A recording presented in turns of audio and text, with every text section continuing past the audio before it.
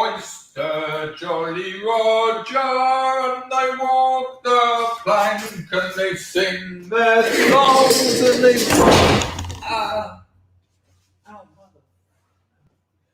and the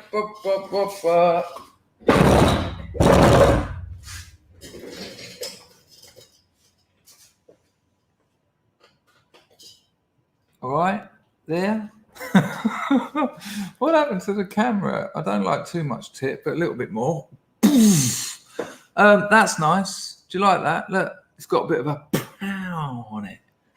I'll tell you what I would like to do. I'd like to have a bit. I'd like to blur the background. Let me see if that's an option. Quick blurring background. I can do it when I do a Google Meet. Hello, is that Google Meet? Can I help you? Yeah, I'd like to I'd like to blur the background, please. Advanced. Anything here about background blurring? Would appear not. Okay. That seems a bit bad. What am I going to do?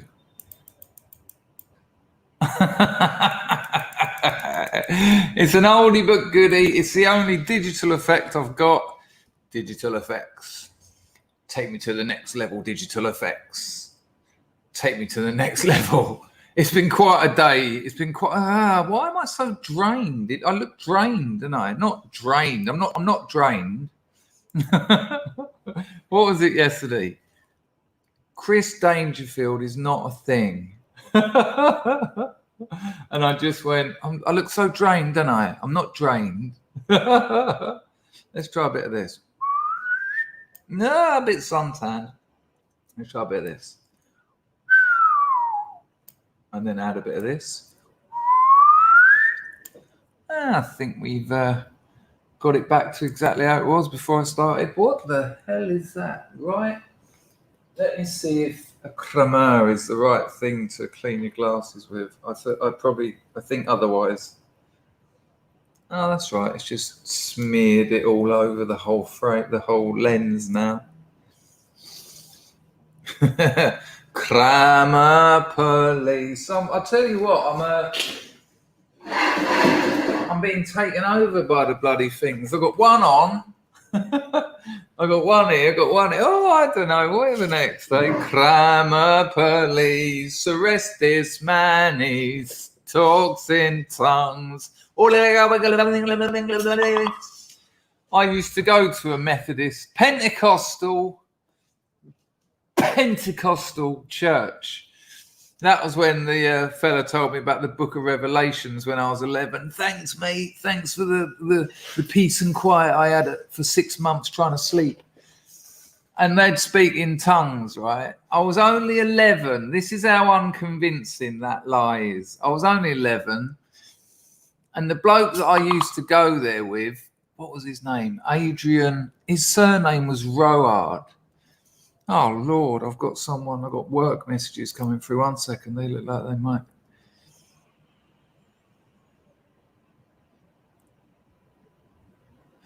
Oh, okay. Sorry.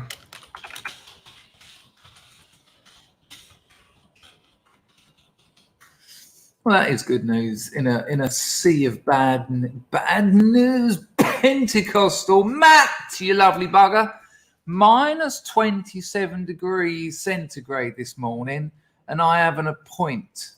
A prayer for my car, please. So it starts. Amen. Yeah. I tell you what, my old man's Morris Thousand used to have a crank handle that if it didn't start in the winter, it'd get out, and it was like a horizontal, a vertical, and a horizontal. That was it. And there was a little hole underneath the grill in the front of the motor, and they'd put it in and go.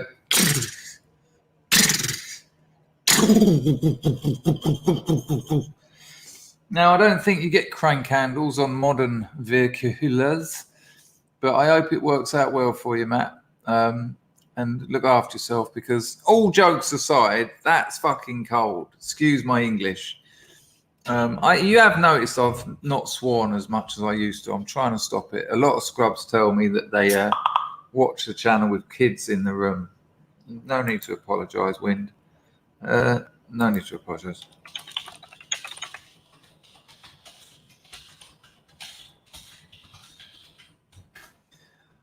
Anyway, yeah. I've got something funny to tell you about that. Liam says, "Crime police, arrest this man. Is Hitler hairdo is making me feel ill." Now that is hang on. Let me. Okay, it's hard to work out what side is what.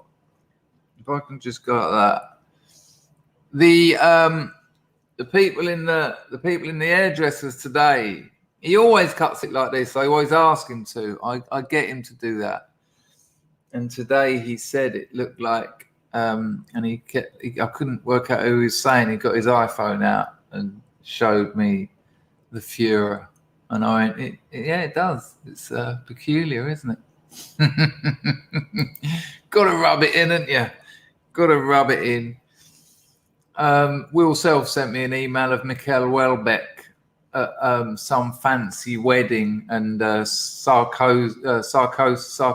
was there, and he went, "Since you're such a fanboy of Welbeck, I'd let you know that he's a fucking sellout." And here he is with the elites. He said, proper right wingers don't do state. And I just sent him back a picture of me from Hope Not Hate, saying, well, this bare-chested far-right YouTuber who's operating from his base in Cambodia. Sending me a picture of Welbeck. Welbeck looked amazing in his suit with his missus. You know, Welbeck's got an Asian missus.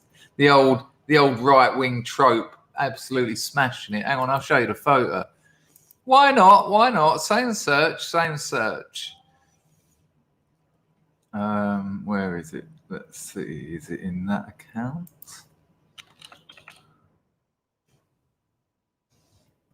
Yes, here it is. You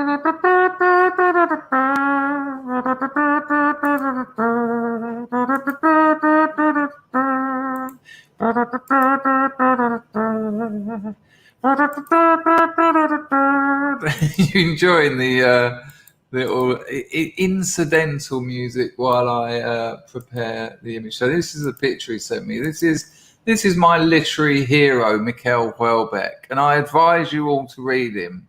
He is considered like hard right. That's what the French call him. But he's selling millions of books the world over.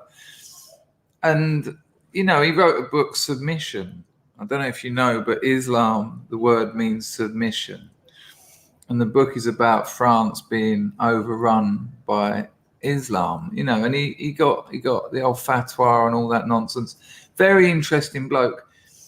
He wrote another book about well, I won't tell you what happens because it'll be a spoiler alert, but this is the picture taken by Mr. Self, of course, of Mikhail Welbeck and his missus. Look at Welbeck in his absolutely exquisite whistle. Look at him looking amazing. Old Selfie thought I was going to go, "Oh, you've got me there." And I was like, nah, that's exactly what I'd expect of Mikhail Welbeck. What do you expect people to do? Just go, "No, I'm not going to go to a state wedding." No, fucking get along there. Then you can write about it. Then you can talk about it. You've got to see these things to make it, you know, to be able to speak about them. No, fucking right. I'd go there. So what have I done with that? I've got to comb my hair now. You've had me playing around with it. I'm starting to look like Lizard Jane. Been writing about Lizard Jane and all. I'll tell you what, that's going to be a cracking story.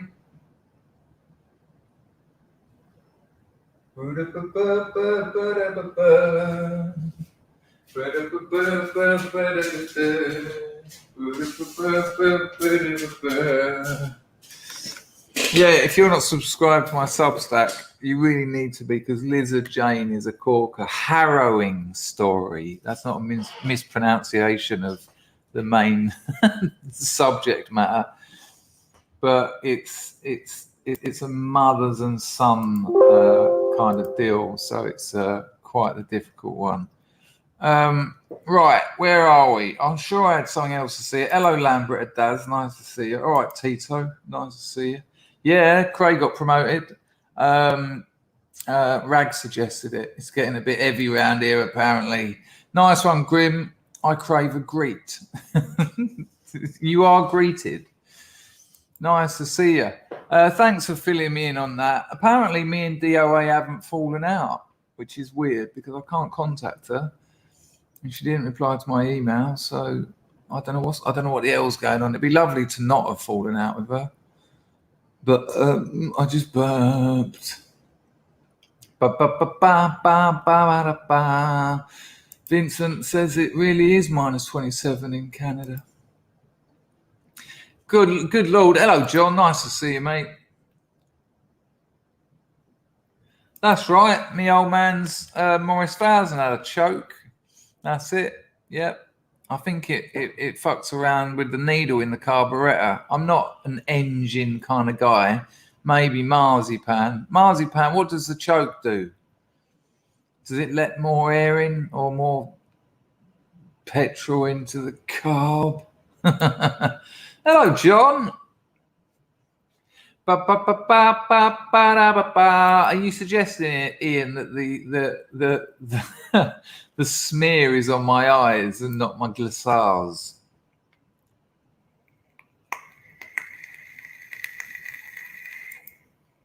Liam says, funny thing is, that really is the second verse of Karma Police, if you change girl to man. Yeah, but I've forgotten what it was then.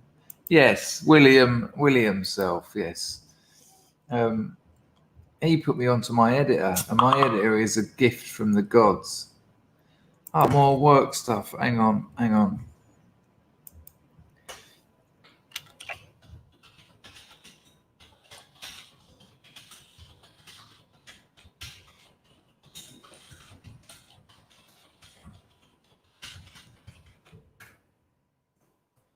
There you go. Sorry about that. I'm juggling, and I'm juggling every day. I'm juggling. Not really. It was, wasn't it? You know what, Mikhail Welbeck? I mean, it's peculiar for someone to think that a Welbeck fan. Well, in fairness, maybe it was a bit tongue in cheek from Will. You know, maybe it was a bit tongue in cheek from Will to send me it. I don't think he was actually digging me out. Yeah, no, exactly. It's great. Substack's absolutely free. You can monetize it though. You can monetize it. You know, if I wanted to, and I'm getting fucking. Sorry about that. That was unnecessary language. I'm getting thousands of reads. So I could, for instance, Chris, I could. It's not a video platform though. It's writing only and images. I could sort of say you get one free story, and then the next month you have to pay $5 for the next story, and then the next month's free. And so a load of subscribers would just get the free one, and then a load more might just pay the $5 for the other one. There's people on there making millions, literally millions, and there's no advertising on it, so there's no censorship. It's just a question of legality. That's the only thing they'll censor. Hello, Nyanthos. Good to see you, mate. I just want to get a special. We'll get there in a minute. Cheers, Jim. A special thanks to Rags for providing me with clips and things. It would have been a real problem today and a lot of time recently. Yeah, he looked great, didn't he, Welbeck? Hello, Hightower. Nice to see you, mate.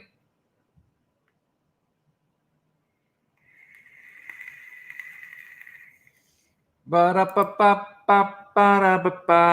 choke limits the amount of air, like literally choking the engine. There you go. And then, so is that how you get it a little bit lean? Is it a bit lean? What's the opposite to lean? When you've got your air and fuel mix, there's lean and there's, I don't know. Tito's typo makes him say sucks off air in rich and rich. There you go, lean and rich. Thank you. We got there in the end.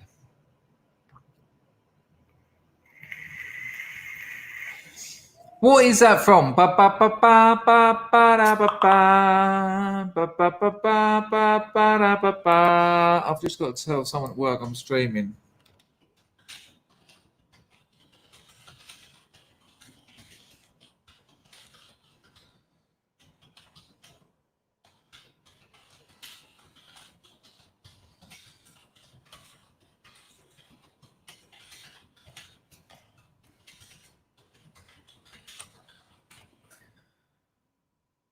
Does anyone know? Ba ba ba ba ba ba da ba ba ba da da da da da da da. People are saying 1 foot in the grave. I thought that 1 foot in the grave was will you still need me when you need me when I'm 64. Anyway, let's move on. Let me get the grift out of the way because we haven't got time now. I need to ask you all a uno questione. So Mark Collette was going to be debating with the twat Destiny ages ago, and Destiny had spent the weekend on methamphetamine or something. Hello, Seeking Truths.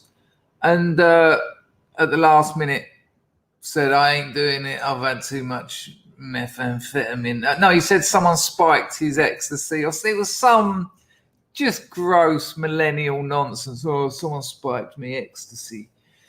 Now, apparently, it's on. Let me just check. Apparently, it's on again. And apparently, it's on at 4 p.m. Eastern time today. Can someone tell me when 4 p.m. Hang on, let's find out. Eastern time now. Right, 8:15 a.m. So ages and ages away.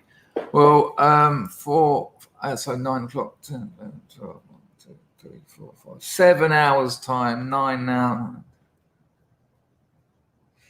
So about 4 a.m. for me, which I will still be up. Okay, I clicked the link and it just said this video is private. Hopefully, it happened last night. It's already happened, has it? But you can't watch it. It's not on YouTube. Is it on? Oh, how embarrassing! I wrote to Mark and asked him if it's actually happening. Let me delete that before he reads that and thinks, what planet are you on, son? Is there anywhere I can watch it, Chris? Was it any good? Do you know what I mean, Cron? Really? It's on Destiny's channel. Okay, sweet. Was it any good? John says I turned it off after 10 minutes. I couldn't handle the utter nonsense.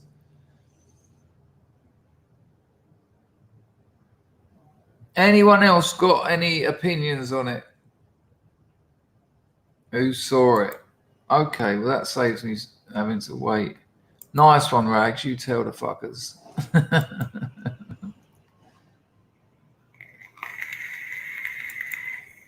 Yeah, okay. Okay, it's on Odyssey on Ralph's channel. Nice one, Lumi. Oh, Lumi, you know what I was telling you about doing all that, dropping my Substack into hundreds of YouTube comments. 19 new subscriptions yesterday. 19 in one day. So, you know, I'll be putting that 2 hours in every week doing that. Why not? You know, if 19 people, if half of them buy my book, let's say 10 of them do, that's 70 quid and 10 people reading my book for what? Hour and a half's work. Lovely. You know, do that a couple of times a week. And, you know, you can obviously have listen to some music or watch a video while you're doing it. So it's not like you're just, it's easy. Just cut, paste, cut, paste, cut, paste. Spacemen 3 are well good. I had a listen yesterday. Yeah, they're excellent. It's not for everyone. Here's the weird thing, Vincent. They only really had 2 studio albums. The mad thing about Spacemen 3 is they're the original. All right, Lindsay, if you're checking this out, you'll like this. Lindsay will be sitting there. Lindsay is a scrub, long-term scrub, who shares a fascination with Spaceman 3 and Spiritualized. even more so than me, actually, sent me their new record yesterday, linked to it, a link to an interview, Spiritualized. But Spaceman 3, it was only reoccurring and Playing with Fire that I think were studio albums. But everyone, most people in the English music scene who know anything about bands rather than modern just nonsense, know Spaceman 3. They were really original and they were really something fresh. But it's Playing with Fire and recurring. And then it's just a lot of demos and it's just a lot of noise. But if you like it, if you get it, you really get it. And if you're a junkie, you really get it. But that's good to know, Vincent. Rumour has it they've been offered £1 million to get back together, but that's never going to happen. The last album, I think it was Playing with Fire. Pete Kember done one side and Jason Pierce on the other side because they were already not talking. And, it's the old classic, they fell out. And then Pete Kember went on to do Spectrum, which is jank. And Jason Pierce went on to do Spiritualized, which is the best British band of the last 50 years. RMF, apparently it's on Ralph, as in Ralph Retort, his Odyssey Channel.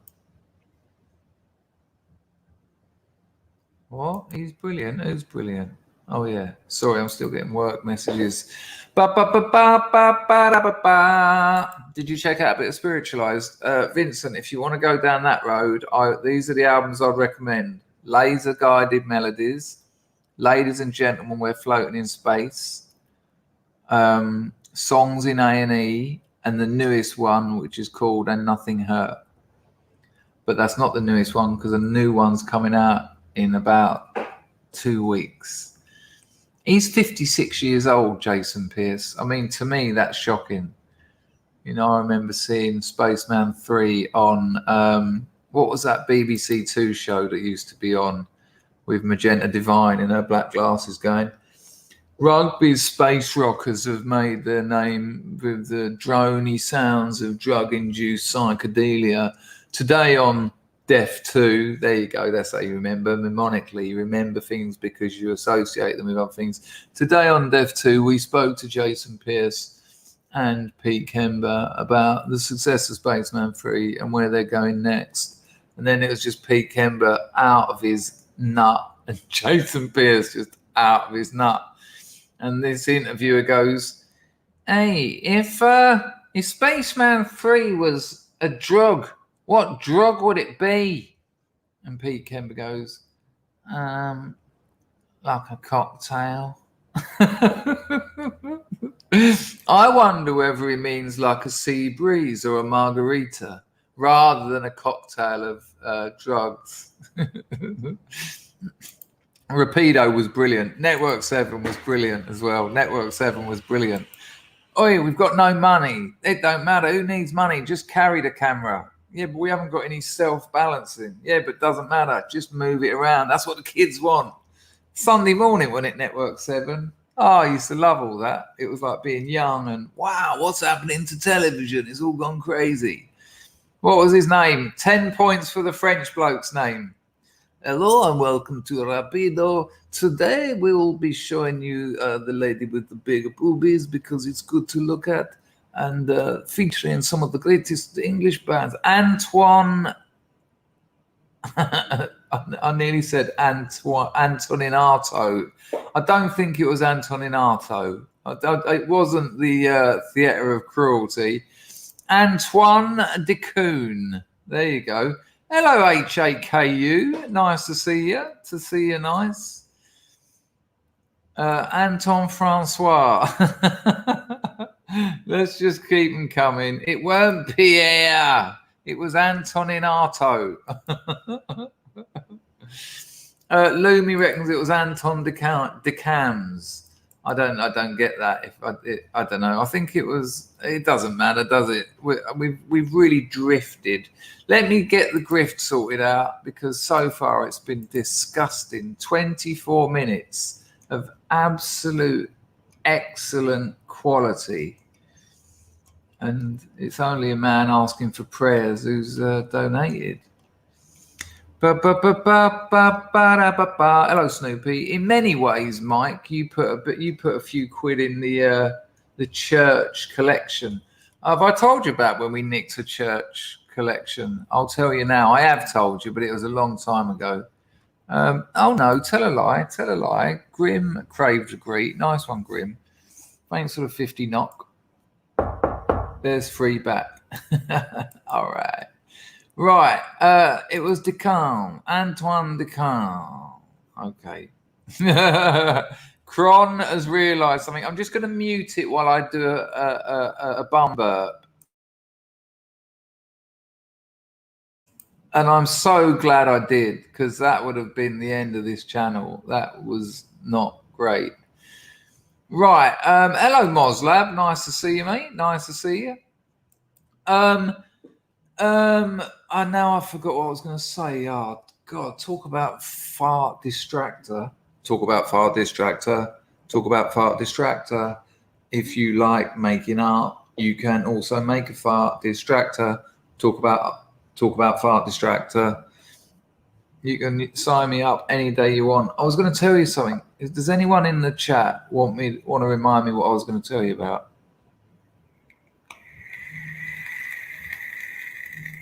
Thank you, RMF. Every time I say your name, RMF, I nearly say your actual name, which is weird. Oh, I've got to pause for another fart detector.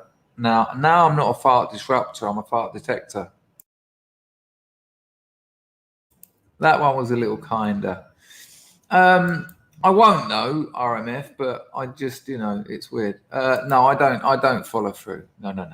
Never have done. I have done plenty of times without knowing. I actually did once, and then ripped the arse out my trousers running up the stairs of the colony room. I went round some bird's house about 4 hours later, and I said, I've ripped the arse out my trousers. She went, well, take them off and I'll stitch them up. And I sort of looked at my mate, who sort of looked at me, and we were both, telekinesis. Are you actually going to give her your shit-stained trousers to sew up? And I was like, well, it's only about 3 in the afternoon. I've got about another 15 hours on the Dean Street Shuffle. I reckon it's dried off enough now. I did put my trousers in a bowl of water and put them under the hand dryer in the French house, so it was, kind of clean. And then she just sat there sewing them, and me and my mate were just going. It's been a lovely life. Life is the name of the game, and I want to play the game with Pooh. If the church collection, so this is what happened. So we needed money. Whoa, cool, surprise. And there used to be a vicar that lived up in Brockley, and now and again you could tap the vicar. That was what you'd do. If you hadn't seen him for a couple of months and we were all sitting there like that, someone would go, should we tap the vicar? And you couldn't do it too often because he wouldn't play. But if you spread it out a bit. So there was this electricity key, the electricity key. There was one that it just went around all the junkies. You'd have to ring this geezer up and go, can I borrow the electricity key? And he'll go, oh, don't tap the vicar. I see him only last week. Yeah, and you go, yeah, but it's me, not you. So first you'd have to go and get this fake electricity key. And then me and Gail went round there. Remember Gail from the Cracked Diaries and the interview? And she's beautiful and lovely. She's sick at the moment. She's got the coof. And so I said to her, look, you do it because you're hot and he's a vicar and it'll be sexual tension equals money. If I go around there with you, it'll be sexual tension equals jealousy, no money. And so she's like, are you sure? And I was just thinking, I'm so sick. I just don't, because he wouldn't just give you the money. You'd have to listen to him preach and all that. So I've gone, go on. And so I'm sort of hiding down the road, and Gail's gone in. About 45 minutes later, she came back out, and I said, first thing I said to her, I went, did he try and fuck you? Did he fuck you? Have you just fucked him or something? And she was all red and sort of looked a bit sort of, well, she was withdrawing. But she went, no, I didn't fuck the vicar. I said, but you tapped him. She said, yeah, and she had a tenner.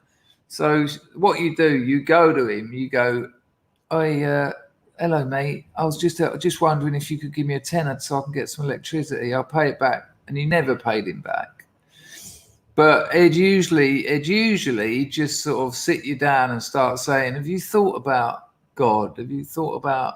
And then when you'd go, yeah, sometimes I'm like now I am right this minute, I'm thinking about little else. And then he'd get his Bible out and he'd sort of go, Corinthians 24:36. Would thee who in need doth see the seed of love that is God's might? And you'll be like, I'm fucking tripping here. He's freaking the fuck out of me. Can I just have a tenner? Anyway, he got Gail down on her hands and knees. When she was telling me, junkies in the chat, half of them, half of the chat will know that sometimes, even when you're properly withdrawing, it's so bad. There's no misery like it. Now, I know there'll be a lot of people going, oh, fuck off. What if your kids have just been murdered? Yes, I get all that.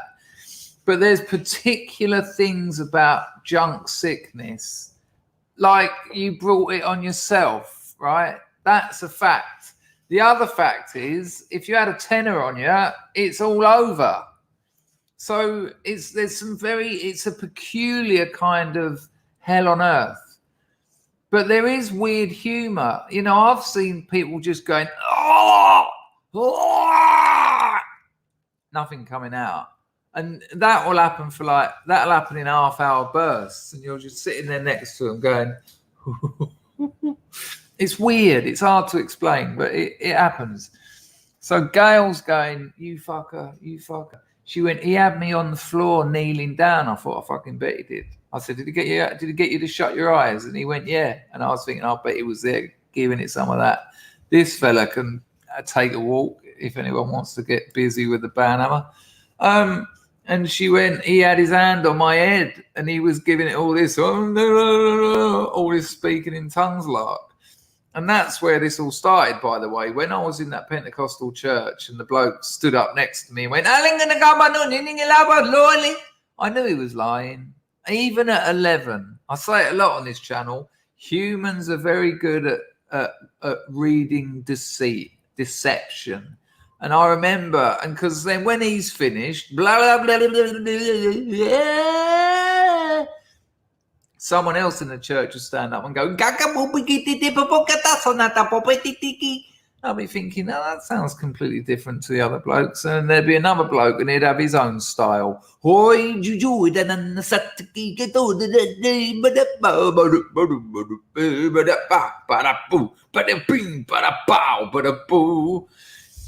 Anyway, so he's got his hand on Gail's head. Can you imagine being withdrawing and you're on your hands and knees around the vicar's house and he's got his hand on your head and he's holding the Bible. Just give me the money. Anyway, so I said, should we tap the vicar? And the other geezer that was there, I'm not going to mention his name because I hate the fucker. I don't hate him, but horrible bloke. I don't want to give him any credit. He said, he said, should we go and rob the collection at the church? And we were like, all right then. So we got hold of this other bloke as well. Gail stayed at home. Well, stayed at this bloke's house. And we've gone to the church, and there's this big box, and it's on like a concrete sort of post and concrete base. The concrete base must have been about so deep and about that wide, really heavy, so that you couldn't nick it, right? And it was just full of pennies, the odd sort of 10p, 20p, the odd 50p. And so we're all just sitting in church now. We're on these, there's no one in there, no one. We're just sort of sitting there just thinking, when's the time right when we're going to go and grab hold of that thing? And between the three of us, barely able to lift up our own hands, get it up and get it out and run down the street with it. And so we all just went, well, now? And so we've gone, and all three of us have got our hands around it and just gone, it was so heavy. And we've ended up kind of lifting it up onto the back of this Darren geezer's back.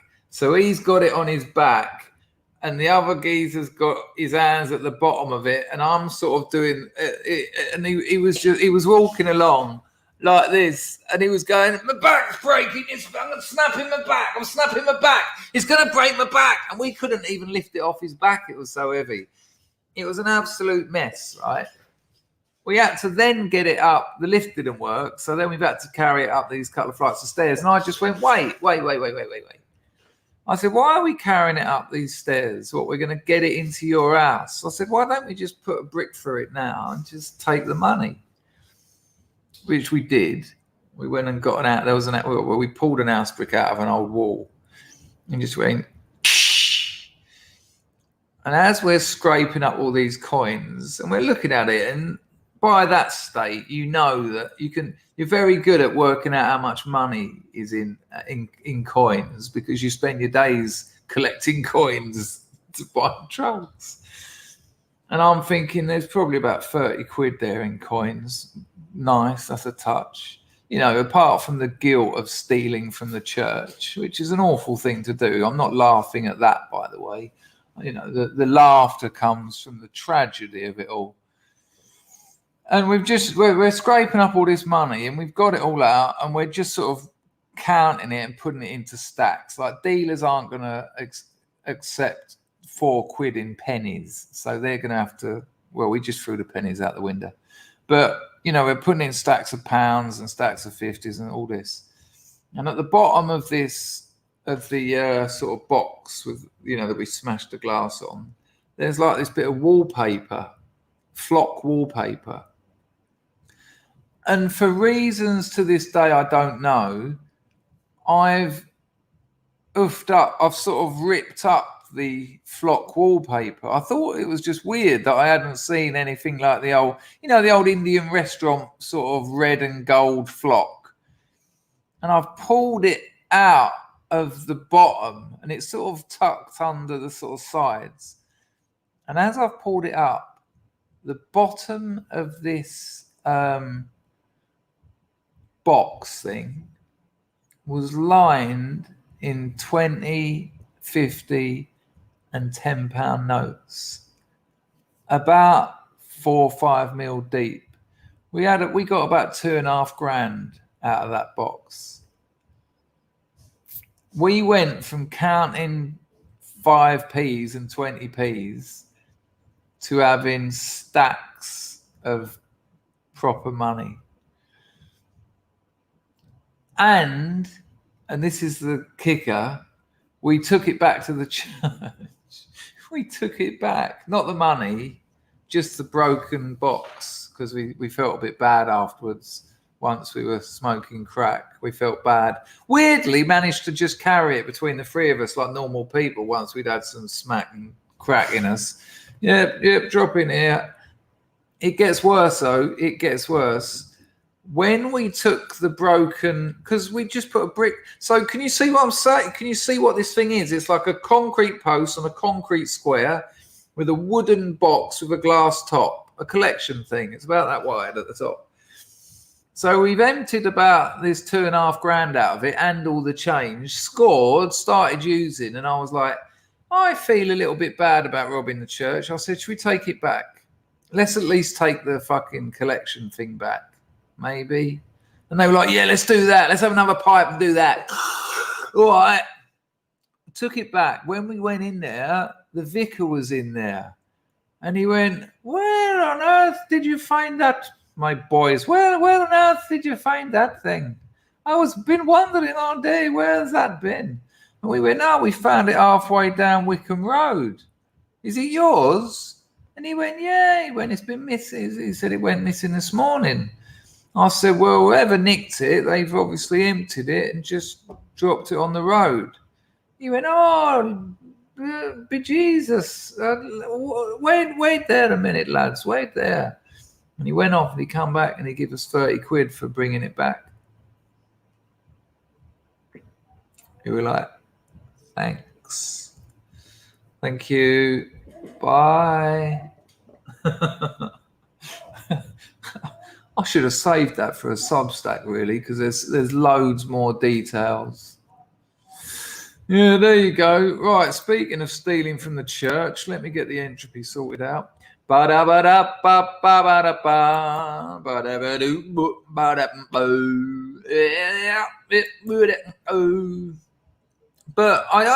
want to go on about this, but it's something that I want to tell you.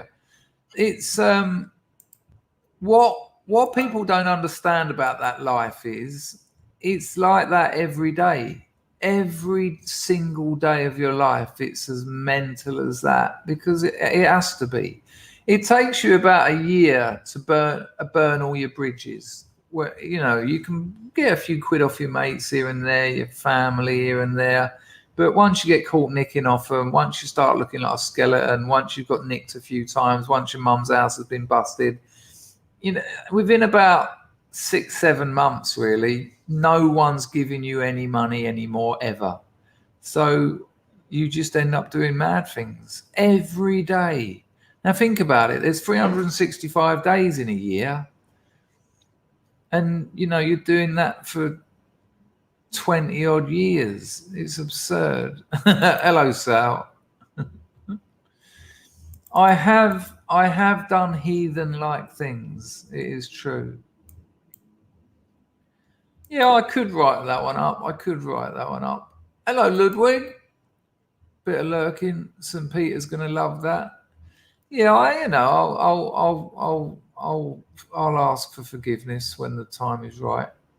There's a lot more to it though, John. Do you know what I mean? If I do, there's some, like, there's things like one of the blokes was called Rotten Ron. He was covered in scabs. I won't explain why. And as we were robbing it, I won't tell you the rest of that story. People might be eating, but maybe I will Substack that one. But I've got to get Lizard Jane finished. Hello, Plastic African. Good to see you.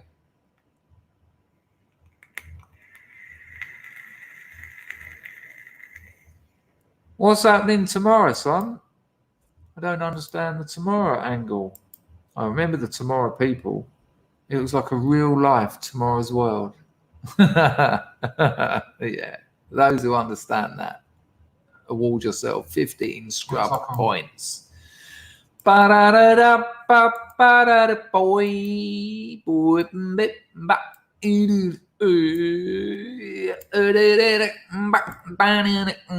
check this out, scrubs.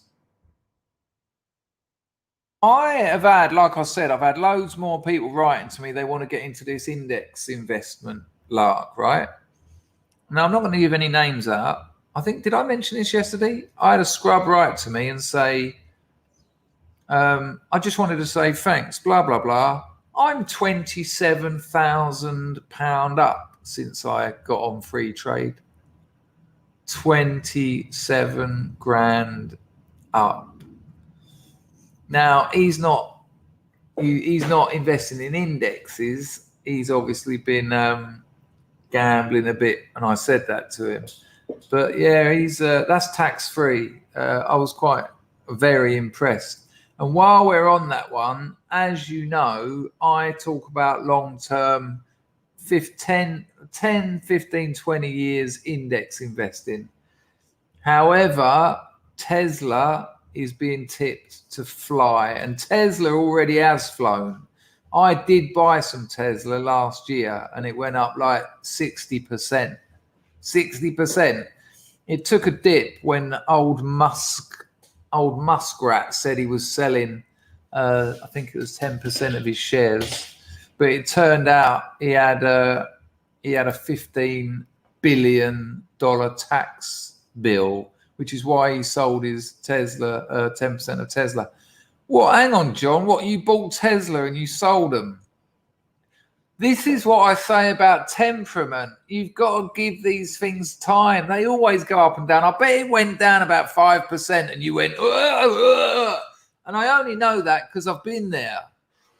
But you've got to hang on. You know, they're talking about 30, 40% growth.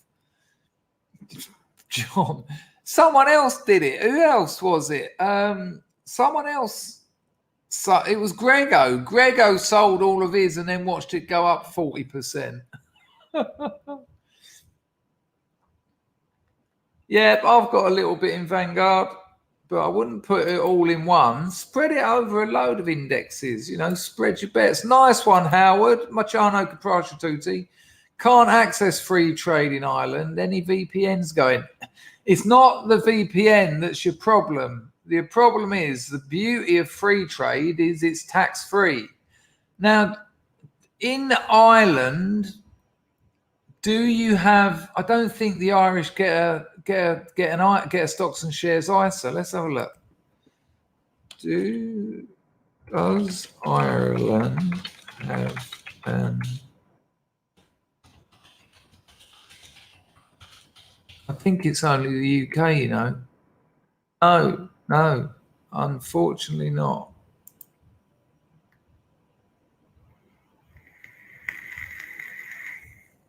Fucking hell, nah, they're taxing you all the way.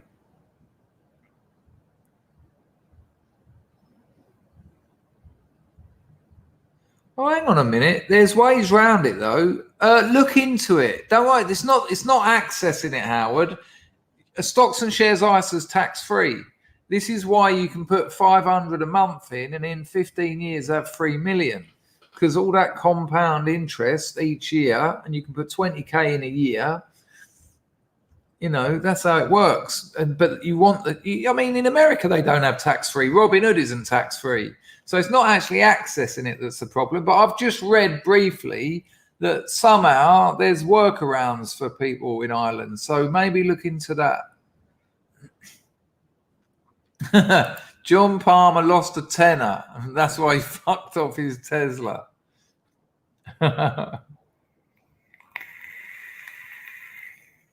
Well, Tesla are selling more cars. What they predict and what they've actually made and sold is you know, ridiculous. It's like they predicted X and they actually sold Y, which was twice as many. And the predictions for the next 3 years, I put it on my Telegram already. I put the video on. But, you know, I'm only an entertainer. I'm an entertainer. Just a little performance, just a little show for you. But do your due diligence. I wouldn't actually recommend, you know, 10% of your investment is your gamble. 90% NASDAQ, Vanguard, Standard and Poor, FTSE All World is a good one. You know, this information's easy. Email me if you want. You know, orders. You know, spread it over about 8 or 9 indexes. Forget about it for 10 years, and then open it up and go, how much? Yeah, nice.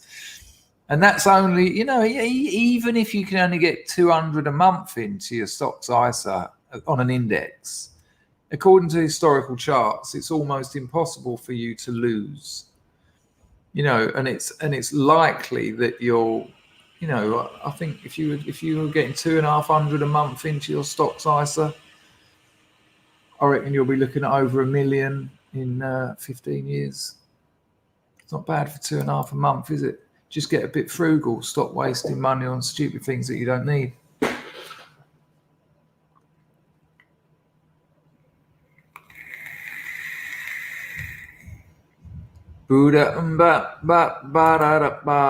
Lumi says there's a PEA in France, which is similar. There you go. It's just that tax-free. You know, there's no capital gains. There's no income tax. It's lovely.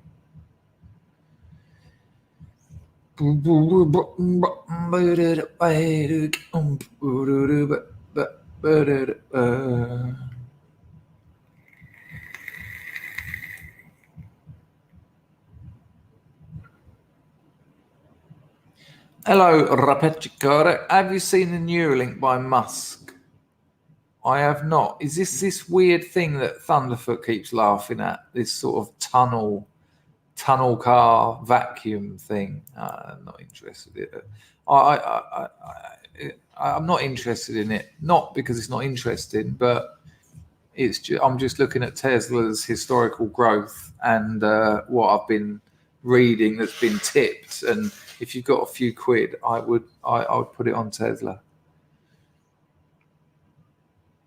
Oh, without a doubt, Hooper. Without a doubt. I won't bore everyone now by doing it. John says, I love this show. Jump gracefully from robbing a church collection plate to discussing whether the Irish have stocks and shares officers. That is also what I love about it. I must admit. When people say, what is your channel? I go, I don't know, really. I don't know. But one thing I would like to think is positive. You know, there's no black pilling around here. I'm not interested in it.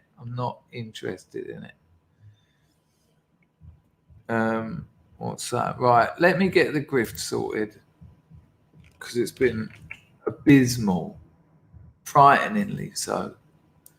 Hi, all right there. This is how you can support this channel with a few squids. You can become a member of the channel. That's the top link in the description. 3 strata. We do private videos for those. Top one's £7 a month, middle one's £4, bottom one's £1. If you join the top one, you're in for an absolute treat because this month, probably next week, I'm going to do like a 5-hour Heroes ultra extravaganza with guests and everything because they lost out last month. And it's not right that the people that are paying the most lost out. They did get to see the other two because if you get the highest strata, you can see all the private streams. But that's going to happen. You can do a super chat. That's the $sign at the bottom of the YouTube chat. If you want to donate and not give a fucking cent, excuse my English, that was like Tourette's, wasn't it? Baker's oven. You can donate using entropy, or as I like to call it, entre. And what I'll do now is I will pinner in the YouTube chat, and what I'll do is I'll put it right up the top there. So it should be up there. If someone could confirm that the entropy link has been pinned up there, that would be gnarly. Is there anything more grotesque than me saying gnarly? Don't go buy kerosene. Not now. Pinner. Did you say it, Livy? Livy, did you actually say it? Pinner. Livy's avatar is so distracting. Love you, Livy. I actually do. Marine Le Pen. Did you see? Are you following me on Getter, Lumi? I was talking to a centre-left Frenchman the other day, and he says that Eric Zemmour wins the election. He said everyone in France is saying it too. It's very interesting. Very, very interesting. Woodlander, hello mate, just popping in before filling polytunnels with straw for the chickens. All very rock and roll, but in a way, it is very rock and roll, isn't it? Because it's the gift of independence. Yeah, I'm quite impressed with that. Well, in that case, go get some. Let's have a look at some memes, shall we? I don't know why that one's so dark. Let's have a look at some memes. Here we go. Let's have a look at this one first. It's very dark. Maybe it's just that monitor. Monitor, is that you? No, it's not the monitor. I haven't got a lot of memes today, but I've got a couple. So you know, Alexandria Aosi said that right wingers only slag her off because they want to hump it. You'll if you know that now, you know that you'll get this joke. There's the leader of the insurrection. Good stuff. It's good stuff. Oh, you're absolutely right. That's a great point. A great point and well made, Liam. Hello, Ludwig. Nice to see you, mate. Yeah, my mate Alex James has got a cheese farm Yeah, it's quite a thing that they do, isn't it? Oh, Roger Daltrey's got a trout farm. It certainly is a thing, isn't it? That's the only two I can think of, but it does feel like something of a trope. I would put money on that because it sounds likely. Here you go. I won't read it out because I'll be in all sorts of trouble. But progressives, utopianists, communists. You can call it progress if you want, but we all know what's going on.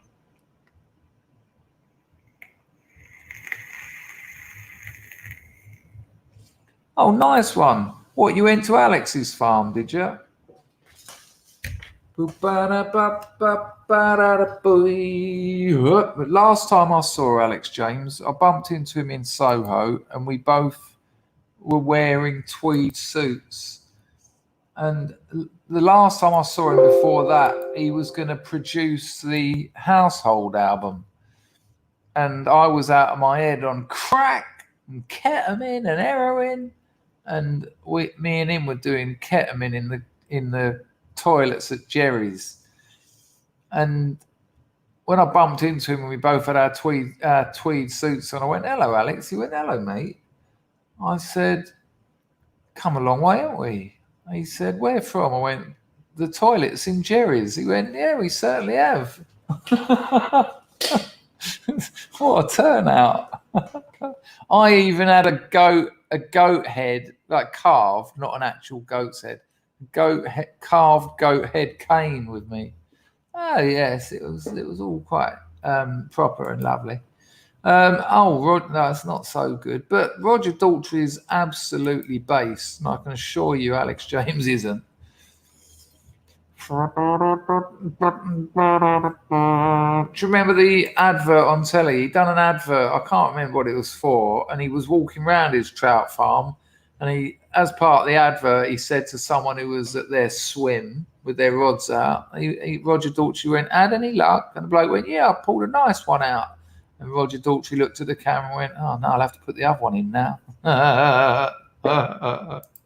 Keep them coming, Rog.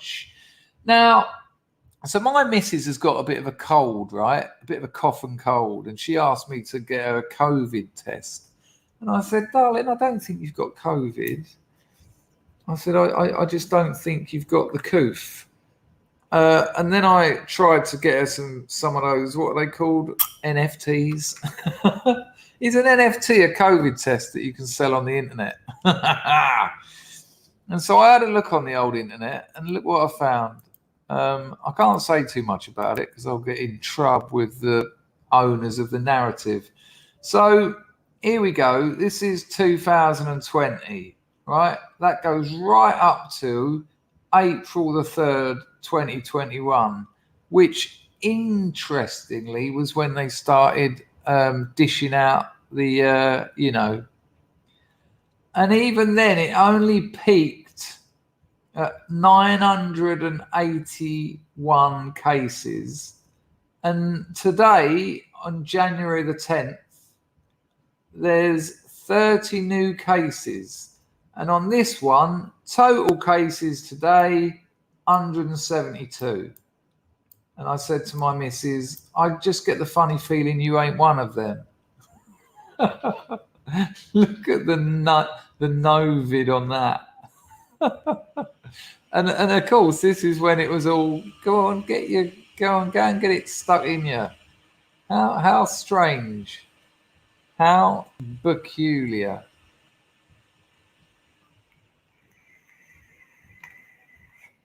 Oh, that was my first ever grow technique. That was about, 94? The old, it's also known as the Dutch table technique. Still quite a good way of growing, but the problem is with the new LED lights, you've got too much roots exposed to the light. So you get a lot of, even with the old HIDs and the sodium halides, you tended to grow a lot of algae on the roots, which suffocate the roots. But with the new LEDs, it's a fucking strangulation game. Welcome to the strangulation game. Ba-ba-da, ba-ba-da, ba-ba-da, ba-da, ba-da, ba-ba-ba. Name that tune, 10 points. Ba-ba-ba, ba-ba-da, ba-ba-da, ba-da, ba-da, ba-ba-ba, ba-ba-da. Someone will know that. I bet your missus doesn't.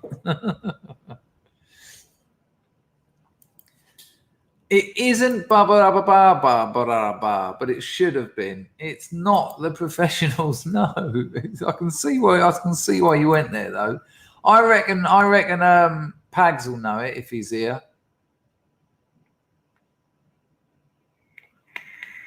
It wasn't the Crimson. I do like a bit of Crimson though. I think Mate Kudasai is one of the most beautiful songs ever written. No, it's not the Sweeney. But there's a reason that television music sounds very jazzy. The Unprofessionals. It's not Buffalo Soldier. No. Hello, Mark. Nice to see you.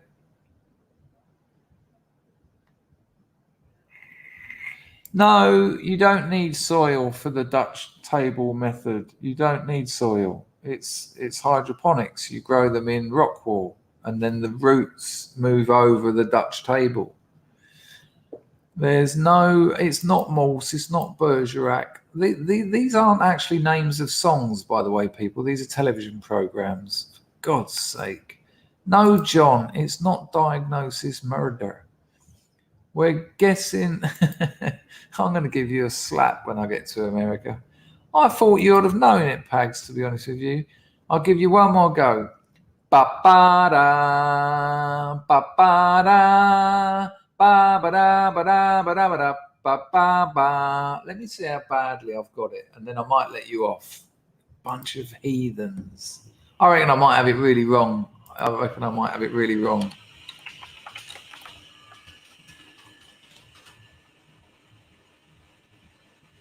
It's not Murder, She Wrote. Can you just stop it now? I might have the wrong song anyway. Hang on, let's see. That ain't the one I was after.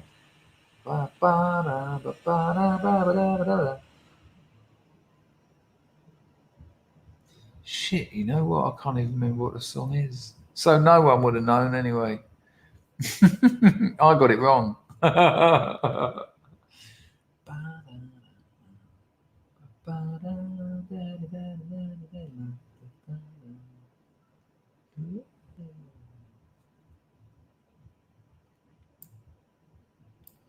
Hang on, don't worry. The show's going to start in a minute, people. Don't worry.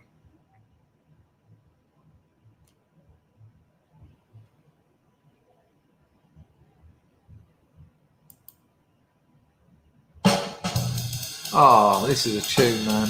Hang on. Name this tune. Is so iconic, can be heard in its first few seconds.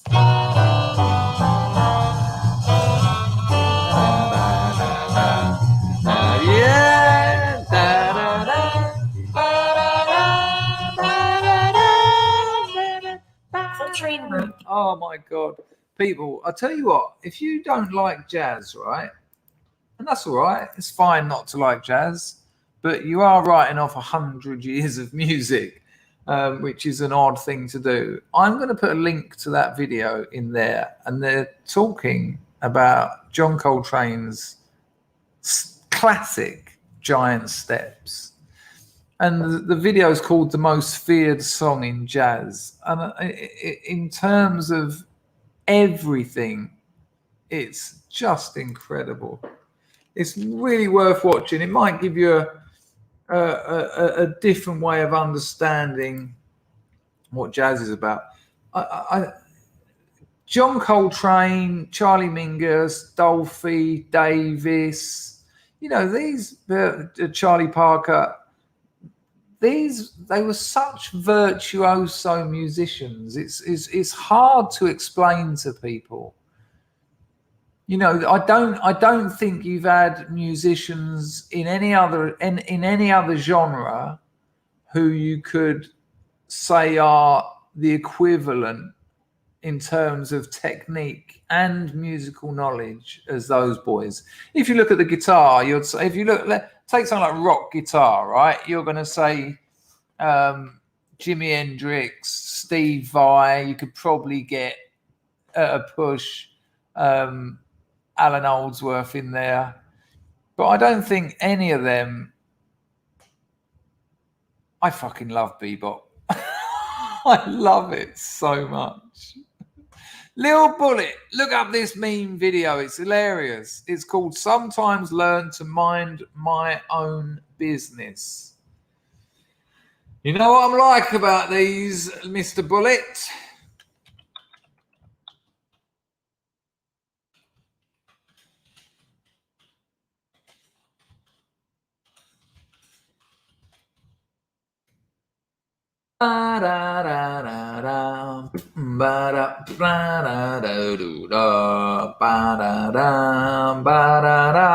The problem is it looks a bit coof heavy.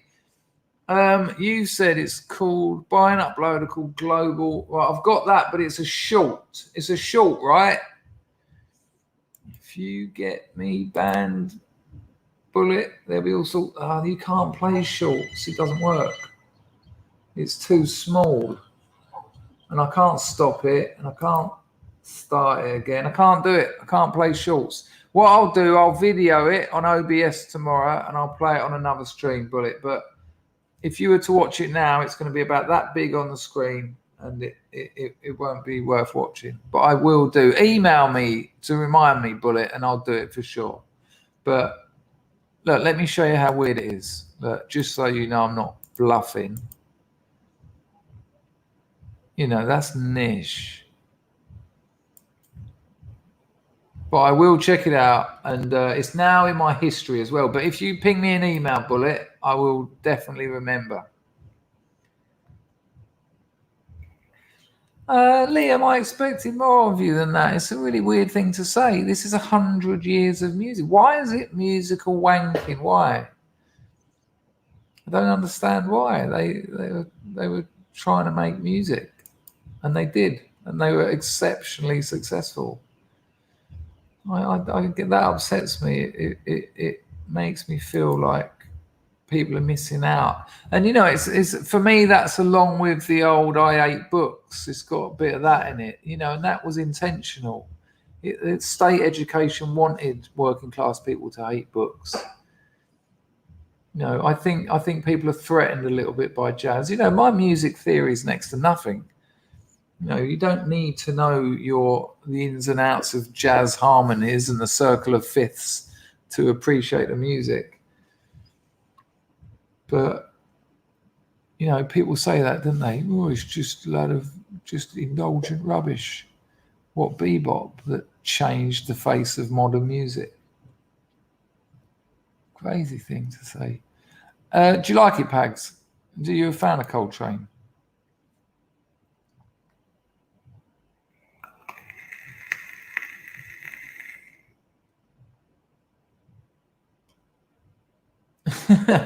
Dog Backwards hates all sounds equally. Not even music, just sounds. I do like a bit of Bill Evans. There is a lot of skag in the bebop world, though, it has to be said. Ludwig likes a bit of the old big band stuff. I don't, you see. I don't like any of that. I don't like any of that Benny Goodman. I don't like the big band sound. You know, I can understand that they've got their thing. Yeah, I'm a fan. He's a flautist, isn't he, Dolphy?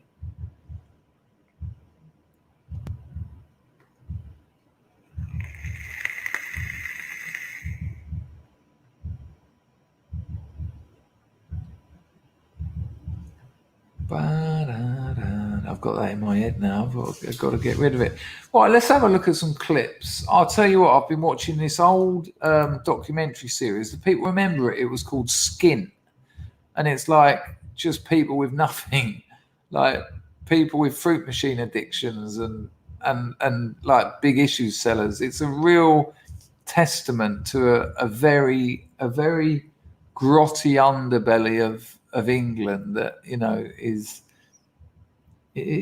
rarely highlighted.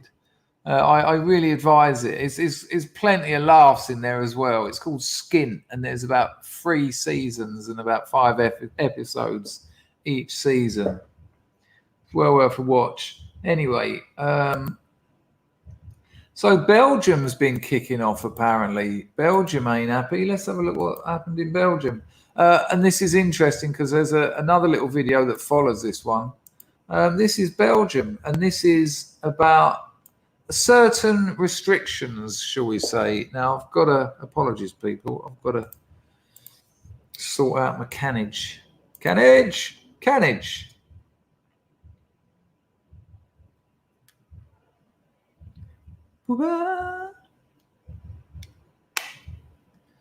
Right, hang on a minute.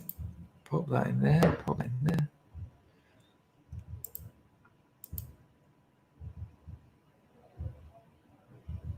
Right, we're good. I think we're good. I think we're good to go. We're good to go. We're good to grow. Let's go. Have a look at this. This is Belgium. They're not happy about restrictions. Lord knows what they're restricting them from doing. But good old Belgium. I mean, this is happening all over Europe, let's be honest.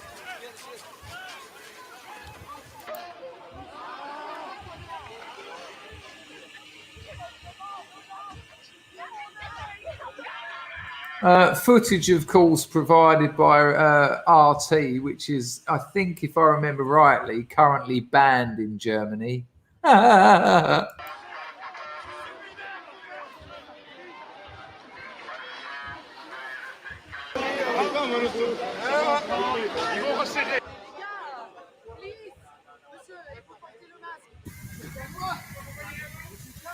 Whoa. Moslab told me to check out this. My dad was on Skint. He's the old guy with glasses and a beard from Erdington. Well, I'm making my way through the series, SD911. Nice to see you, by the way, love. I'll keep an eye out for him. I've only seen about 3 of them, and there's plenty more to watch. So that is weird, to say the least. But nice one. I'll certainly check it out. Yes, Cron. It was rebranded as poverty porn. There was, what was the other one called? There was another thing called something like Benefit Street or something, wasn't it? Hello, Barney. Nice to see you, mate. All great guitarists, virtuoso or not, have one thing in common. That is, they understand the value of a single chord. Oh, interesting angle. Oh, okay, that's interesting. Maybe that, yeah, it was certain. How interesting, because it was recommended to me. I didn't remember it. Jared, Struggle Street. Benefit Britain. Yeah, that was it. It's shocking, really, isn't it? Anyway, this was Belgium.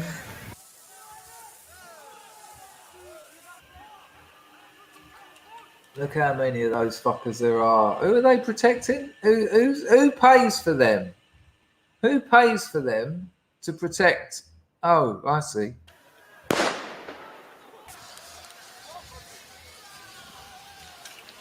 So we pay for them to protect the government from us. What a coup. What an absolute coup that is. Plenty of them, though. Look, well done, Belgium. And I know there's a lot of people who think these protests don't matter. I think they absolutely do. I think they're having a very strong effect. These people are voters, don't forget.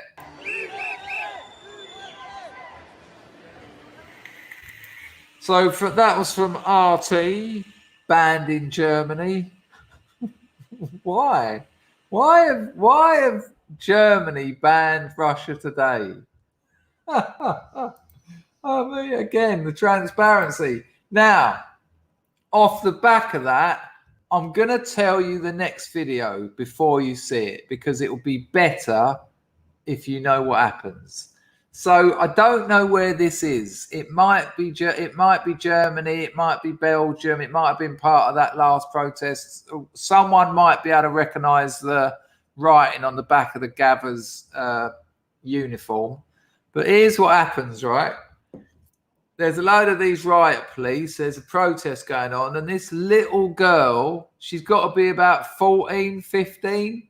She just decides she's had enough. So she runs through a couple of coppers and pushes this copper, this riot policeman, who's about 6'6", really. He's about twice as high as her. And she just sort of shoves him as if to go, fuck you. And then runs away. But she doesn't scarp her. She doesn't leg it. She just sort of daintily sort of gets off the scene. One copper tries to grab her. She swerves him. And this monster of a copper tries to get her. And she swerves him.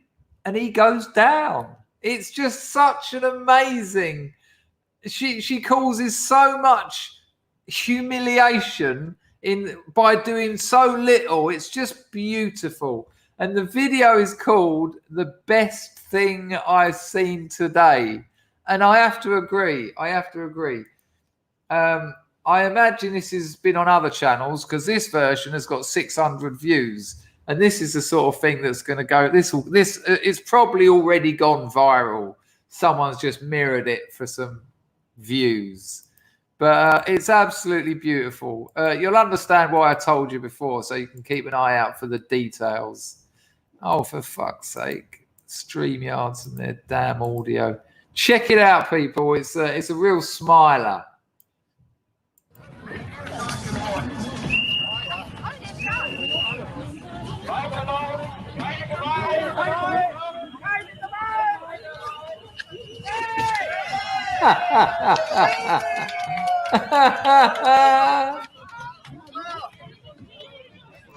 I think, and then they show you again a bit slowed down. So can you see my cursor? So there she is. Watch her just give him a little jab in the back. It's brilliant.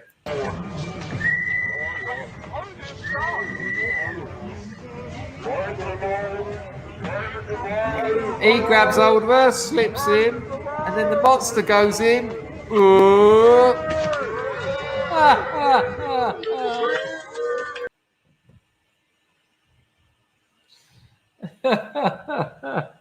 So good.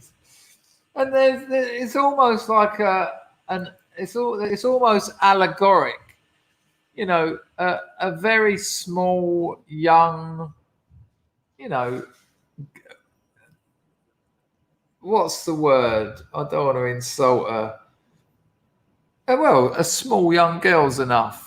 You know, she caused so much damage and humiliation in a short space of time. You know, you can be surprised how cunning you are, the things you can do. I mean, you know, is it going to change the world? No. But is it going to get watched? Yes. Are people going to start changing? Do the normies want their lives back? Right. This is today's toxic masculinity. Sorry, Mark, still ain't done it. Today's toxic masculinity is 2 minutes and 24 seconds long. It's a poem. It's a poem by author and poet Rudyard Kipling. You might have heard of it. It's called The White Man's Burden.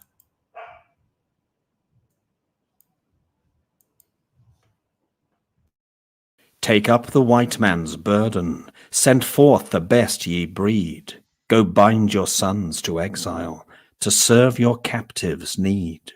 To wait in heavy harness on fluttered folk and wild, your new court sullen peoples, half devil and half child. Take up the white man's burden, in patience to abide, to veil the threat of terror and check the show of pride. By open speech and simple, 100 times made plain, to seek another's profit and work another's gain. Take up the white man's burden, the savage wars of peace. Fill full the mouth of famine, and bid the sickness cease.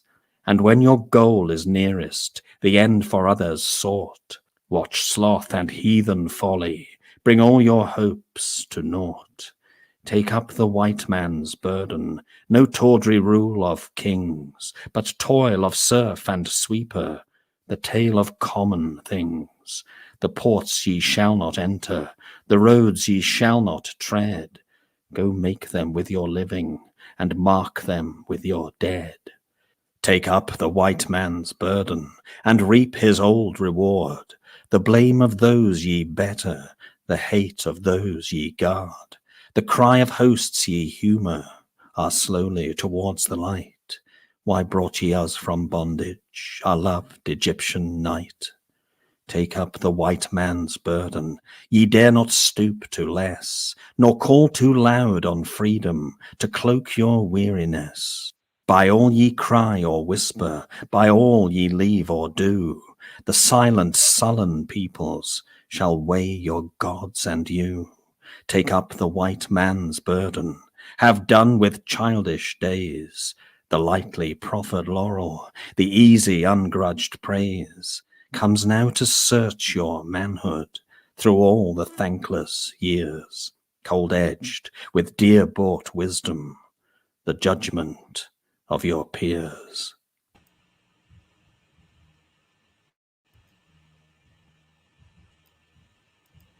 And that was today's toxic masculinity.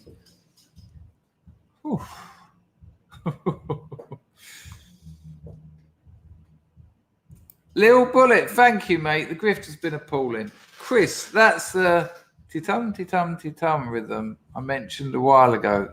Positive rhythm. Oh, no, Bullet. I haven't got a Danny LaRue what you're talking about. I haven't got a clue. Sorry, mate. Give me more. Not money, but information. I'll keep an eye out in the chat. Give me some more. You're absolutely, thank you, Bullet, for that donation, but give me some more information. And I did exactly that, Jared. It's weird that you say that. I'll tell you a little story about the old 7 listens. Yeah, I listened to that over and over today, and a good poem will do that to you. You'll see something fresh every time. Hello, Sugar Ray Robbie Tussin. You're new in these parts. Nice to see you. You're more than welcome. Maybe you've just been lurking. There's a Sufi called Idris Shah, and he put a collection of stories together of the Mullah Nasruddin, and it's part of the perennial philosophy. These stories have appeared in all different cultures at all different times, all around the world. And me and Bally G used to argue about this sort of stuff, because Idris Shah was his man and Jacques Derrida was my man. And those two don't go together too well. And yet they do, weirdly, when you mature and you're not just trying to argue with your mate. Oh, okay. I see what you're saying. I didn't realize it was connected to that. So you're talking about the meter. I think the meter rather than the rhythm. Nice one, Bullet. Thank you, mate. You didn't have to throw £2. I was looking out for your comment, but much appreciated, cuckoo. So I've picked up this book, and it was called something like Stories of the Mullah Nasruddin, right? And I'm around Bally G's, and I pick it up reluctantly, and I open it up, and in the first page, the preface says, one of the strange things about the stories of the Mullah Nasruddin, that even he, the reluctant reader, will find he cannot put the book down without reading at least 6 or 7 of these tales. Now, as a writer, I thought, how about bollocks? When What kind of a ridiculous thing is that to say? That even the reluctant reader, and I'm paraphrasing, even the reluctant reader can't put it down without having read 6 or 7 stories. It's a crazy thing to say. So anyway, I start reading it, and I'm just flicking through. You know, I'm not reading it chronologically. I'm just opening it. And the first one I read was this. I've got that art, Chloe. I'll check that in a minute, mate. Thank you. The first one, it said, and I can't remember exactly the words, but I know I can remember the story, so I'll give you my version. Thank you, Raymond. I'll be on that in a minute. So the Mullah Nasruddin is sitting there one morning, and he's making his breakfast, and this bloke comes along, and he says, "Oi, Nasruddin, can I borrow your mule?" And the Mullah Nasruddin says, "No, mate." And then in the background, the mule goes, and the bloke says, "Why not?" And the Mullah Nasruddin says, "I haven't got a mule." And the bloke says, "But I just heard it." And the Mullah Nasruddin says, "And even if I did have a mule, I wouldn't lend it to a man who would take the word of a mule over me." Right? And I thought that was brilliant. I thought it was absolutely brilliant. You know, like one paragraph. So then I thought that was brilliant. That's very good. Because writing short stories, 5,000 words, is a different thing to writing a novel. Writing an aphorism, which is 2 or 3 lines, is a different thing again. But writing a paragraph and getting so much in there, you know, there's a story, there's a lesson. It's parabolic to an extent. And I was just so impressed. So I read another one, right? And I can't remember what the next one was. And I remember the next one was excellent as well. It was just brilliant. So then I've read another one. And of course, you know where this is going. After I read about 7, I made a note of the name of the book and ordered it the next day and then put it down. And yes, I did read 7 of those stories, as the preface told me I would. And I was the reluctant reader. It was, now, you know, I'm not saying there's magic in them, they're books, but it was quite something, because I really didn't want that to be the case. You know, I didn't want that to be the case. I wanted to read 2 and just go, bollocks. And I really recommend it to you. Let me see if I can find what the actual book.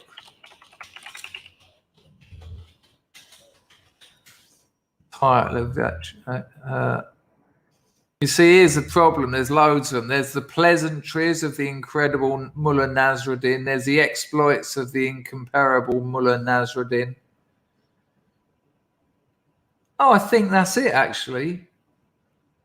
I think that's actually it. The exploits of the incomparable Mullah Nasruddin. And I thoroughly enjoyed it. So there you go. There's a bit of that. A little bit of Middle Eastern philosophy. Whoa. Did you hear what Dangerfield said on his channel the other day? He's now telling people to read Middle Eastern philosophy. What a wanker.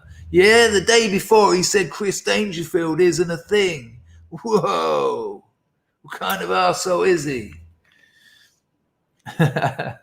Right, okay, let's have a look at another clippage. The show's going to start in a minute. Where are we going now? Oh, this is crazy, actually. This one's quite wild. There's more protests, this time in Denmark. And I've tried to look into this. Apparently, this has been going on for 4 or 5 nights now. And, well, exactly, Otto. Do you know what I mean? It's just absurd, isn't it? Absolutely absurd. Check this out. Apparently, it's really kicking off in Denmark. And this is Denmark. Now, let's not forget that it was the Danish government last year that said they're trying to get immigration down to 0. And they also, for the first time, I think Denmark had more emigration than they did immigration. It's a peculiar place. What I read when I was looking into these protests, I think, we all look to Poland, and as we should, because Poland is a shining example of a European nation maintaining its sovereignty and ethnicity. But Denmark would appear to be quite the place. Have a look at this. It's only more gathers and protesters, but it certainly does get the old heart beating. It's only about a minute long. You've seen it all before. But could you hear that? There's a bit in a minute where you actually see how many of these people there were at this thing.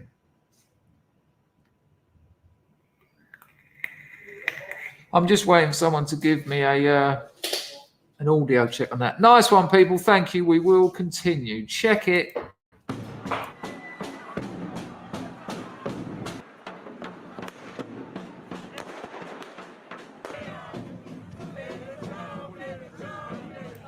So this is apparently you notice they're all dressed in black. This is some kind of organically formed militia. Anyone from Denmark, or if anyone knows any more about it than me, let us know. Again, you can't watch this in Germany. I bet I get a community guidelines thing saying your video is blocked in Germany.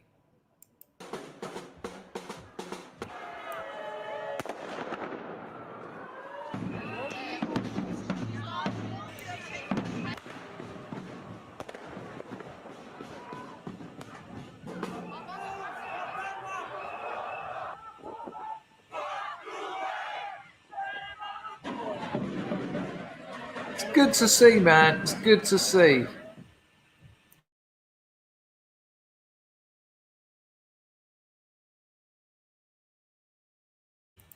I can't see Dion talking to me, to be honest with you.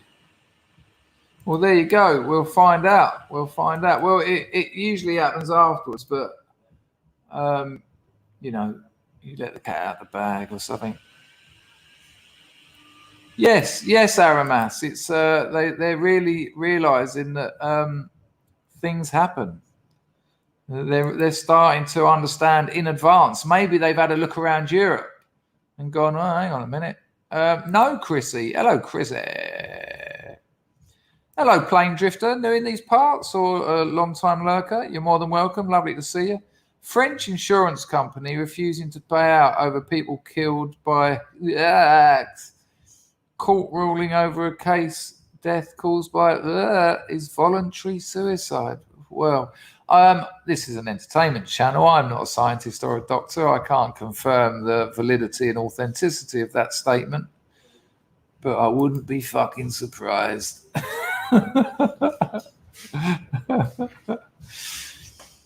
It really is a thing. It really is a thing. Right, what have we got here? This is quite interesting. It's a bit of a. Actually, should we go there? Yeah, it's a bit of a clunky jump, to be honest with you. Cheers, Bullet. I'm glad someone noticed that. Oh, good gosh, read that. I can't.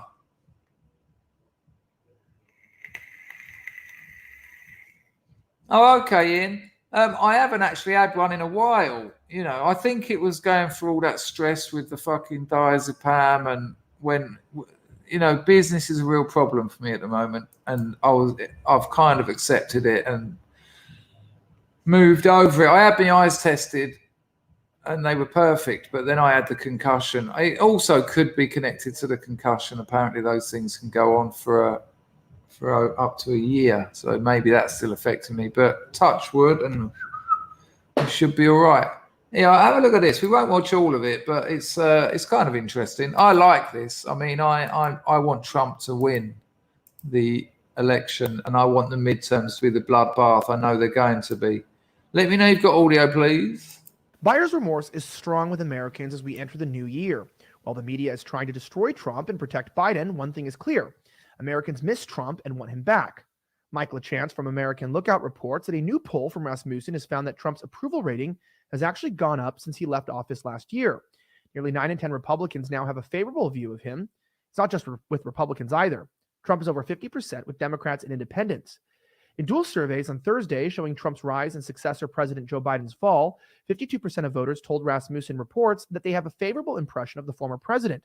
Some 47% don't. And Rasmussen's pretty good, I have to say. They've done pretty well in the past. Among Republicans, 85% have a favorable view, with 63% declaring a very favorable opinion. Even 23% of Democrats and 51% of independents agree. When he left office on January 20th, 2021, Trump's Rasmussen approval rating was 51%, and his GOP approval was 84%. So he has actually increased support. This news is great for Trump and his supporters. Democrats and liberal media types must feel pretty foolish. The survey, like others before it, shows that many Republicans are sticking with Trump despite efforts by the legacy media and Democrats to ridicule the 45th president and blame him for January 6th Capitol riots and dividing the nation. That's kind of all you need to see, really. You get the idea. I mean, did we all see the January the 6th hoo-ha? Pearl Harbor, 9/11, people being walked around the Capitol building. I was watching those reports just thinking, does this get any more absurd? Does this, I mean, you all must have seen it. Chrissy, I'm going to put that comment on the screen in a minute. But you all must have seen that. And it wasn't one person. I must have seen about 5 different communists in America, in the United States of America, saying that on various news programs in that order. 9/11, Pearl Harbor, January the 6th. And I was like,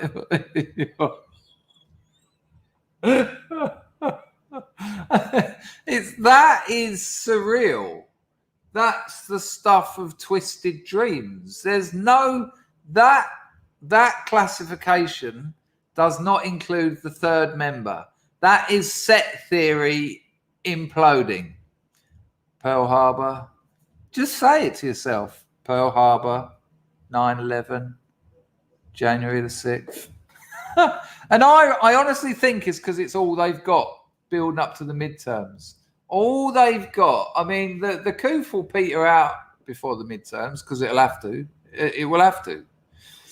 And then it's just going to be, you're really going to look. You're really going to go for these insurrectionists. You're really going to go for the. What were they called? Oh God, what were the Japanese Suicide Squad called? Hello, Critter. The president of the EU has just died from an immune system dysfunction, most likely caused by this evil man was one of the main people behind the worst in the EU. Well, it's calm as a bitch, isn't it? Kamikaze. That's the word I was looking for. The kamikazes of January the 6th. Howard, he did actually. He did. He was also impeached twice. He was also investigated endlessly. He was hobbled. You know, it's not. You don't just get in. You don't just get to be the president and then just get everything done. They fucked him over. I mean, who would you like to see as president who's likely to stand? Because at the moment you've got a choice of a communist or Donald Trump. I mean, to me, that's, you know, and also, come on, campaigns. Campaigns are largely where you say what you'd like to do rather than what you're going to be able to do. I mean, I'm not going to go there again because Moslab will blow his top. For the millionth fucking time, life was better in America under Trump than it is now. And he's right. It's insane, isn't it, Arklow Rocks? 9/11, Pearl Harbor, January the 6th. It hasn't even got a name. They daren't call it the insurrection because they know that even the normies are spitting out their coffee when they say that. I'm not quite sure that's an insurrection. I mean, it might be. I mean, maybe it was. I certainly know that about 6 of those coppers have died from the local old bill, suicides and the like. Well, weird that they're disappearing. Arklow rocks, Hoyt to that 5 spot. I will take perennialism over Derrida any day of the week. Arklow rocks, my friend. What Derrida are you referring to? What book or essay would you take? Because Derrida is actually quite of the perennial philosophy. Yeah, switcheroony. Grim says methadone. Grego says the Pringles of literature. Raymond says, I have an unpublished book of poems I wrote in my 20, bit like your novel, Chris. Publish it, Raymond. Publish it. Now we're quits. Why don't you publish it? Why don't you? I didn't write my novel in my 20s. Good Lord, I don't like that. I've got writer friends who publish stuff they wrote 20 years ago, and I'm like, nah, that ain't how it works. That's rubbish. That's why you didn't publish it then. But Raymond, you're in a position now. Why don't you set up a Substack and put it up there? See what people think of it. It will cost you nothing. It will take about an hour to set up. And then when you do that, you can come on here, give me the link. I'll put the link up. Scrubs can go and read your poems. And, it might really take off and it might inspire you to write some more poems. Why not? I'm waiting for you, Arklow. I'm waiting for you to tell me. See, this is the problem when talking about authors. Like when Will Self was telling me about Mikhail Houellebecq being at that elitist wedding, I said to Will Self, were his books there? Because, I like the bloke as a character, but it's the books that are relevant to me. And again, to write, I know you're not writing off Derrida. I know you're not doing that. So that's a bit of a bad angle I'm taking there. Hello, La. You all right? Nice to have. We've got plenty of lurkers here. We're 120 people watching.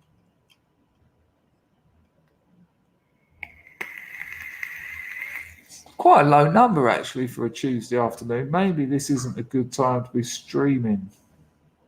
I'm enjoying it, though. How long have we done? Hour and 42. Lovely. I put that up. Nice to see you. It's okay to be a nationalist. You all right, son? God, I'm so far behind what you lot are saying. It's terrible. I miss so much stuff. Yes, we put that meme up yesterday, actually, Ludwig.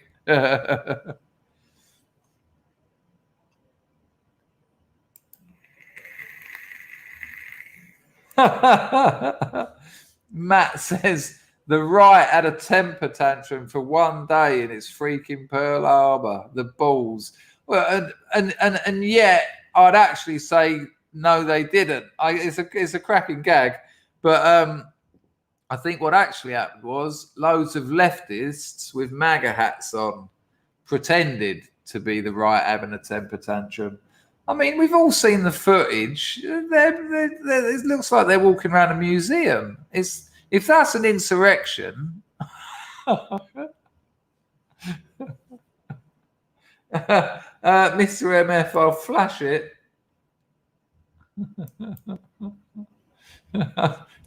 Don't hold your breath. I wouldn't be surprised. Moslab loves a poetic death. All death is poetic in its own way, isn't it? I think perhaps the most poetic death. Oh, excuse me. I've just got to do my thalidomide impression. The most poetic death, of course, is probably Aldous Huxley, who on his deathbed, while he was on his way out, he said to his missus, "Go and get me that spike. Go and get me that acid." And he pulled up some liquid acid into a spike, got his missus to jab him up. He died tripping. Whoa. Whoa. I think that's amazing. Can you imagine? I think I probably would do that. The idea of tripping at the moment gives me the shivers. But you know, if I'd have been successful as Aldous, if I'd have written some of the amazing stuff that he wrote, and I knew that I had a couple of days left or a couple of hours left, and I'd made peace with it, a little bit of acid. What a way to say goodbye to yourself, huh? Acid's not a drug, is it? Come on, let's be serious here.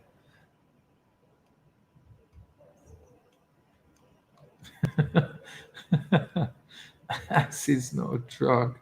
Oh. Postmodern, well, post-structural, deconstructionist.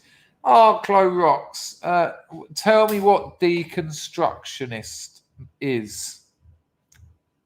That word that Derrida used maybe once in his 40-year career as a philosopher. What is deconstructionist?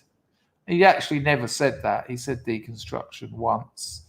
What is deconstructionist? While you're there, tell me what postmodern deconstructionist is. Derrida's not a postmodernist. You fucking will stand corrected, my friend. How dare you?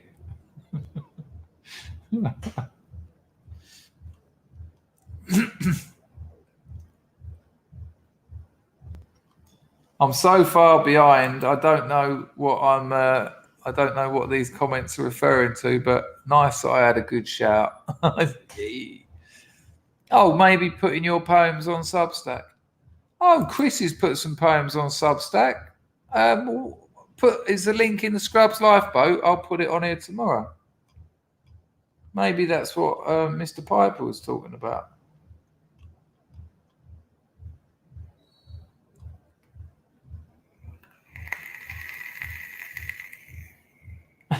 Sith Lord Fauci for president. He's kind of already got that job, hasn't he?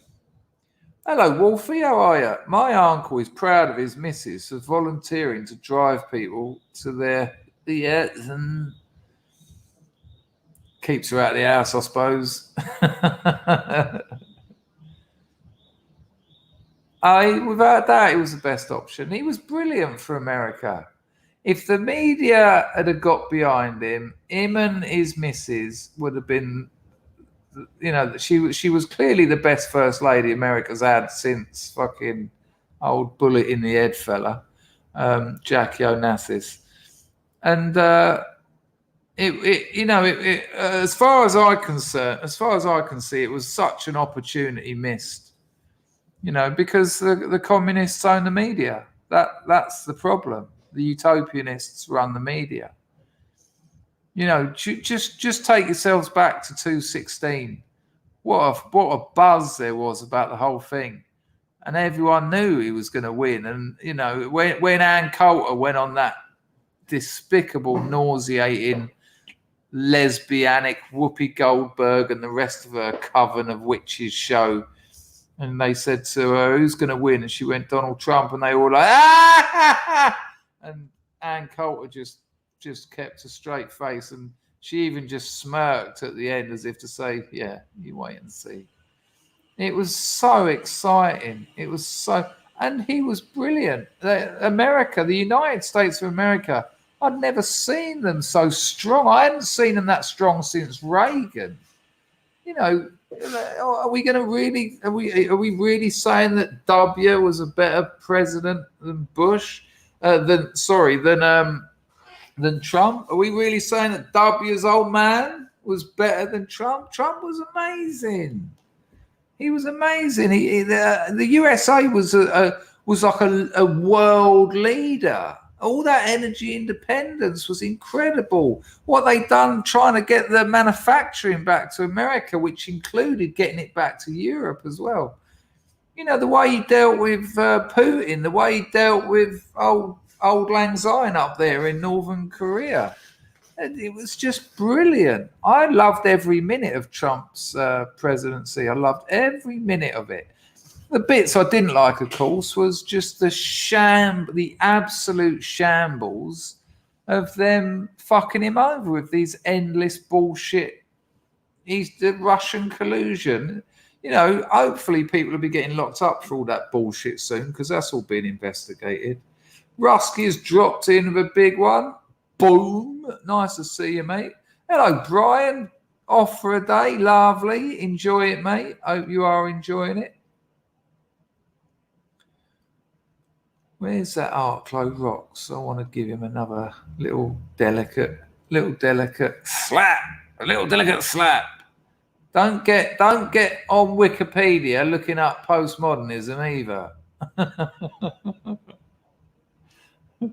Oh, good Lord. Oh, here we go. So these people are okay. So let's have a look. Rusky reckons we trip when we die anyway. RMF reckons it sounds nightmarish. Hello, Willow. Nice to see you. Mike thought it was Dresden. What, tripping when you're dying? We've got another Costigan who watches this channel, unless you've changed your name, Tommy. Matthew said, I suppose it would be a good way to go. Oh, yeah, I think so. Well, this is a thing they say, don't they? They certainly say it. But I'd rather have a bit of LSD than fucking DMT. Good Lord. You know, one of them will have you giggling.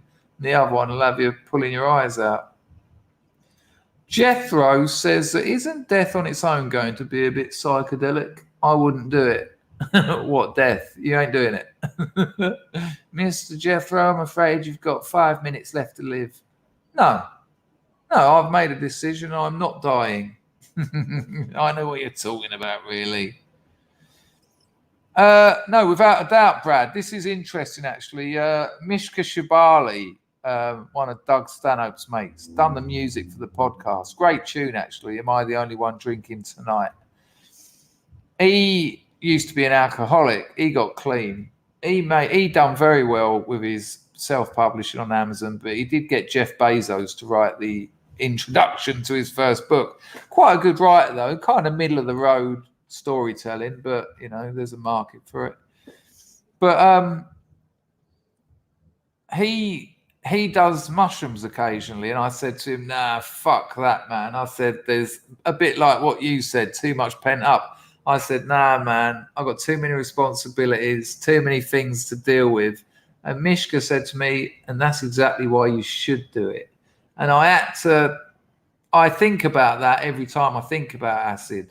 You know, why when I was 18 was I happy to put 4 blotters, strength unknown, into my mouth, wash them down with a shot of gin, and just fuck it. Let's see what happens. Every weekend for like 5 years. And then why now? Where's the fear come from? You know, why? What, is my life not good? Is my life, are there things I'm retreating from? Are there things I'm repressing? You know, surely if I was happy, what's the problem? But then, you know, having said that, I wouldn't do speed now. And not because of any other reason. I just don't want that experience. And I'll be honest with you, I did so much acid. You know, when you're at art school for 7 or 8 years, you just do loads of acid. And it got to the point where it was becoming a bit samey. Now, I know people say that's a bit unlikely with acid because of the nature of it, but it was becoming a bit samey. I remember thinking, oh, here we go. Oh, I've discovered this now. You know, those first few trips of that first year when I was about 16, life-changing, you know, I was taken through the history of language. I was taken through the the mode of production, you know, from agriculture, whatever, all the way through to consumption and Marxist trips and, you know, real learnings. But after about 4 or 5 years of it, it was just a bit like, tripping. And halfway through, I'd just get drunk anyway, because I'll be like, I've had enough of this bollocks, you know. Can I have a 1 in the chat if you understand what I mean when I say that tripping got a little bit samey? Because you'd never imagine that, would you, when you first start doing it, because it's so far out of your usual reading of reality. I mean, for people who've never done it, it's a fucking... You are so far out. It's not like a feeling. You are in a different world. You're in a different world. But it did become a bit samey for me. Let me see what people are saying about that.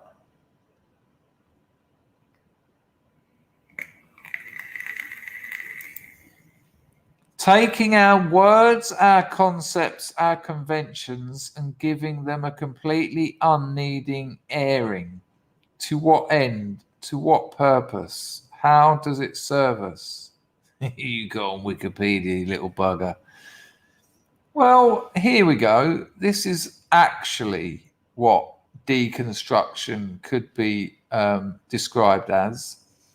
Looking for the contradiction in philosophical texts, looking for the point at which the concepts contradict themselves, and therefore dialectically being able to move the idea forward. So this idea that deconstruction is destructive is a fallacy. Deconstruction is about new ideas. So when Derrida, for instance, does a reading of Rousseau's essay on the origin of languages, what he does is he takes all that time and effort that Jean-Jacques Rousseau put in to studying, researching, and thinking about the origin of languages, which is a fucking, excuse my English, very interesting subject, the origin of languages. You know, why did we do that when no one else really has, or very basic, you know, like a cat goes, wah, wah, whereas we can articulate very complex and abstract ideas. And read that essay and look for contradictions and say, well, look, hang on a minute. Rousseau says this here, and later says this here, and yet this is still coherent. So let's dialectically, let's resolve that contradiction dialectically.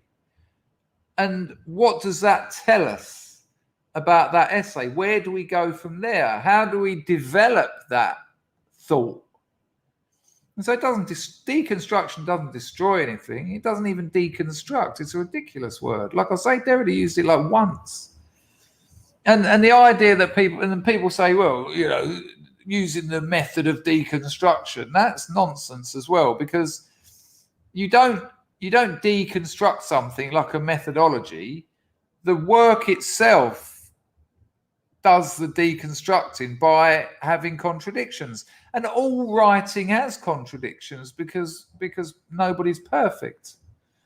You know, when you're studying something philosophically, you'll make mistakes. You'll not have the whole picture because you can't have the whole picture. So we can understand our environment better. We can understand our culture better. We can understand our language and we can understand our condition, our human condition in different ways. That's how it serves us. That's to what ends. You know, that's what philosophy is. It comes from love, a love of life. So that's how I'd answer that. Chrissy says, Duck says, are you meaning duck, duck, go? Deconstruction is not a dismantling of the structure of text, but a demonstration that it has already dismantled itself. It's apparently solid ground is no rock but thin air. I'd absolutely agree with that. That's kind of what I just said. You know, it's not a method you apply to a text. The text already has it in it. There you go. The text has already dismantled itself by its inherent contradictions. And historically, we've called those truths. A classic example is Descartes' Meditations, and which leads to cogito ergo sum. I think, therefore I am. Oh, really? How does language fit into that situation? I think, therefore I am. But without language, there's no thinking. There's certainly no communicating of thinking. And so we've got a contradiction in the Meditations. And the Meditations, Del Boy Cart's Meditations, are kind of like the underpinning of Western metaphysics. And yet he set out to prove the existence and perfection of God. And that underpins Western metaphysics. It's like, whoa, we need to have another look at this stuff. So, Arklow, we're friends, man. I hope you're not taking this. This isn't meant to be aggressive in any way. I just am passionate about this stuff because I like it. You know, this is about philosophy. It's about thinking, and that's a good thing. And when something like I think, therefore I am has played such a big part in Western metaphysics, we need to question that, because then all the stuff that's been built on top of that shaky structure also starts sort of shaking. You build an house on terrible foundations, don't live in the loft. Don't spend too much time in the attic. All right, where are we going?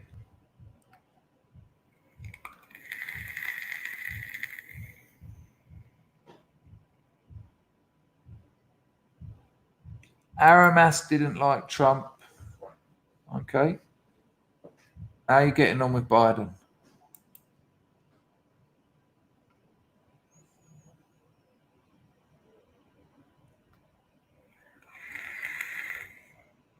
That is so bad, Rusky. That is so bad. Best known for developing a form of semiotic. No. It was grammatology, which is a linguistic unit further down from the sign, the signifier, and the signified. Just Wikipedia. I mean, ridiculous. Deconstruction again, which he analysed in numerous texts. Fucking hell, man. Who writes his pox? It's good stuff. I tell you, it's good stuff. I know you're not saying that to me. You're having a little tete-a-tete with Chrissy. Willow says Jill Biden was a salt when she was young. Aramas says you are mistaken about him. Derrida or Trump? Well, I'm not mistaken about him, Aramas, because what I said was I think he was the best thing to happen in America, to America. And I think I think America was at its strongest under Trump than since Reagan. Who would you say? When was the United States stronger since Reagan? I'm asking you. You know, you live in America. I was so excited all around that time. It was so exciting. It was such an exciting time. Marzipan prefers DMT. Liam is giving DMT better than LSD. There's a bit in David Foster Wallace's Infinite Jest where there's this drug, this hallucinogenic drug, and I think it's an Infinite Jest. And he's telling his mate about it, and his mate says, "What is it like LSD?" And he says, "Nah, man, this stuff is so strong. You take LSD to come down from it."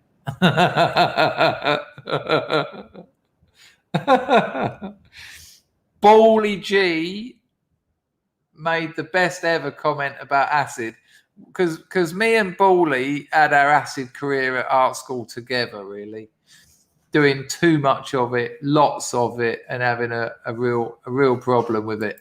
And when after we'd sort of got over it, you know, we were all into simulations and postmodernism and Baudrillard and Jeff Koons, that's Jeff Koons, all that sort of stuff, and Jean-Francois Lyotard.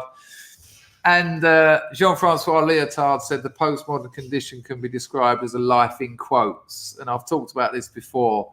You know, when you're leaving your girlfriend and you say, "I really didn't mean to hurt you," and you both know it sounds like the chorus of a pop song. That's what Lyotard meant about postmodernism being a life in quotes. But once we grew out of all that nonsense and sort of you feel a little bit dirty and a little bit cringe about it all, Mumford once said, he said, "In a way, LSD is an advert for itself." It's brilliant. I totally know what I totally get what he means. It's such a good line. Crow Magnon, hello mate. You should watch the old WWW Trump videos where they talk about bringing down the towers. Okay, I'm not really sure what that means, but I'll give it a go. That's very kind of you, MF. I will put that on the screen. I've got a video for us as well. I've got. It would appear that it feels like the Glorious House of Scrubs has got a little bit iffy at the moment. I'm not necessarily feeling the attitude, and that's probably mine. And I'm going to do something about it immediately by showing a video. But before we do that,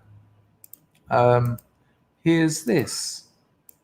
Mr. MF drops a 5-bit into entropy. Thanks, mate. He said, "That poem reminds me of being chastised for doing some classless a-hole a favour. Like the gesture wasn't good enough for the recipient. Nothing burns my bollocks like that." So he's talking about Rudyard Kipling's Burden of the White Man. Yeah, you're absolutely right. Let me read your comment again because I screwed it a bit. "That poem reminds me of being chastised for doing some classless arsehole a favour, like the gesture wasn't good enough for the recipient. Nothing burns my bollocks like that." Yeah, it's a great point. It's a great point. And I think that's something we all feel in this current kind of cultural climate where, you know, nothing's good enough for the lunatics on the left. You know, you're made to feel shit, whatever you do, even when you're trying to help. Absolutely. It's a great point. Nice one. Thanks for that donation. Now, strap yourselves in. It's funny, but it's annoying. But it's more funny than it is annoying. This is Odin's Men. This is Jameson's Travel, the ex-military bloke's other channel. We've watched a few of these lately.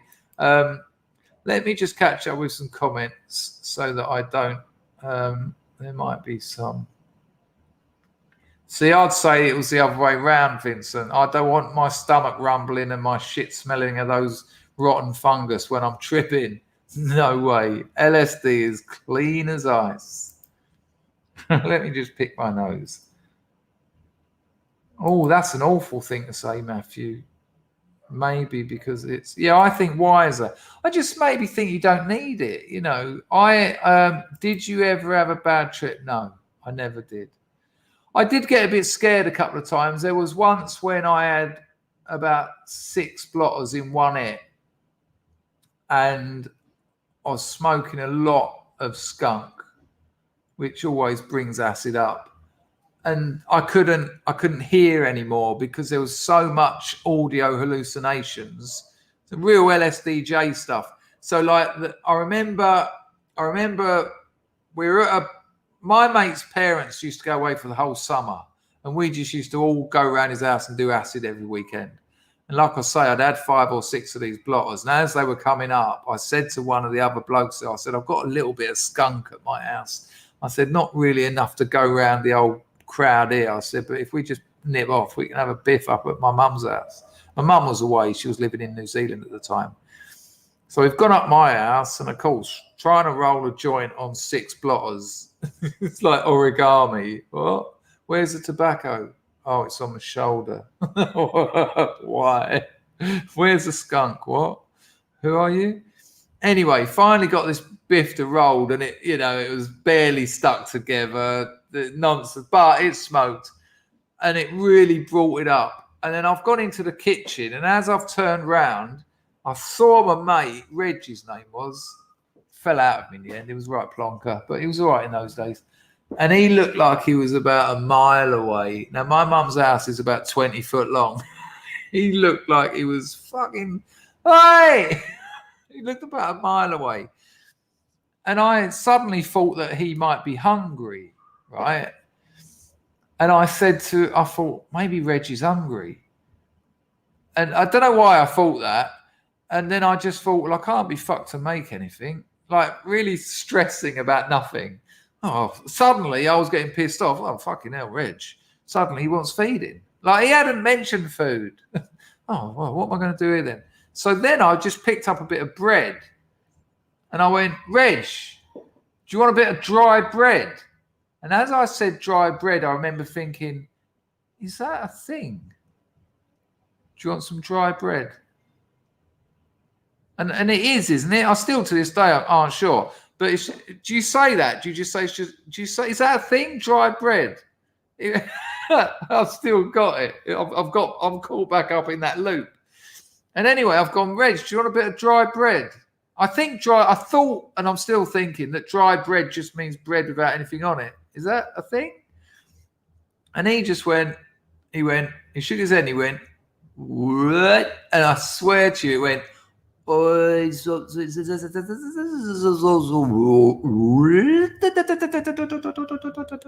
I thought, oh.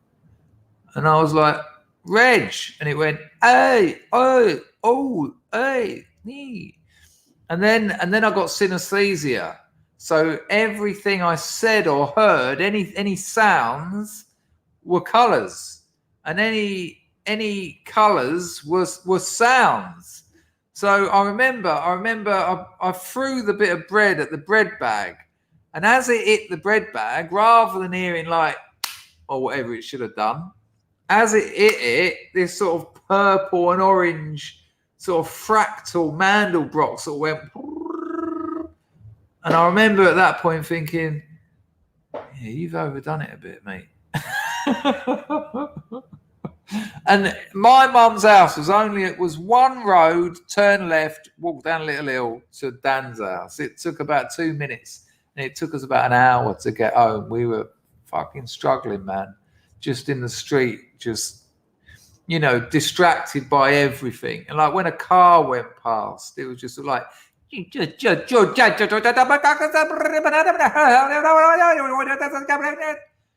then Reg would look at me and go, did they ask us if we wanted to do that? And I would be like, yeah.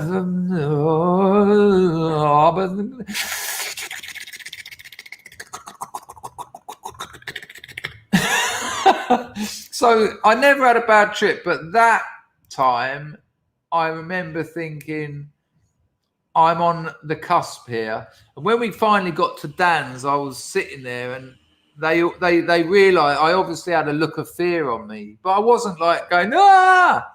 I was quite into it, to be honest with you.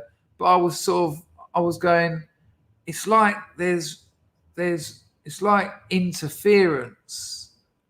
And then I'd go, is that a word? Interference. Is interference a word? And, but it was all right. I felt quite good in the end. But no, never had a bad trip.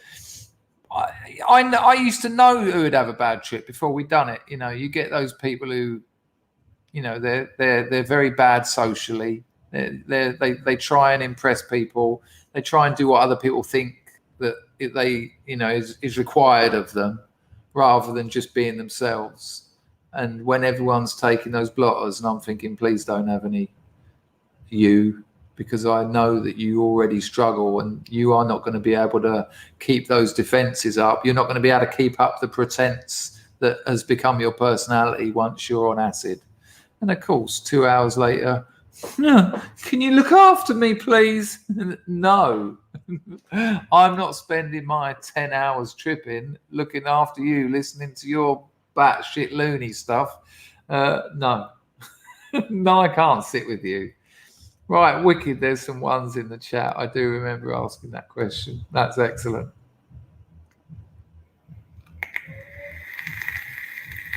Sally from Dartford, who, believe me, has done her fair share of acid, says, I think it's a lot better when you're older.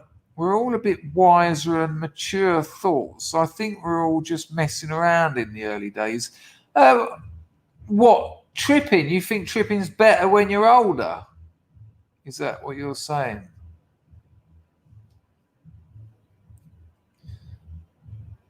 Or are you just saying that when you're older, life's a bit better because you're not a young idiot? RMF was tripping almost every day for about 2 years. I'd struggle to understand how you could do that, though, because if I'd done a couple of blotters on a Friday, I'd have to do 4 or 5 on the Saturday to get the same effect. After about 2 weeks, I'd have been eating a notepad of acid to get any effect of it. The tolerance goes up pretty rapidly. Maybe you've done a lot of acid in 2 years, but really every day? Almost every day. There you go. Sorry, mate, I missed that bit.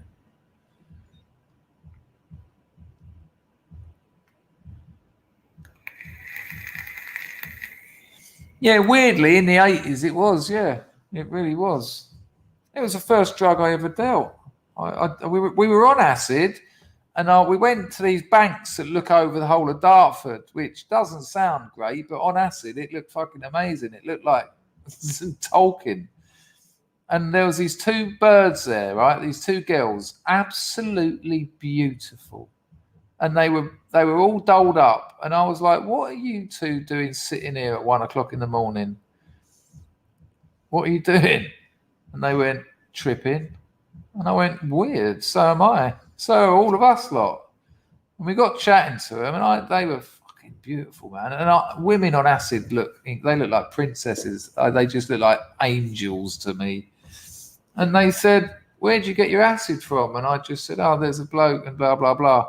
And she wrote down a phone number and said, well, if you ever want a lot of it to sell, just call this number. And so in the morning, I woke up and I thought, I'll give her a call. Hello? And this bloke went, hello. I was like, bollocks. It was her boyfriend. Sally, you might know who I'm talking about. Did you ever know Natter? Natter lived up near my mum on St Albans Road. He got killed. He got shot. Well, it was him. And I went round his house and he went, yeah, my missus. And I thought, bollocks, please don't be the really hot one. And it was. I thought, shit. But the other one was acceptable. Little middle of terrace house. He had like a strobe on, smoke machine, decks. I was just sitting there thinking, can you turn it down a bit? And he'd give me a sheet of them. He gave me a sheet of I think there's about 500 blotters on it. And he said, just bring the money when you've got it. I went, how much do you want? 350 quid, he said. I thought, what? We were paying $5 a piece at the time. I thought, steady on, mate. Oh, that's me sorted for the summer. Yeah, it was good times. That's a lot of acid talk, isn't it? Good Lord. Dennis is laying down the law. He's hit the hammer down. There's no enlightenment through a pill. Well, we had a lecture at art school once, and we all started taking the piss out of the lecturer, and he got really angry. He went, listen to me. He went, all you lot. He went, you art students. He went, you think you can do your shortcuts to enlightenment through drugs? And everyone just went, no, we don't. We just do drugs. Shortcuts to enlightenment.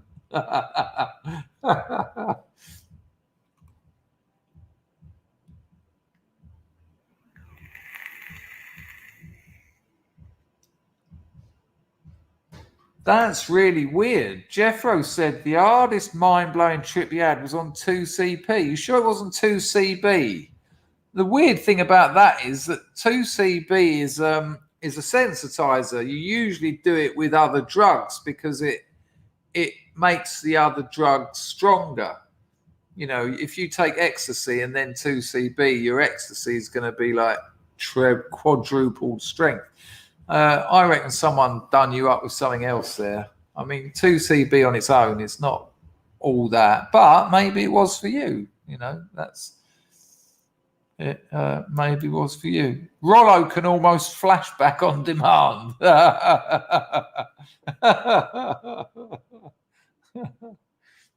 Fuck that. Ian said, or do a Jimmy. He's talking about James from Philadelphia, and just take so much LSD that your conscious evaporates. Well, he told me the other day he took 4 of them and went on a mad bike ride, and it's totally changed his life. Hello, Skin Scar. Didn't know you were on the phone. You just turned up, mate. After years of tripping, started to get on my nerves. Loved all the spiritual stuff at the beginning, then grew out of it. That's exactly my point. It started getting on my nerves. Exactly that. I'll be like, oh, there's all the paisley pattern on the walls. There's the traces. Acid. Yeah, same as that. That's getting on my nerves is exactly what I just thought, oh, here we are. And then you'd have all your fucking noobs round you going, oh, have you ever thought that rather than a world, it's more like a line, but time is like a circle? And you're like, shut up. I did like having sex on acid though, to the lust.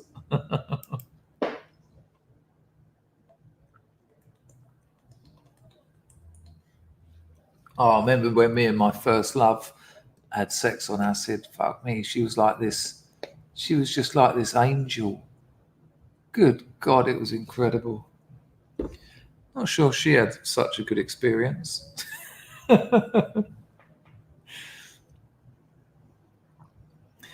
Oh, that's interesting that you say that, Art Glow Rocks, because my master's degree thesis was called Anhygienics.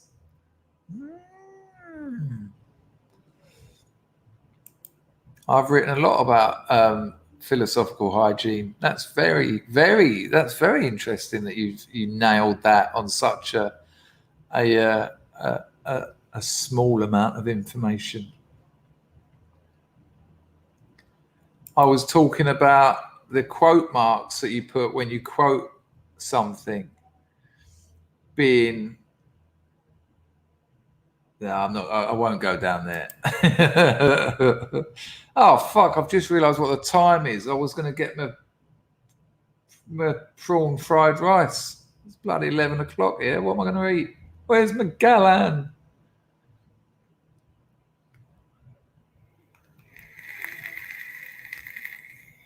No, for sure, man. I knew you were cool. I just felt I get a bit funny sometimes talking about that stuff because there's a lot of people throw out things about it that they've heard, and I just think, you can't really do that with something that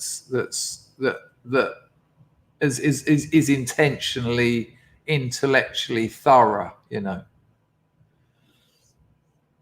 But we're good. Art Glow Rock says, I completely acknowledge that anyone, even the ones I can't stand, who have applied is that me? Who have applied themselves to a life of inquiry are intellectually formidable. I respect those people as well. And even, it's the ones that I don't agree with. That's not the same as not being able to stand. They're the best people to talk to, though, aren't they? Because that's where you learn.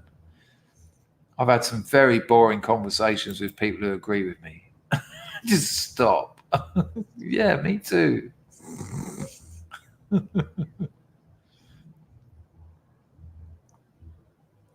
Manny Moo says Semiogog thinks writing symbols came before language. So did thought. Well, I suppose it depends what you mean by writing. Because let's look at a footprint in the mud. If you walk along and you see a footprint in the mud, let's go back to some mythological noble savage who is only grunting,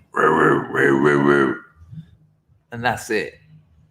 But when they see a footprint in the mud, it tells them something. There's a signifier, which is the actual footprint, and there's a signified, what that means. A human, if it's a human footprint, has walked through here. And then you can investigate further. Is it, how wet is that mud? How recent was it? So you're now basically reading, just in a more general sense than words, but you're reading a sign. And a sign is made up of a signifier and a signified, whereas a symbol is different to a sign. A symbol, but this kind of falls apart because a symbol is meant to be a sign where the relationship between signifier and signified is an arbitrary. I'll give you an example. So here's a pound note. Speaking of which, the grift has been appalling for 2.5 hours, but we'll muck on. Here's a pound note. So the signifier is this bit of paper with some green stuff on it. That's the signifier. It's an object, it's a language object that has the ability to mean something, and it means what it means is the signified. So we look at that, we read it, we understand certain things about it, and to English people anyway, it means, that's a pound note, it's money. And you can go in,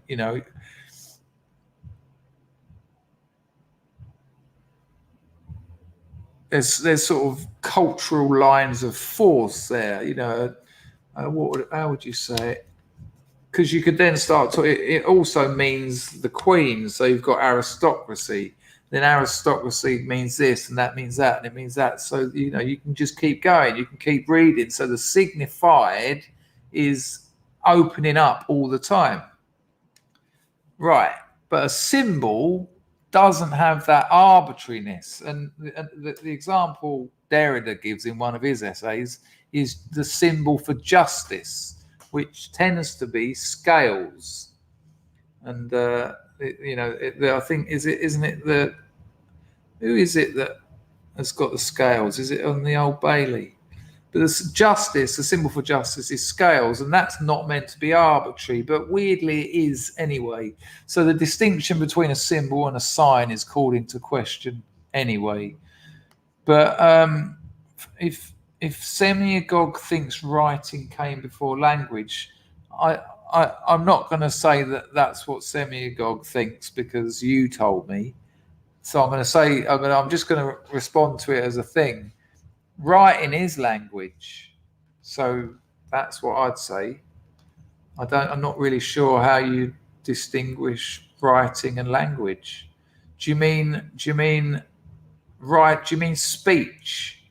Do you mean Semiagog thinks that writing came before speech? Because if you're saying that, well, of course it did, yes. Lee James, thank you very much, mate. When is Scrubstock 2, Chris? We're all waiting. Yeah, don't want to burn that one out. That I'll tell you when we'll do that. May. If we do it too soon, it'll be brilliant if we wait. That's just the thing. Thank you, Lee. It will happen, but I think we should wait. I really think we should wait. Melania 10, Big Mike 3.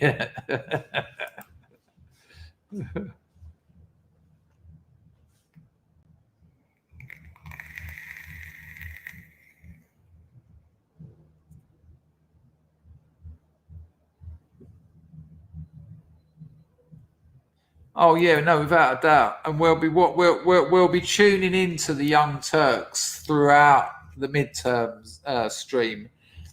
I'm going to try and go as long as I can. Oh, steady on, you sensual beast. I'm going to try and go for as long as I can on the midterms because I think it will be amazing. I think it is going to be amazing. You know, they're talking about the communists losing about 80 seats. I don't know who Pete Davidson is. Matt D wants to know: why is he famous? Has he ever made anyone laugh? And I feel he's a symptom of the times. I don't know who he is, Matt, so I can't help you there.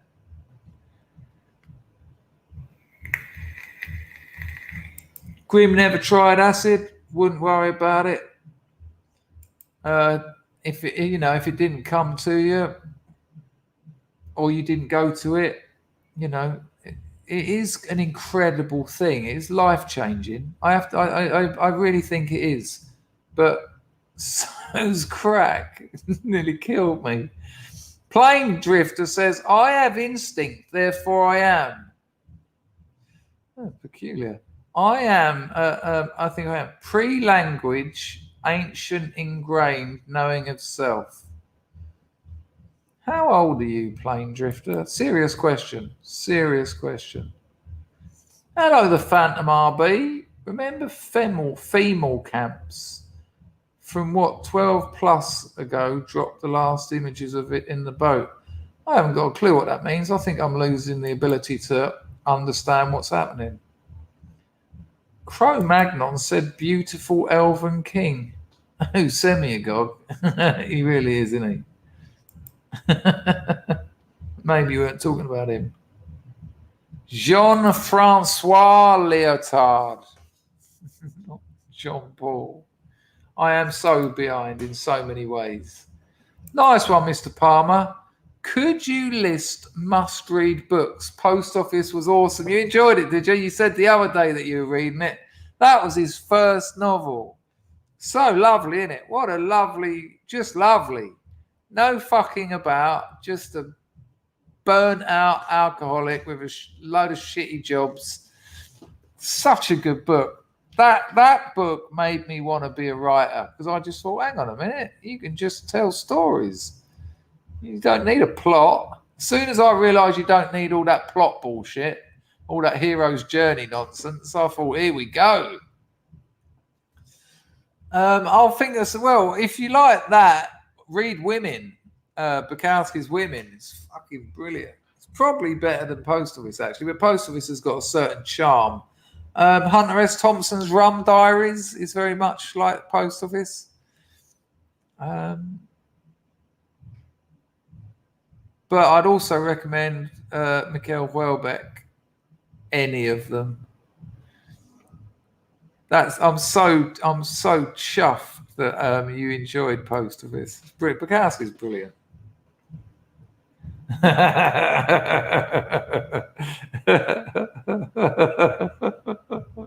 Thank you, Sally.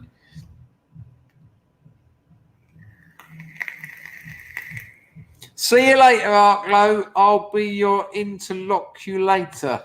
That joke is rehearsed, by the way. I used it before. No, always a pleasure to talk to you, mate. Hope you're all right. Pag says ungrateful. Numpty Bumpty. Chris got a pair of your Aussie boots for Christmas. Lovely. They're lovely, aren't they? I'll show you what he's talking about, people. The red back ones.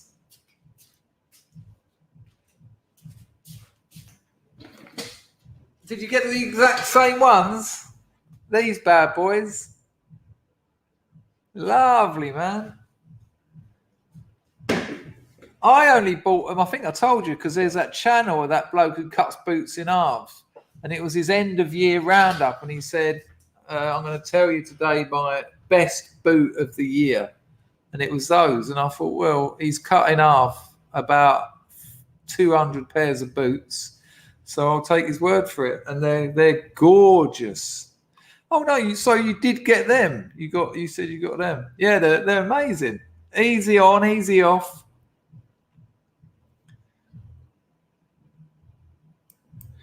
Ludwig got into himself in a bit of trouble there. John Peel just said it best. Trump might be a symptom of a corrupt system that Biden is the... Go on, Ludwig, try again. I think you're onto something there. Yeah, he's great. We're going to have a look at his now. I'm just trying to get back down. I'm just trying to... No. Well, maybe it's a personal thing, but all that guttage. Brutal from Liam. Absolutely brutish. People that have bad trips are bad people. I don't think that's fair. I think people who have bad trips are people who are struggling. That's in my experience. People who are struggling in life. You know, everyone I know who's had a bad trip has been one of those people who hasn't got a lot of confidence. And you can't go into something like acid without confidence because you can't pretend. You can't pretend on acid. That's the bottom line. And when you spend your life pretending, trying to keep people happy, and suddenly all those defenses are taken away from you, you're fucking exposed.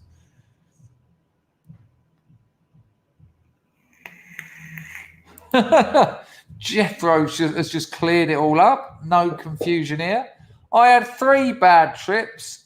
One was terrifying, one was worrying, and the last was so disorientating, I would call it a bad trip, but it was great fun as well. Raymond, thanks for the 2-bit. What is Sub's lifeboat or link? Anyone in the chat got the link for the Scrubs lifeboat? It's not my thing. It's a Telegram group for Scrubs. There you go. Trump might be a symptom of a profoundly corrupt symptom, but Biden is the epitome of it. Nice.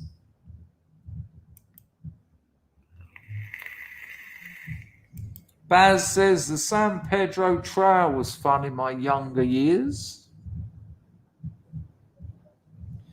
Matt D says, as you get older, recovery from indulgences takes longer. Ain't nobody got time for that. Yeah, I don't know if I could do that 3-day acid hangover. It's a little bit... I asked as I went to Wales. Bad enough trip for me. Hello, No Cap Popeye. How are you, son? Oh, hang on a minute. Sugar Ray Robitussin has dropped an aunt. And it would appear I've missed one from young Jeremy. And Lil Bullet and Plastic African. I will get to those people. I'm just trying to involve as much. I haven't shown any of these clips yet, have I? It's all right though. The grift is good. I'll continue. Pay to play, pay to say. Touch a man and you'll be gay. No touching men. We got this from Sugar Ray Robitussin on over there on Entre. I call it Entre. Here we go. Have a look at this. The police caught up with that girl who dodged them. She was knocked unconscious and bundled into a van. Bastards. Tried to send a link, but boomer-level tech skills. Oh, fucking hell. Nice one on the Donatiato, but that's hideous news. That's awful. She was knocked unconscious. Lovely. And someone in the chat said that was Germany. Wow.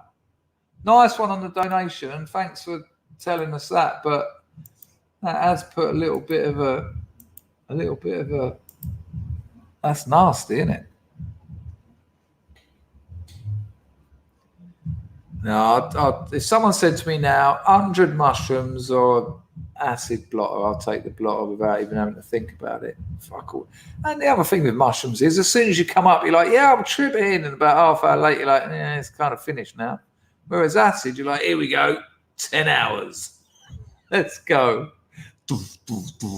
And then someone puts Voodoo Ray on and it's time to leave the room. Right. Good Lord, people are still talking about dry bread. Fucking hell, we've been talking. This has been the acid stream, hasn't it? How strange that there's still 116 people here because this stream is just absolutely riddled with ex-drug users. Emma Glass says, my first trip, I climbed Salisbury Hill. Climbing up on Salisbury Hill. You know the weird thing about that song? I think it's in 7, isn't it? Ba ba da ba ba ba ba. Dun, dun, dun. I could see those city lights. Dun, dun, dun, time. Yeah, it's a 7/4. Peculiar time signature for a pop song. Beautiful song though. He's got a wonderful voice. Old what's his name? Genesis? Peter Genesis? Gabriel Genesis. The angel, Archangel Gabriel. My first trip, I climbed up on Salisbury Hill. Emma could see those city lights. Time was 8 and time stood still.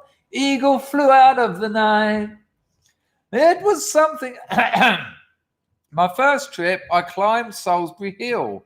Every time I turned round, the mud on the ground had turned into crocodiles snapping at my heels. Other than that, it was good. Oh, good.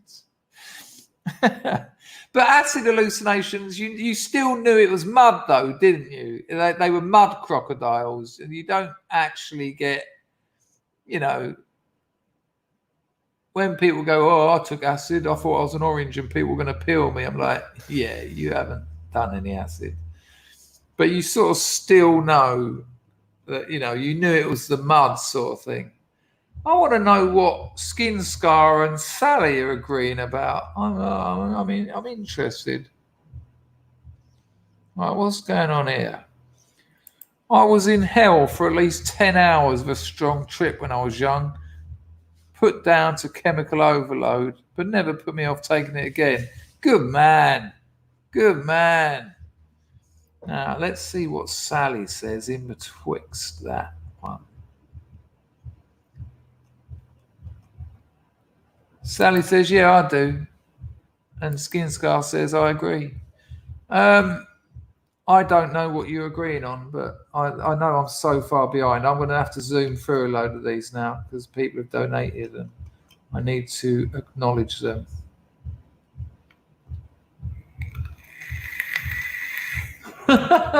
If this comment doesn't sum up the modern world, I don't know what does. Sugar Ray Robitussin says, I have a big bag of supposedly Mexican magic shrooms. Planning on doing them in the spring after the NHS sack me. I can pass your email on to Sally. Sally, can you email me at chris@chrisdangerfield.com and then I'll be able to give you marzipans. Oh, actually, I can probably give it to you on Facebook, can't I, Sal? I'll do it like that, Sally. I'll pop it on your Facebook later. If I don't, Facebook me on that snide account and remind me. Yeah, no problem. I love putting scrubs into in contact. While on acid, watching Benny Hill was a trip in itself. The thing is, you can watch anything on acid and it's brilliant. I remember watching an ABBA concert and me and Bally G were crying our eyes out. Their heads were just sort of they look like mental people, you know. What is this? Rags has got me on the Telegram.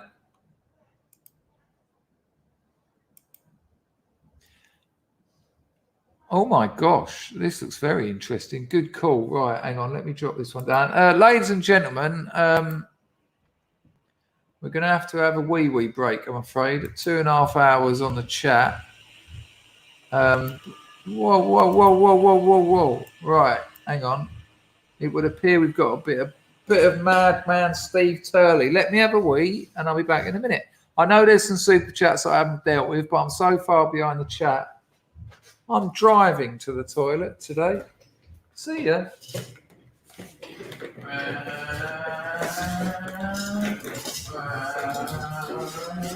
Oh, bit of ice on the road.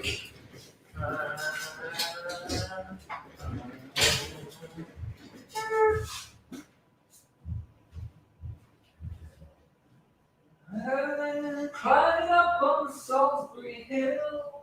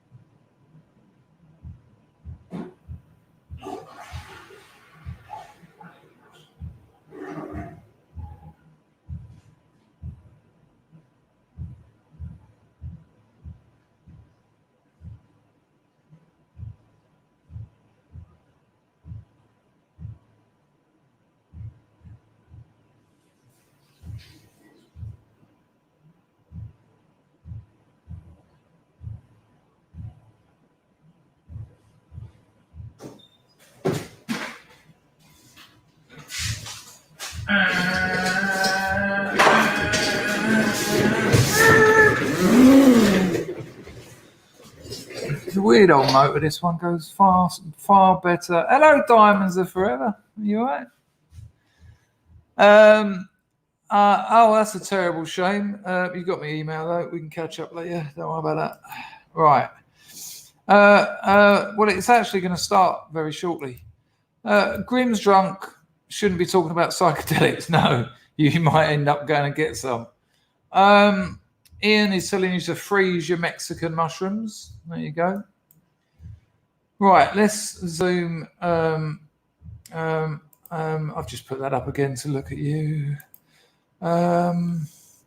Little Bullet, say what you see. Say what you see. Who's that? Roy Walker, of course. Come on, say what you see. Nice one, Little Bullet. Right, hang on. Let me just catch up here. I can help you out with that, darling. I've got some magic cream. That's just ridiculous. I've got problems. Right, where are we? I missed a number. You need to check your donation thing. You missed a number. What? Entropy? What have I done? I missed a number. I don't know what the hell's going on there. Real Vincent Griffin says worth a fiver now at least. Thank you. Pag says the joy of meat. I'm trying to include more people. Hello, Plastic Africa. Nice one. Here we go, mucker, for some jelly eel. Jellied. What are you, African or something? And Justice is Blind. Yeah. That's a good point. Sword, blindfolded, scales. It's on top of the Old Bailey, isn't it? Good call. That's very interesting. Oh, I might have to look into that. Oh, look, there you go. There you go. Nice one, Plastiche. Appreciato. Oh, Mike's thrown a right old salmon into the sea of goldfish. I read somewhere that there's a vocabulary for speaking and one for thought. Well, I go with Jacques Lacan's angle, where language represents thought as thought represents itself. There's no middleman, so to speak. What the fuck? Hello? Hi. That happens. That happens occasionally. Right. Okay.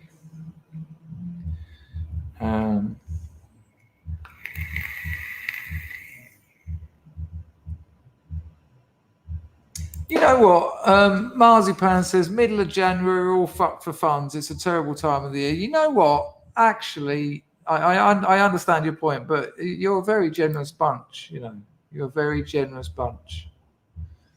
I know The Last of Us. It's amazing, isn't it? My friend sent it to me with a Beano and a Dandy for my birthday. Original copies as well. Original copies as well. They were phased out in 82. John Palmer says, how does writing, not drawing pictures, but writing a language come before the language? No, it doesn't. But we have to understand language in a more general sense because it follows the same rules as speech. That's why. So take again the example of the footprint. It's a sign. Now, a sign is a linguistic unit. So we've got this thing called a sign, right? And it's a unit of language is probably easier to understand than a linguistic unit, but either or, neither nor. And that linguistic unit can be broken into two parts. The signifier, so in that case, it's the shape of a human foot in some mud. That's the signifier.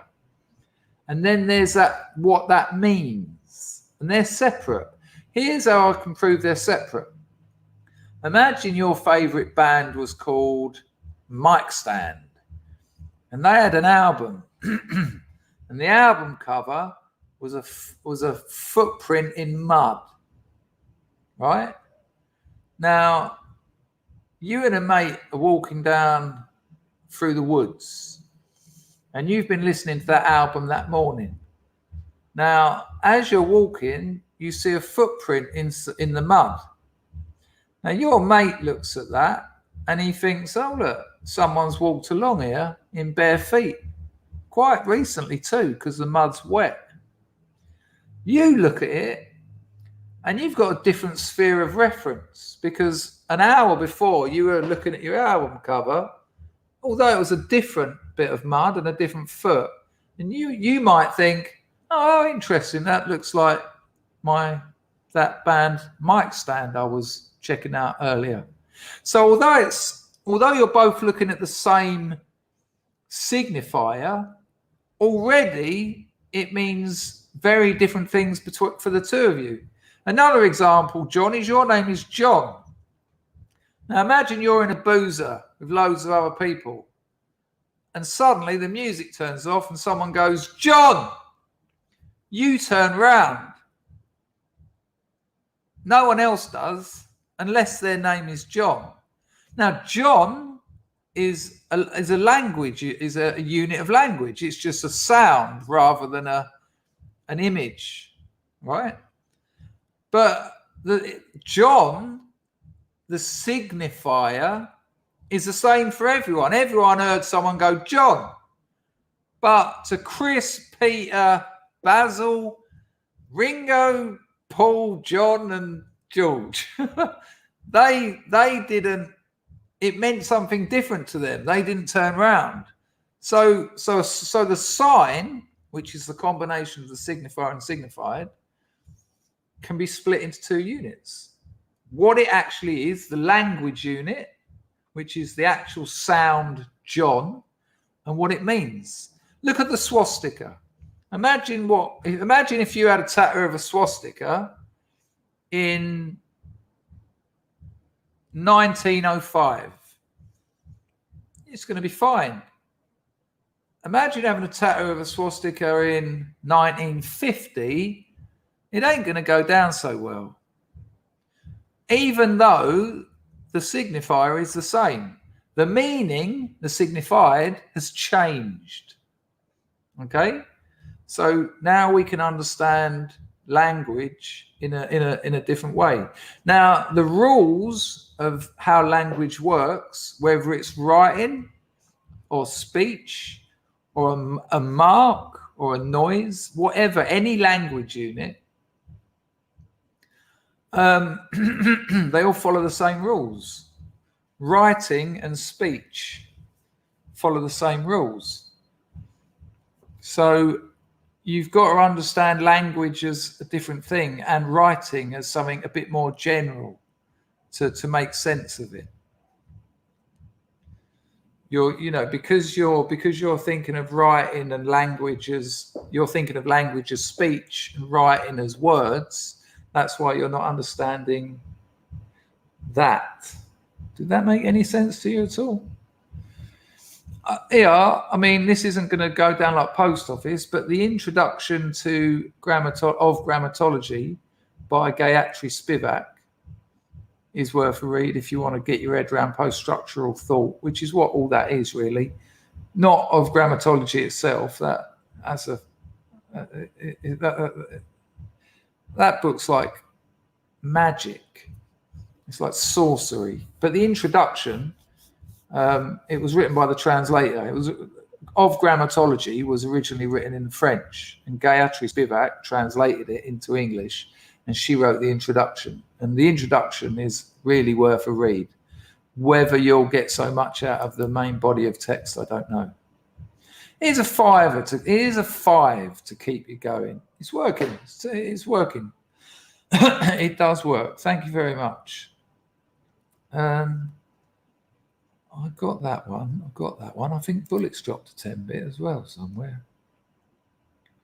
Sally loved SUBSTACK. It was wicked, wasn't it? It was so good. Sally, were you here for the other, I don't know what you'd call them, events? We done an old photos one. I'm sure you were here for that one. We done a drawings of scrubs that we didn't know what they looked like one. And what was the other one? Oh, it was SUBSTACK. Yeah, it was amazing. What an incredible incredible. I was so blown away by the quality of the talent, and it was a bit bad of me actually because I underestimated people, but and so many different genres as well. It was awesome. Thank you very much, Jeremy. It's really appreciated. Hello, Duck Boy Dryden. Good to see you.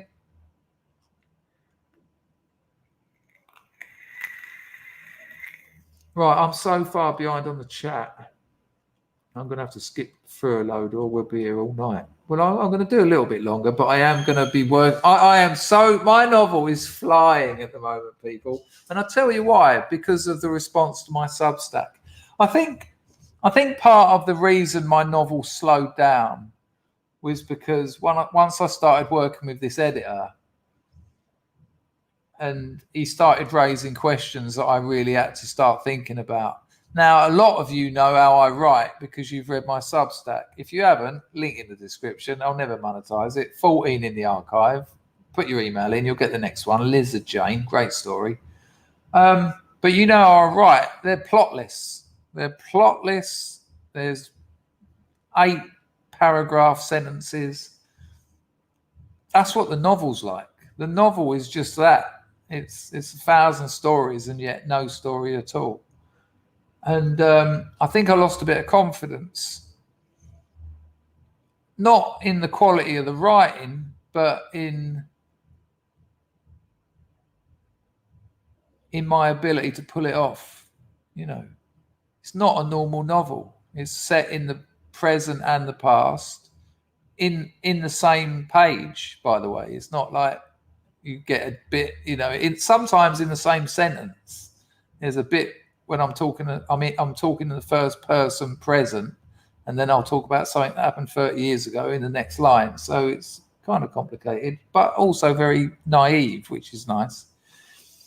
But because the Substack has gone so well, beyond my wildest dreams, really. I mean, imagine if you lot had read them and you were like, yeah, it's sort of all right. Or a bit boring, really, mate. Or I prefer this, but it hasn't been like that. And the numbers are still flying. And the amount of subscriptions I'm getting. And that has motivated me to actually, your work's going down a treat. So I think that's why I've been getting on it. And I will be getting on it tonight. I put a couple of hours in last night.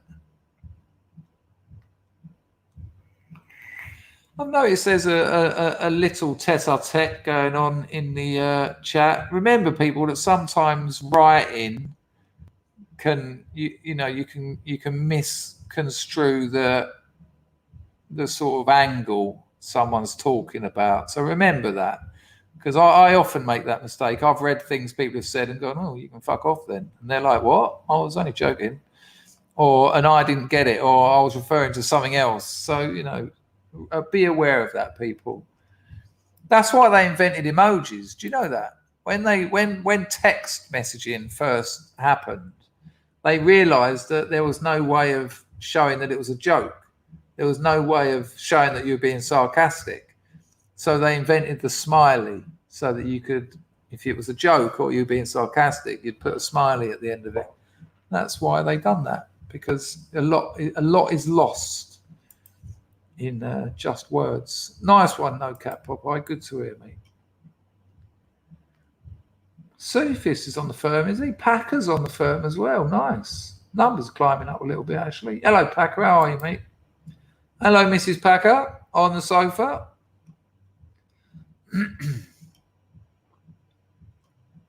I'll tell you what, actually, John Palmer, if you haven't read any, Kurt Vonnegut's Slaughterhouse 5 it's not what it sounds like. It's not it's brilliant. And then when you've read Slaughterhouse 5, Breakfast of Champions, and when you've read Breakfast of Champions, The Sirens of Titan. But we'll keep it. John, Kurt Vonnegut, Slaughterhouse 5. Give that a go.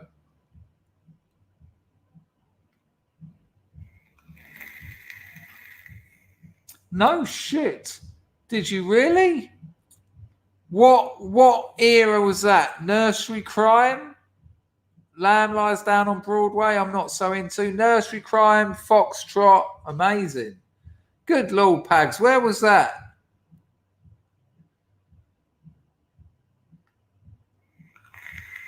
Yeah, I got a bit confused there.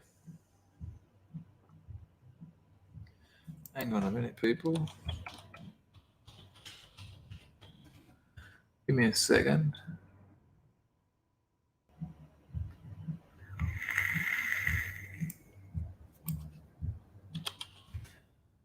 I'm sure someone in the background is playing ding, ding, ding, ding. What's that?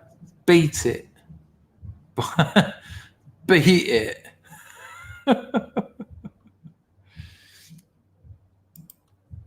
Michael Jackson, Beat It. Hello, Telford Teej. Nice to see you, mate.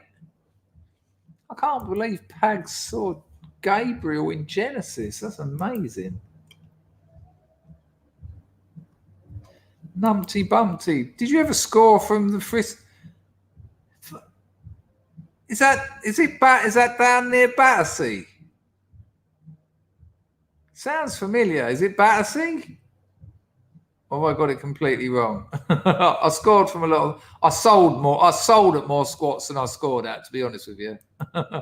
But that sounds familiar.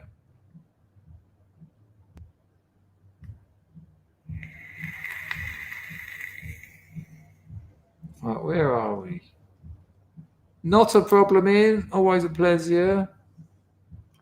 Hello, Nyanthos. I've already said hello to you, but you know. Apparently, Jimi Hendrix used to listen to the Goon Show on acid. Probably the only time Harry Seacombe was funny. What's the name? Watched Natural Born Killers on acid. It was hilarious. Yeah, nothing has. Everything changes its meaning, doesn't it? Chris, have you ever been to any of those Thai detox rehabs? Broth diet? No, I think they're ridiculous. It's based on nothing. The one where they just keep eating and puking. The Purging. My novel is based on me getting clean in Thailand. That's what it is. That's what the novel is. It's about me going to Thailand to get clean with the whores of Patong. But no, I think if you're talking about that purging thing, it's just crazy. The last thing I want to do when I'm withdrawing is drink some hocus pocus bullshit hippie medicine that makes me puke up for 5 hours a day. I can do that on my own. I think it's a con. I think it's just robbery. You know, you don't need to punish yourself. You know, you've made some mistakes. You need to start loving yourself to get clean, not hurt yourself more. I hate those fuckers, to be honest with you. Sorry, love. Well, I don't need to apologise. I'm sure you can handle it. The acid stories are getting brilliant. I watched on the buses with a couple who were Satanists in Barcelona.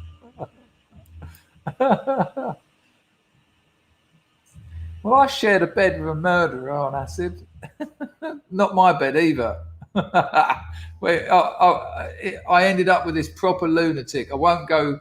He was mental. He was a murderer. He was a hitman. He was an assassin. Well, that's what he called himself. He was just a thug. But I found him quite intriguing as a bloke. And I was buying solid hash off him at the time. And one day he used to do this thing. Every time he said something, he'd go like that. He'd go, "You got that money?" And I remember he come round once and I was painting. And he come round and he brought me 18 ounces of hash, 2 9-bars. And he went, "There you go, mate." I was like, "Oh, nice one, Robbie." And he went, "What are you up to?" I said, "Oh, I'm just doing this paint." He went, "Yeah." He went, "I love a bit of paint." He knew a lot of stuff because he'd spent loads of his life in prison. So he'd done a lot of reading. And it was all nice and all lovely. And just before he left, he went, "Get me the money before next week or I'll tax your voice." Tax your voice. It's a peculiar way of saying slit your throat. But when he left, everyone was like, "Nice new mate you've got, Chris." And I was like, "Yeah, it's a bit of a weird one." Anyway, one night we were in the boozer and he turned up. And by this time, we'd sort of made friends. But he was a dangerous bloke. And he went, "Do you want to do acid?" And I went, "Yeah, all right then." So we'd done acid, and then he just fucking took me on the weirdest night out ever. He just turned up at people's houses, and you could tell As soon as he knocked on the door, they'd open it and you could tell they were terrified. And they'd just walk in and go, put the kettle on then, and then just sit down. Everyone would be there, just all these stoned teenagers going, you all right, Robbie? They were like, yeah. He went, anyway, who's got 50 quid? And they'd all be there just going, he went, come on, you must have 50 quid between you. And he took off like his Rolex. He went, here, and he just threw it on the sofa. He went, I'll leave that here till I bring it back, but I want £50 now. And all these teenagers like getting out fivers and tenors, and you got £42.50. He went, oh, that'll do. Really weird bloke. And it got to like this come down, and that's when I started thinking, this bloke has said some weird shit to me. He started telling me, at one point he told me that he put a rave on in Israel where there was 10,000 bagpipe playing robots on stilts. Right, and I was imagine tripping and knowing he's making it up on the spot. He went, "No, best night of my life. 10,000 robots playing bagpipes on stilts." He said, "You had the lot. Yeah, strobes, laser show. Brilliant, it was brilliant." I was like, right. And so when it got to the end of the night, I went, "Anyway, mate." There was still about 5 hours acid in us, right? And I went, "Anyway, mate. I'm going to knock it on the head and go to sleep now." He went, "Yeah, me too." He went, "Where are we staying?" I was like, He went, "Well," he went, I can't get back home now." He said, "I'm stuck here. Where are we going to sleep?" And I was like, "Oh, is there any B&Bs or anything?" He went, "No, I'll just crash around yours." I was thinking, oh, fucking hell. But then I remembered someone who lived in my house was away for the weekend. So I went, yeah, all right.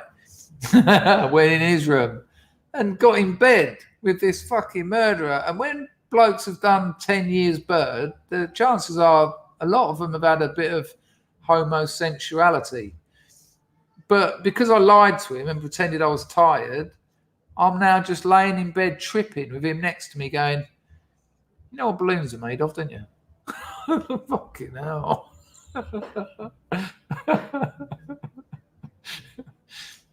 Quite weird though. In the morning, got to about 8 o'clock in the morning, of course we were still awake.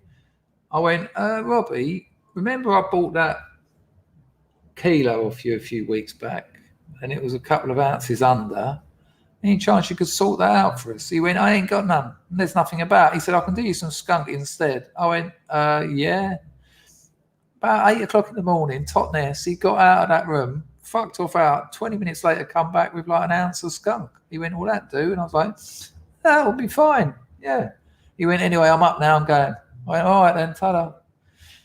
And just before he left, he said, "By the way, if you ever grow any weed again," he said, "if you stir the water anti-clockwise before you pour it in the in with the food," he said, "you're going to double your harvest." I was like, "All right, I'll bear that in mind. Bye." Here's a little bit where it gets really dark. About 6 months after that, I avoided him after that because he was a psychopath. And I realised I took quite a risk that night. You know, it's all very well going, yeah, but these people kill people. About 6 months later, me and Bally G, Mumford, we've done 5 of these penguins, smoked an 8 for skunk, and Bally went mental. He went, "What are you fucking laughing at?" And I remember going, "What? What am I laughing at?" And the thing is, Bally had convinced me to take all this acid. I was going, I don't want to trip star. I don't want to. He kept going, "Come on, it'll be brilliant." And in the end, I just went, "Oh, fuck it, let's do it then." And then as soon as I come up, I was giggling my tits off. And he went, "What are you laughing at?" I went, "What? Oh, don't you dare. Don't you dare get shitty with me after spending 5 hours convincing me to do this." He went, but why are you laughing? You keep laughing.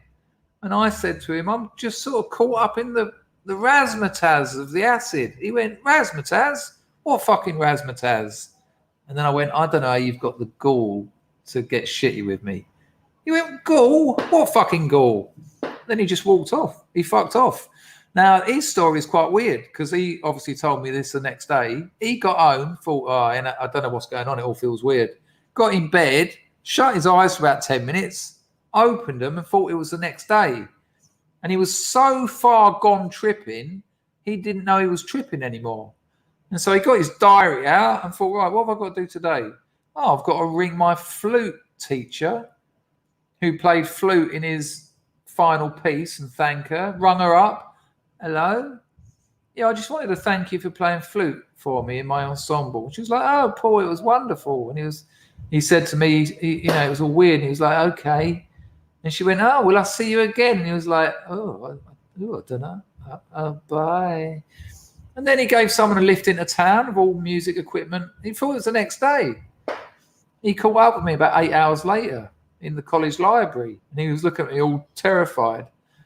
I went, you had a nice day, have you? Leaving me alone like that on 5 blotters? He went, oh, fuck me. Was that this morning? I went, yeah. What have you been up to? He went, oh, God, shit. Anyway, in that 5 hours when I was left alone, that murderer's girlfriend made a play for me. It was the last thing I wanted. I bumped into her in the college grounds because I was just walking around. I was so intoxicated by acid. I was having trouble walking just on acid. And she sort of sat next to me. She was going, I've always liked you. And I was thinking, please don't, because I will fuck you and then I will get killed. And she was like picking flowers and sort of pulling the leaves off. And like, I was just going, no. And I was like, where's your boyfriend? Where is he? Please don't tell me he's here. Yeah, man, I had to ditch her, to be honest with you. It was, a fuck isn't worth a death, is it? A death isn't worth a fuck. A fuck don't come for death. The death prize is not worth it. Anyway, where are these super chats I've missed? Good Lord, I'm rabbiting. Lil Bullet, boom, Big 10. He says this.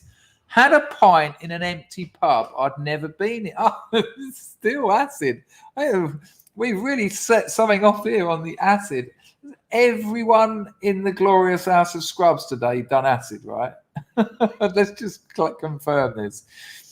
Had a pint in an empty pub I'd never been in before on acid, and a real Doberman dog walked out from behind the bar and got on the chair next to me, staring at me. Proper freaked me out.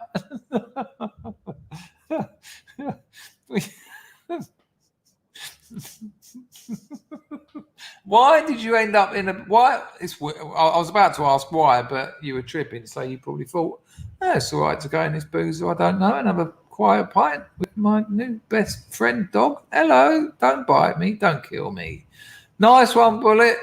Real Vincent said, I was talking about a mint condition £1 note. It's worth a £5 now, not your show. Oh, okay. Well, this is far from mint. To be honest with you, it looks like he ironed it. It's got that. It reminds me of my dad's money. My dad used to iron his money. Why? Modified macaques, says Baz. They're awful things. Flyer Garricks, you have to have them and then you have to go to sleep. And then you wake up, then you usually puke, and then you're tripping.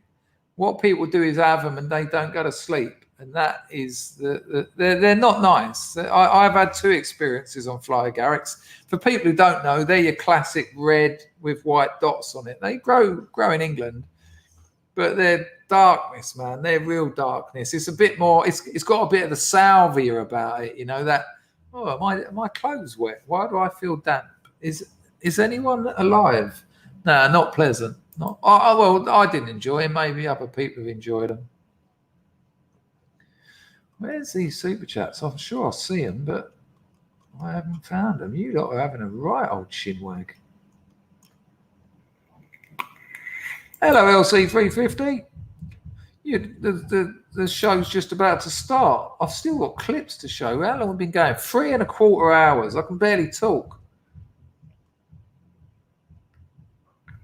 Hello, Gaffney. Good to see you. Didn't know you were on firm. Brad says you can't tell the tone of voice through text. It's one of the downfalls of tech. One of them. One of the many. Right. Plastic Africa. Nice one for that 5-bit. I got to drive to Scotland tomorrow morning at 3 o'clock to do snags. We used to call cigarettes snags. To do snags, about 4 hours work and then back. This is when I want driverless cars. Keep based, Scrubs. Yeah, I had a mate who was a computer software engineer. Well, he comes in the chat, Mark. and he gave it up, and he loved computers. And I said, why have you given up your dream job? And he said, because it's a driving job. He said, I'll drive to Leeds 4 hours, 20 minutes fixing a computer, then 4 hours down to Bristol. You know, he'd be driving like 12 hours a day and on actually working on computers for about an hour. Nice one, Plastic African. I hope it goes all right. Don't stay up too late. Get some sleep before all that driving. All this talk of taking acid, it makes me want some. Diamond says that's the one. Have lots of reading and subs to watch. I don't know what you're referring to, but lots of reading is always awesome. Right, where are we going? Howard Long. I full on thought I was in 1920s Paris when I was doing acid in 2010's Amsterdam.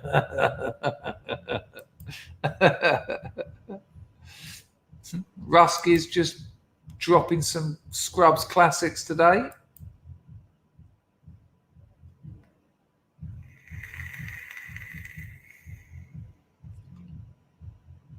Right, I've got this telegram that Rag sent me. Let me just go down and make sure I haven't missed. I'm so far behind, people. Nodule Stream 3000. It certainly feels like it. Right. That geezer never got back to me about that squat. Was it in Battersea? Right. Respawn has dropped a 5 spot into Entropy. He said, I've never done acid. I've done most other drugs, but never acid. Cheers, mate. Yeah, acid ain't really a drug. It's weird. It's kind of in its own world. It's a very peculiar thing. Although I don't think heroin's a drug. Clip it if you want. But I mean it. It doesn't have an effect. Heroin doesn't have a drug effect. It's a painkiller. And if you've got no mental or physical pain, you do it, you puke up and go, just knackered. But if you're self-hating, you have it and you go, fucking wicked. That's the problem. I just thought it was a bit unfair not to show Respawn's Entropy. There you go. Nice one for the Lady Godiva. A pleasure, Respawn. Thank you, mate. Regular supporter of this channel, which is always nice. Oh, we are on some kind of endurance 3-hour stream. I'm still good. It's not quite midnight. I'm going to have to go to Super Duper, though. The old belly's rumbling. The old tummy's rumbling.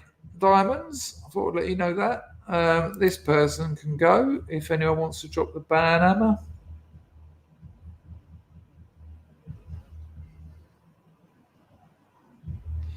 RMF says, speaking of nodules, whatever happened to that This Is Why We Fight bird? She seemed like a proper control freak to me. I think they still stream, but it's mainly, there's about 7 people watching the last one I saw. They had this idea about wards and wardens and things, but she used the Mandon music as her outro theme for a while. And I was thinking, I don't know if that's fair play, really. And she knew that I did. She even said it. But yeah, I don't know. Does anyone still watch This Is Why We Fight? Anyone? I'm not slagging it off, by the way. Hello, Andrew. We're just about to start, mate.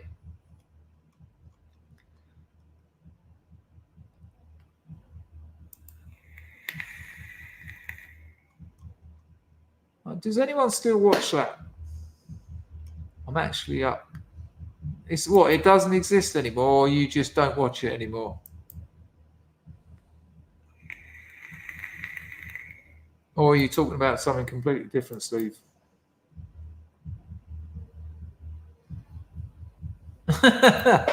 Wards, wardens, sounds like a prison to me. Hello, Shane. Shane don't watch it. Brandon tunes in from time to time. I didn't want to say it. Hello, King Corona, by the way. I don't think I've said hello to you. It's not my cup of tea, I must admit. They're not streaming at the moment. Yeah, I know where that usually goes. We're going to just take a break for a while. Plastic African loves tea. I had tea today. I've got obsessed with this crushed avocado on muffins with poached egg on top. And I had it with a cup of tea today, and it was awesome. Real Vincent Griffin's tidied himself up a bit there, I noticed. Duck Boy Jardin liked it.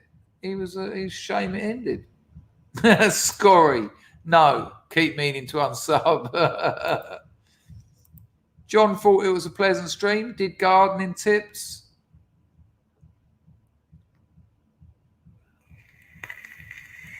Jeffro said she showed up at my job at a Chinese restaurant. My Chinese boss gave me $100 and said, get her a room. She smells like gas.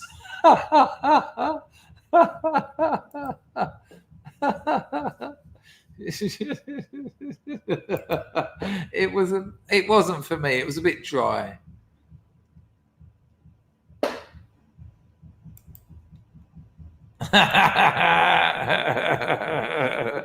What's going on with him? I mean, I fell out with him when he just lied about me, live on a stream, and I was watching the stream, and he just lied. And I said, that's not true. And he went, come on, I'm just trying to fill time. Yeah, but don't fill time by saying things about me that I didn't say about Mark Collette, please. And I never spoke to him since. Does he still make content? Does Unwashed make content? He does he? Or is that about something else? No, I'm with you on that, King Corona. Stop stressing this word. It's not fair. No way. Hang on a minute. Half their audience was scrubs.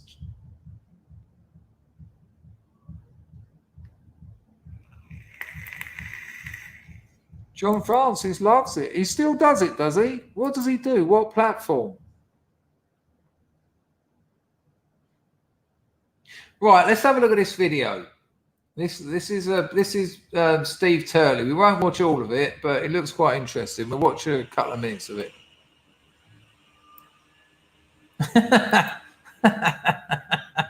He had a touch of the cuckiness about him.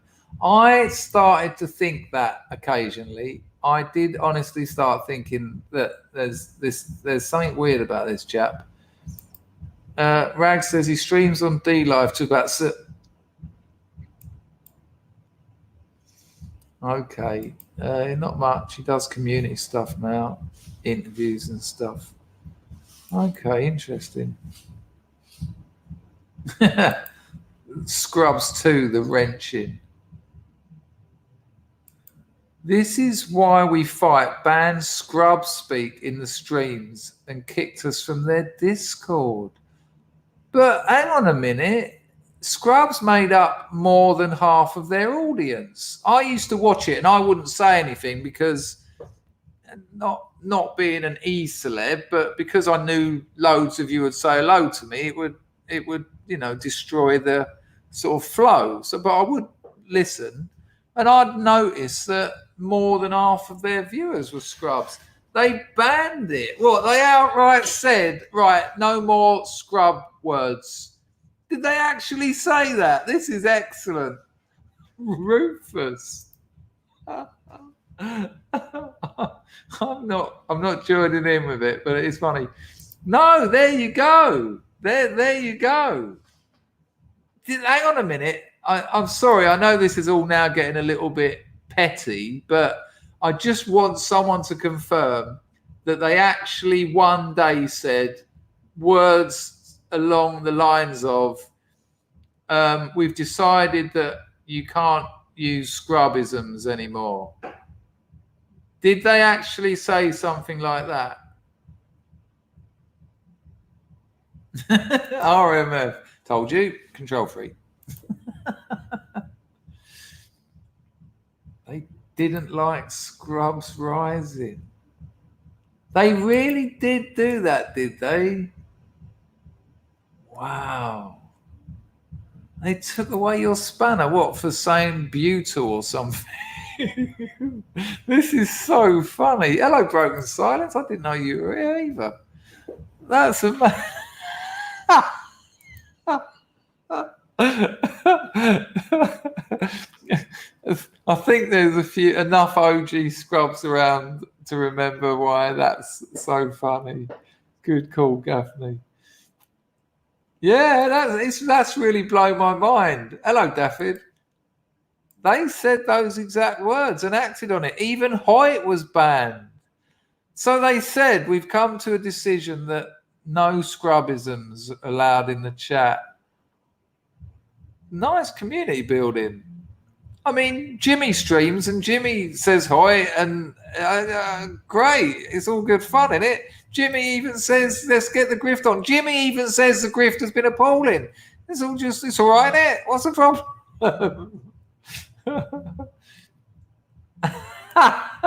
This is really making me laugh.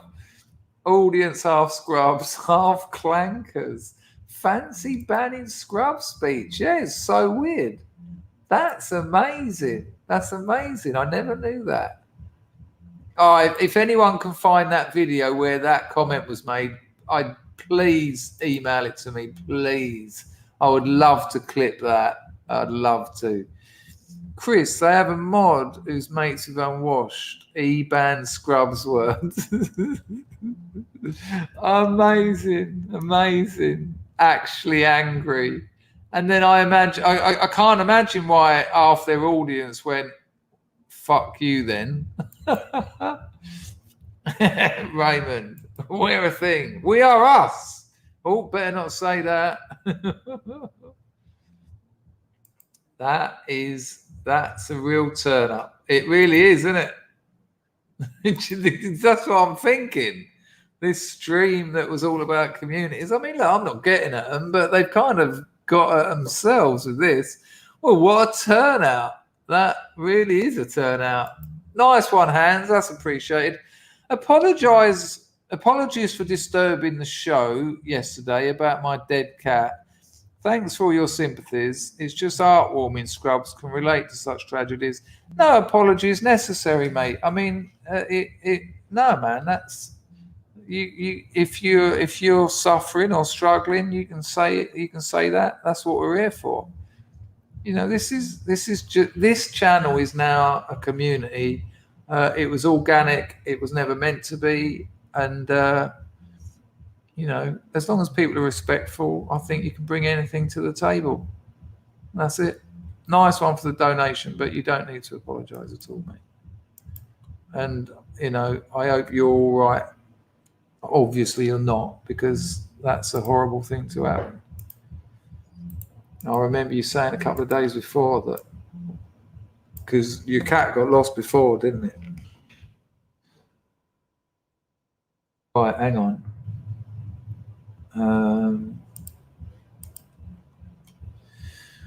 Right, this is quite interesting, and I know the answer as well. Hang on.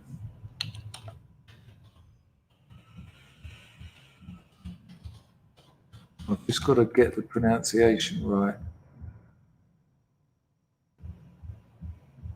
Right, there you go. Right, Buster Brooks says this. Asking for a friend, LOL, honest. Will Coke make you retch spew every time you wake up and sick after eating? Well, thanks for the donation. Let me tell you something. I used to be a crack dealer, and I used to buy cocaine by the kilogram. And it was Peruvian flake.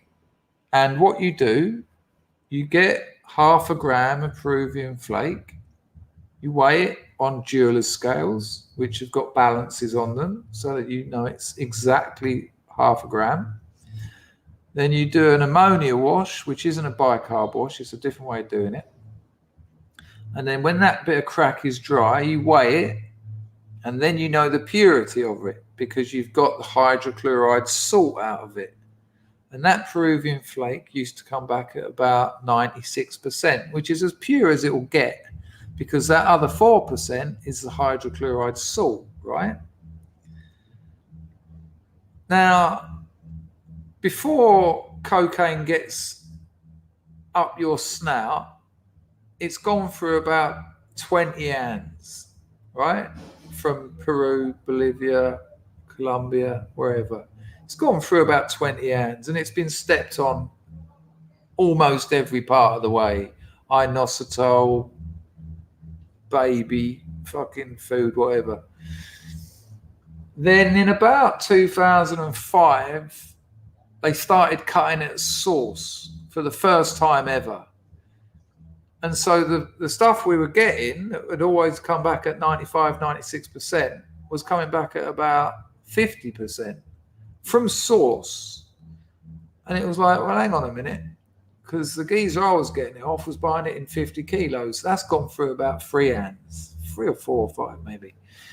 And it's now being cut at source because they realized that in Peru, Bolivia, Colombia, that they can cut it. Why are they selling it like in its decent state when they can cut it? And it's cut with a drug called levacimol. I never know how to say it. Let me just see it. It's called something like levacimol, and it's a worming tablet, an animal worming tablet. It kills bacteria, but it's fucking lethal for the human digestive system. You will not get any cocaine in England without this stuff in it. No way. All through that time when I was making crack, after that first batch went downhill, it was becoming more and more and more and more, and then you were getting 50%, 40%, and it's cut with this worming powder at source, and so it's awful. It's so bad for you. You know, it's one of those weird ones where the pure cocaine is actually better for you than the levacimol. And if you must do cocaine, wash it up with ammonia. Because at least, wash it up with bicarb, because that will actually get that stuff out of it. But the ammonia wash won't. Yeah, that's that. If you're doing, you're obviously doing a lot of cocaine, or your friend is, that's got loads of worming powder in it. It's really dirty stuff, really dirty stuff. You can Google it, levacimol, Zivas. Plastic African says, do a little. Will Vincent Griffin tried a donation and it didn't go through. Thank you, YouTube. Much appreciated. Thanks for trying, though, Vincent.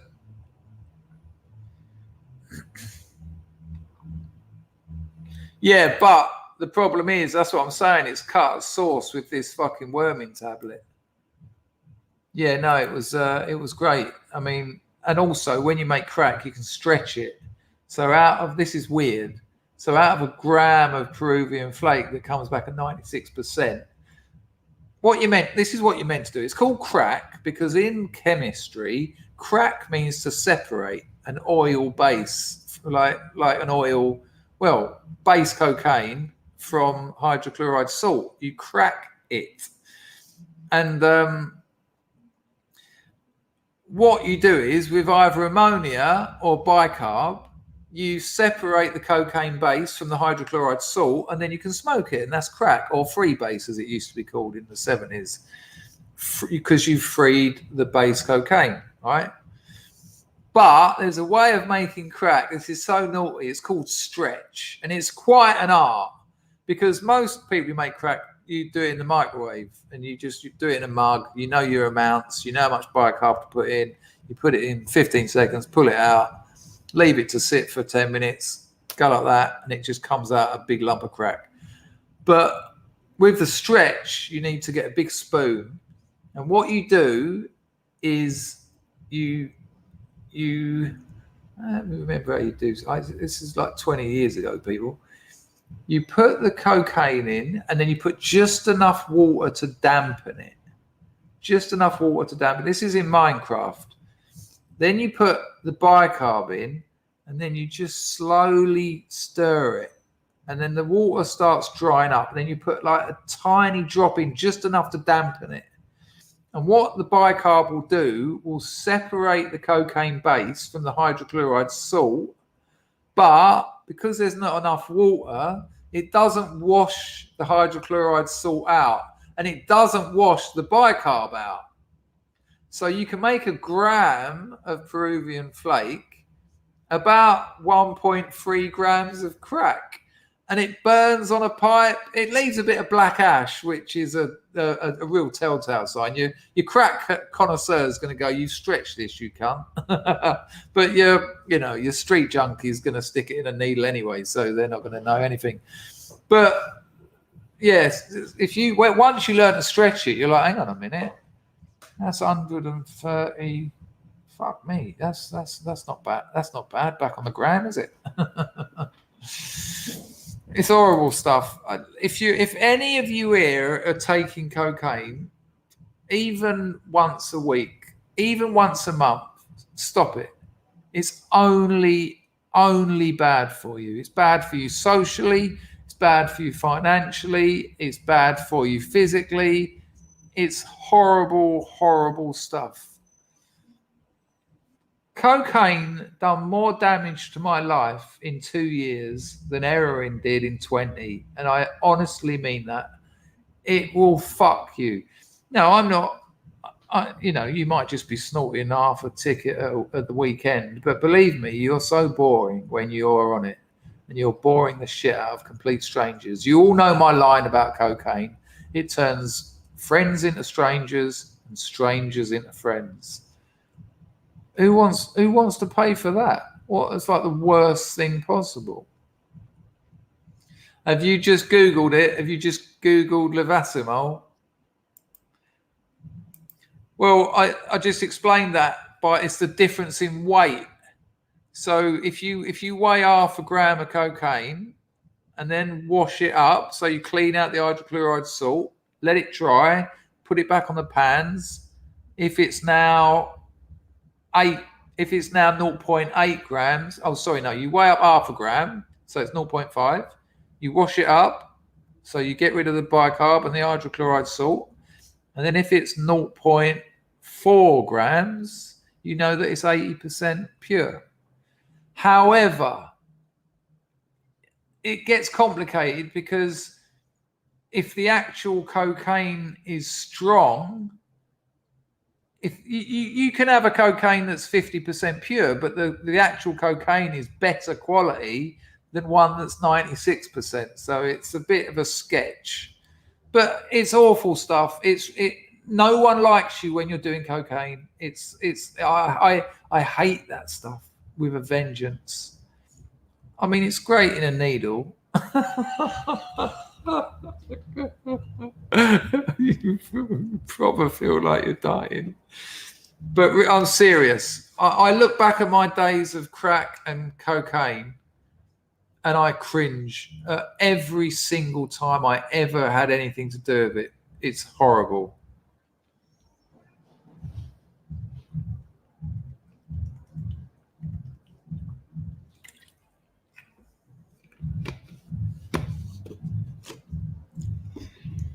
Well, it's funny you say that, Grim. Grim says, please, I'll test it for you. Well, I used to have people come around my house and go, oi, can you make us some crack, or can you test the purity? And they were all like kids, really. I go, yeah, no problem. So I get out my big crack spoon, and I get out my stirrer, and I'll just be there making it, And when no one was looking, I just go with the stirrer, which was like a palette knife, just flick a bit so it hit the wall or something. And then I'd go, no way, Barcelona just scored. And everyone looked at the ceiling. I go, just flick another bit of the wall. And of course, by the end of it, I'd go, yeah, that ain't that good. You've only got what's that? That looks like about 0.3 of a gram. And they go, oh, no, nice one, mate. We're not addicts anyway. We only want a little smoke. I go, all right, see you later. And then fuck off. And then I'd just scrape it all off the walls. About half a gram of crack. I've just been flicking everywhere. But the point is, it's fucking horrible stuff. And it is not adding anything to your life. listen, look, apart from that turning friends into strangers and strangers into friends, which is a catastrophe of identity. I mean, you don't recover from things like that. It takes you years to get over that. Add to that this. Think about this. It gives people with no confidence. Now, there's a reason people haven't got confidence that they need to work on, but it gives it to them. But they haven't got the conversation. They haven't got the game to back up the confidence.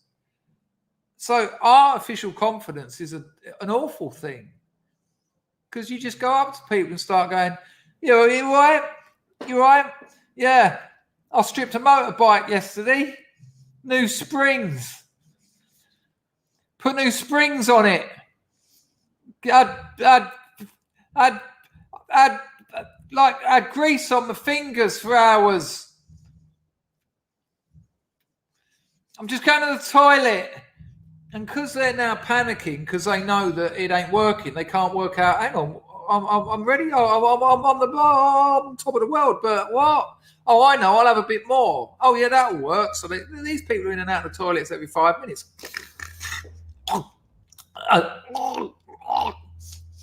They got that fucking cocaine polo stuck around the snot at the bottom of their nose, come back out of the toilet, back up to the same bloke who's just trying to have a quiet beer. Yeah. You like Miss World in the 70s was good, wasn't it? Because I'd find out another, you like it or not. All right? You are a cunt. Fuck off. It's horrible stuff. And I honestly, oh, nice one, mate. Nice one, Vincent. Sorry that you had that problem. Thanks for doing it on here as well. Yeah, no, they're shocking people. Absolute shockers. Thank you, Vincent. No, I just avoid it. And if you've got a group of friends who are getting into it, don't be their friends. And when they say why, I say because you're my friends. And when you take that, you are dull as fuck. You are dull as fuck. It's horrible. It's horrible.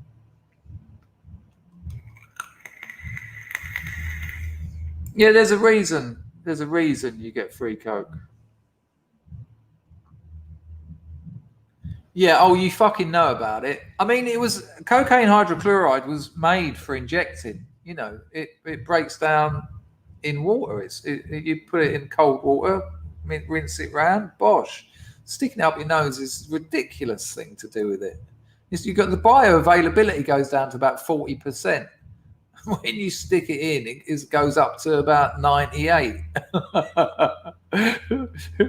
when people used to be at parties and they go, "Oh, danger! You want a quick line?" I go, "Go on and give us it." And they give me their wrap. I'd go into the toilet. I'd get their wrap. I'd pour it into a Rizzler and put it in my pocket. And then come out and go, "Yeah, nice one." And then I'd do that all night. And then when I got home, I'd pour my 3 grams. Get my works out and go, "Here we go." But that can fucking kill you. They drop you like flies, people injecting coke. But that's what it was for. Up your nose is a nonsense. But you know. No, it's we're about to start. Actually, we're about to start.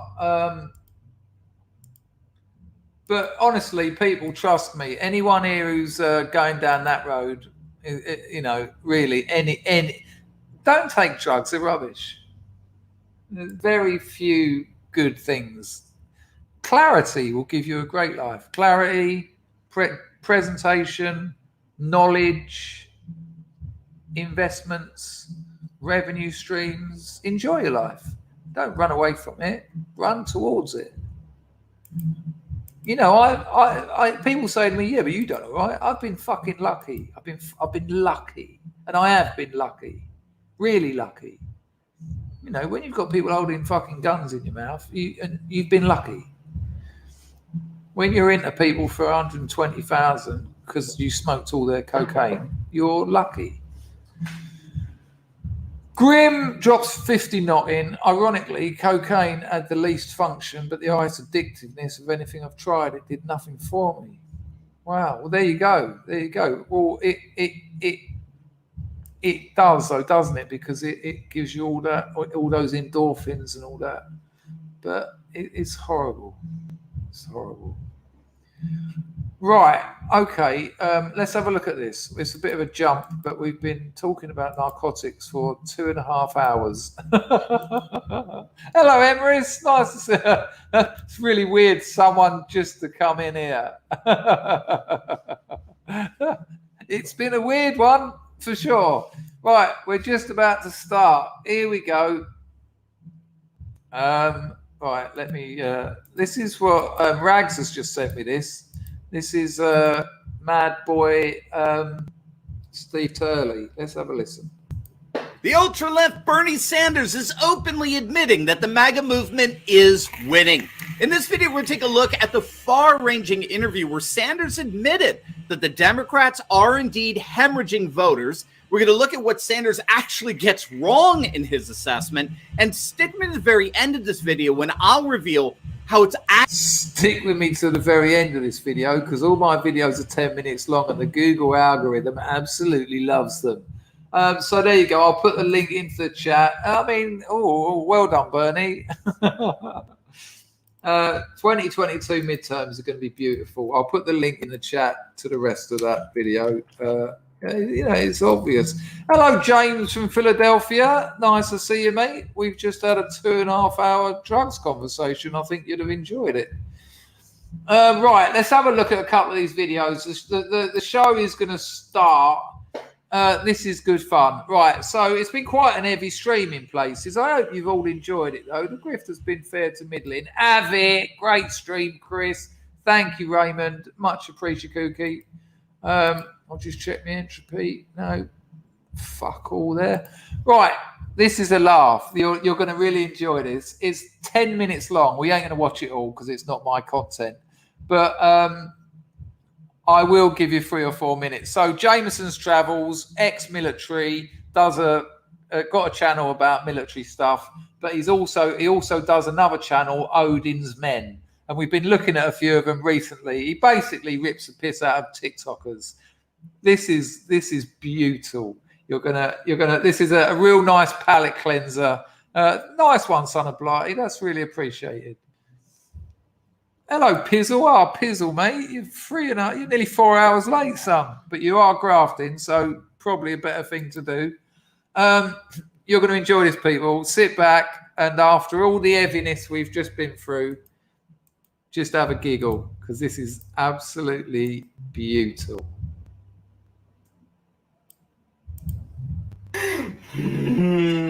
Some of the trends that we're seeing for this year, homosexuality is out. Heterosexuality remains out, has always been out, will never not be out again. Used to be in. Heterosexuality is out, will always be out. Yeah, but unfortunately, my friend, they're the ones who will be breeding. So I think maybe we'll see about that. Nonetheless, carry on, Slim. Many years ago. I would say the last time heterosexuality was in was the 1950s. Imagine having such a chip on your shoulder that you're talking about heterosexuality as a faction. Welcome to the freak show that is TikTok. And it will remain out. Having a job is out. Being mentally ill is in. It was momentarily in the early 2000s, and then there was a break during Obama's presidency where being mentally ill was out, and then it came back, and being mentally ill is in once again. Now, I bet you had no idea that there's a trend for being mentally ill. It could be in, it could be out. I think it's in right now. Being non-binary is in. Non-binary or trans, both are in. What else? I thought it wasn't a choice, my friend. Thought you were born that way. Good fashion sense is out. So there are times when looking good is in, but at the current moment, looking good is out. Having money is coming back in. It's been out for a moment, but it's coming back in as long as it's under a certain. I was at Walgreens getting toothpaste and mouthwash, and the gay at the counter said, "You give off a really safe aura." And I was like, wow, thank you. That's so nice. It's like Wow, I'm dying for compliments. I can't get enough compliments. I'm an attention seeking. I need all I can get. Thank you. Greatest compliments I've ever received. Times when I tell people I'm pansexual, they'll be like, "Oh, what? So you have sex with pans?" And I'm like, "No, that's no that's one's actually ever really said ignorant." that to you. What a disastrous attempt to bring him needing to talk about his pansexuality into it. When I tell people I'm pansexual, they say, "Do you have sex with pans?" No one ever. No one's interested. They take one look at this bloke and they go, "Let's go that way." No one's ever asked him. No one ever talks to him. He's got no friends. There's no one in this man's life. The truth is, I have sex with most kitchenware. Like, don't leave me alone in the room with your slow cooker, okay? Because she went. Can't imagine, hear me out now, leaving this individual alone with much in my home. Girlfriend, slow cooker, spatula, long devices that are insertable. Be able to resist this. One thing no one talks about when going to art school is that you are, at the very least, going to become furry adjacent. You don't have to become a total furry, but you are going to become adjacent, right? It's inescapable. My name is John. You might know me as Chef. And you know, this is the after effects. This is the fallout of the culture of identity. Identity used to be a byproduct of what you've done. Identity used to be a surplus that would sort of linger around you based on your achievements. And the millennials took the achievements out of the equation and just went straight for identity. And that's why these are some of the most nauseating failures you will ever see. John Kung, and my pronouns are they and he. TikTok has added pronouns on profiles, allowing all of us to refer to one another with ease, specificity, and care. My question for the individual who's promoting TikTok is, do they allow the same pronouns in China? Does it work? Fair point. Let's also remember that pronouns are a closed linguistic group. Everything's covered. This doesn't work. It doesn't work. It never works. Can you imagine a bunch? Well, you'll need, for a start, you'll need to imagine a group of them because they don't have groups. Can you imagine them actually trying to, it would be like a maths test when they're sort of trying to talk to each other. The speed of their talking must be so slow while they're trying to work out, oh, do I call her they or him ze or they? Imagine a group of these people talking about sex or sexuality. Imagine them talking about identity. That's why they're always alone in these videos, because they've almost linguistically removed themselves from society. They've made it impossible to communicate. And then this is beautiful for corporations. Corporations have done their best. The 20th century was essentially the corporations continually dividing human groups to the last indivisible unit, which is the individual. And that's what these people are. That's why these people are proud of their pronouns. That's a badge of honor that they've decided to take a closed linguistic group and subvert it. Hey, well done. No, well done. No, that's a great contribution to the planet. Work the same way. Is China promoting it as hard to its own people? That's the question of the day. Let me know. So this is how you can add pronouns. A really interesting point from Jameson there as well. China's letting TikTok do all this pronouns. You can now put your pronouns on TikTok. But is the CCP promoting this to Chinese people? I mean, what do you think? I know they're not. Quite the opposite. Quite the opposite. I imagine if you turned up at work in China and you said to your boss, "Oh, I think we should start looking at how we address each other," you'll have the Chinese CCP Stasi knocking on your door before you can say "Zin Zay Zer Zit." pronouns to your profile. For this feature, you'll want to head to the Edit Profile section of your TikTok page. There you'll see an option to add your pronouns in between your username and bio sections. You'll get to select up to 4 pronouns from a list of options. Once you've added your pronouns, they'll show up on your profile. Only 4. Why? And is there going to be all the pronouns necessary? Tell you the answer. That will be no. Right up at the top, under your name in a light gray font. Feel free to use whatever feels. And there you go, Tavern. Nice one, Tavern. Tavern nails it. Pronouns are generic without specificity. Specific pronouns are wrong by definition. Hundreds of pronouns is pronouning wrong. It's exactly that. Amazing. Feels most authentic to you and your identity. A lot of people who have been on dating apps will know about unicorn hunters. These couples who try to find women to kind of join the fun, you know what I mean? It's all variations on a theme, but these are the 3 main types. All right, so you're in the...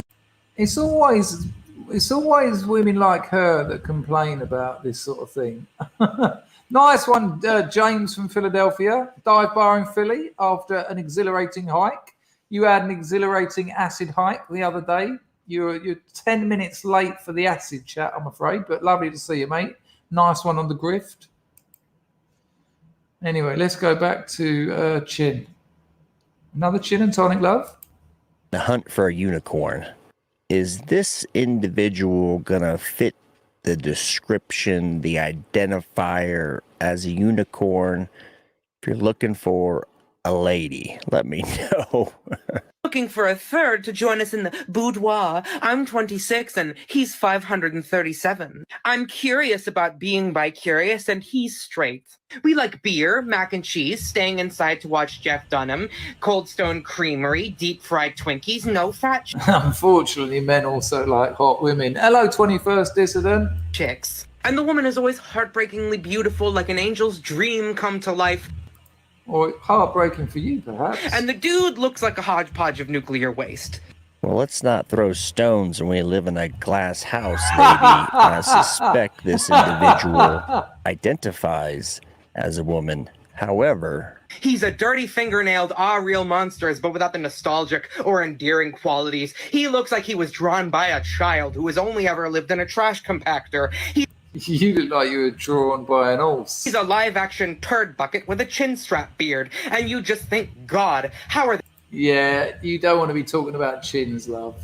You really don't want to be talking about chins. They even a couple. I mean, I get it that love is blind, but Christ, he's a severe skin irritant, like keep out of reach of children. And they want you or me to be their third. And you know what? Who else is their competition? Looking for... Did you hear what she actually said then? They want that individual to be their third. I mean, you know that threesome you've always dreamt about? Let me just make that picture a bit bigger. You know that threesome you've always dreamt about?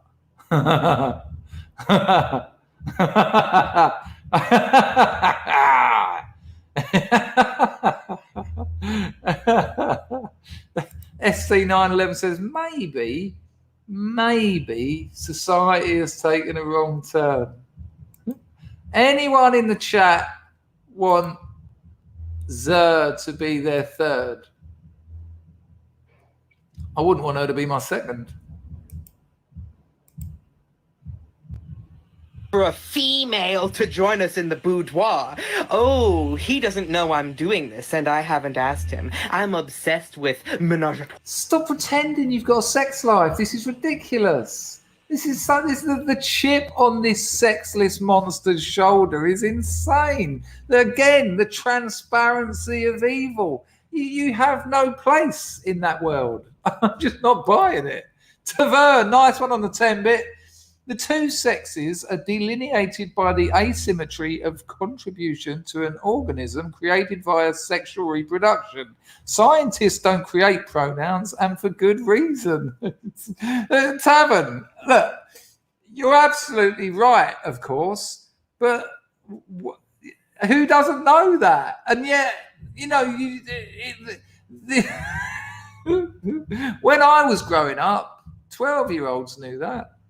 12-year-olds knew that. It's fucking incredible. It's fucking madness. Tavern again. All karyotypes that can reproduce sexually conform to the asymmetry of contribution, male and female. Sorry, liberals. You don't need to apologise to them. They're not listening. they're too busy talking, Tavern. But he's never said anything. All right, picture this. You're in the market for the unicorn. You're going to take advice from this person about how it works. Maybe this individual is the unicorn you're looking for. I don't think so. I've literally never asked his consent, and I don't know why that's wrong. And you can just tell that this misguided woman is bi or gay and just doesn't even know it, because in the only picture of the two of them, she looks about as happy and as comfortable as a high school. No, stop projecting. Look at this. This is incredible. Absolutely incredible. The woman in the heterosexual relationship. Oh no, she's bi or gay. Oh no, she's got to be. She's not happy. Oh no, heterosexual people. No, she's like me. Yeah. Plays leading lady, trying to look like she enjoys kissing a pubescent Valjean with a cold sore in front of her parents. That would make Zer happy if the lady was gay or pan or something else besides hetero, but you never think of it. Maybe they just want a third and not Jew. He needs to be satisfied. One. I can't believe he just said that. Oh, spot on, Mr. MF, spot on. We can't just keep watching this. It's not my content, but it's well worth it. I'll put the link in the chat. You're absolutely right. These are lonely, damaged, broken people. Now, there's nothing wrong with being lonely and damaged and broken, as long as you have a bit of awareness about that, and you spend some time trying to do something about it. But that's not the culture these people have gone towards. They've gone to the bit where it says, no, I'm perfect. I'm perfect as I am. And that just isn't how it works. The world is hierarchical. And then they start getting shitty when they don't get decent jobs. Then they start getting shitty when the world doesn't turn out for them how they expected it to. Because reality will come back and slap you in the arse. However much you try and pretend it isn't there. You're so right, Mr. MF. It's just projection. This whole rant of this creature has just been a fantasy. It's a fantasy. She's making out that there's heterosexual couples who want her to join them for sex, and the woman in that relationship would rather be with her anyway. She's actually a failed lesbian. I mean, that's really what it comes down to. The vehemence and the sort of ferocity of this unnecessary polemicism against sexual dimorphism is just as redundant as it is angry and bitter. I'll give you the link to it. I'm going to have to wrap this up soon, people. The stream is going to start in a minute, but I've just hit 4 hours. I've just put the link to that in the chat. And Tavern, thanks for those last couple of donations, and thanks for all of them, actually. You've been very generous tonight. Now, you can feel free to donate. Oh, there's 145 people. If you don't already know, I've got a Substack. Sorry to the other 141 people. Link in the description. I'm a writer.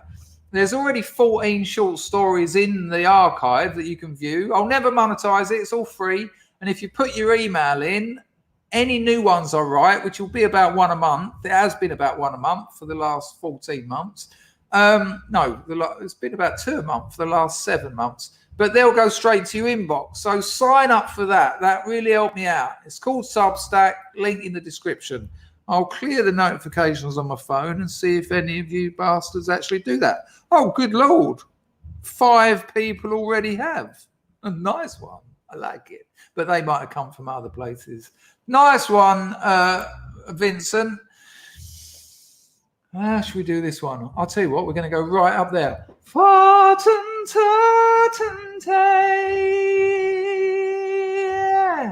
Yeah. Even I enjoyed that. I'm about to faint, though. Good Lord. I've still got work to do. It's all right. It's only 1 o'clock in the morning. Nice one, Tavern. I came in late. That's what she said. Thankfully, the show hasn't started yet. There you go. Nice one, Tavern. Thank you very much. Oh, JC's on the firm, not Mystery JC, dual citizen. There's my Substack. Lovely. Hello, Jess. Thank you, JC. Thank you, Tavern, as well. Baz was watching the stream earlier, fell asleep, and it's still going on. Hello, Albert.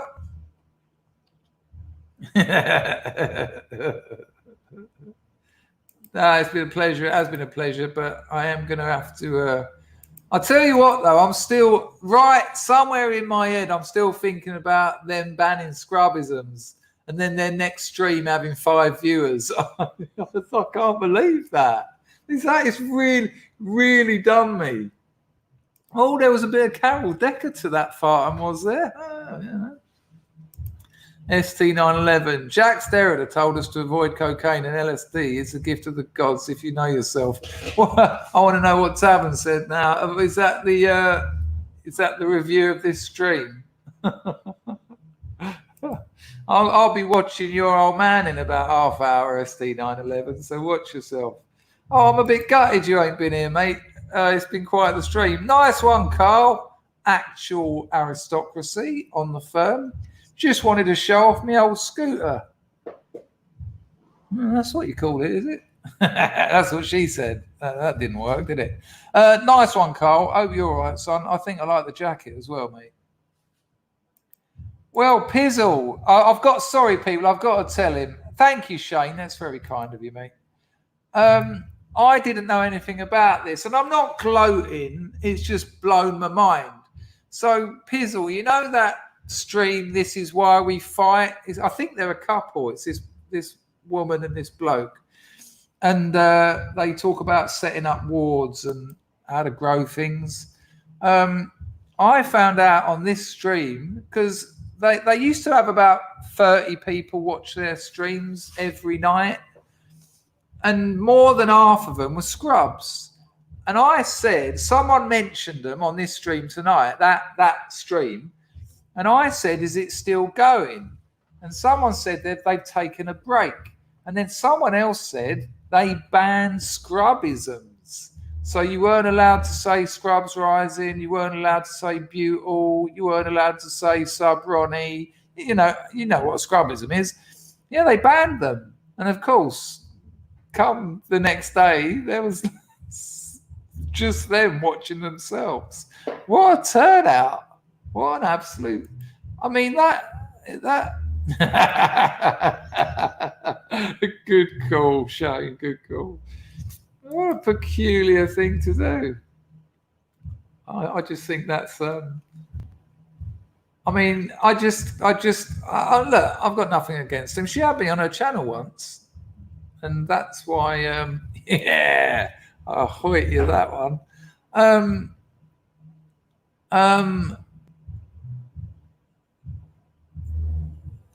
Hang on. No, you're making that up. They didn't have uniforms. You're taking the piss now. Oh, there you go. Yeah, you got banned for you actually. I mean, if you've only got 30 viewers, you haven't really got space to be banning people for using slang. What's the problem? You are gloating, but it's justified gloating. Thank you, little bullet. Scrubophobia. Don't insult your target audience. Exactly. It seems weird. It seems very strange.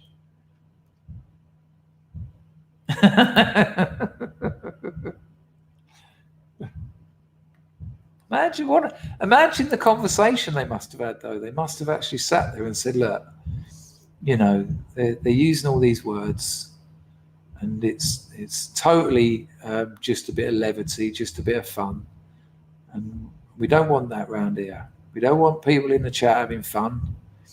We've got planting seeds and baking to talk about. John Palmer, nice one. Fantastic stream today. Really makes me smile here. Nice one. Nice one. Much appreciated, John. We're going to start shortly as well. Hello, my boy Tom. Hello, Pax Max. You still here as well, son? Get those scrubs out of there. Well, the thing is, she used the Mandom theme as her outro music for about 3 weeks. And she said, I heard it on Dangerfield stream and thought, I'll use that as my outro. Okay. And then banned the scrubs. What? It was a funny little thing. Hang on, I think Joe is unwashed sister or something. Maybe his mother. I think they're probably both the same person. Sorry, I'm just being cheeky now. Right, let's have a look at this. This is quite peculiar. It's a bit of PJW. I know it's not everyone's cup of tea, but if it ain't, go and make yourself a cup of tea. Check this out, people. Incredible. Councillor in the UK got a police visit and was threatened with arrest. Why?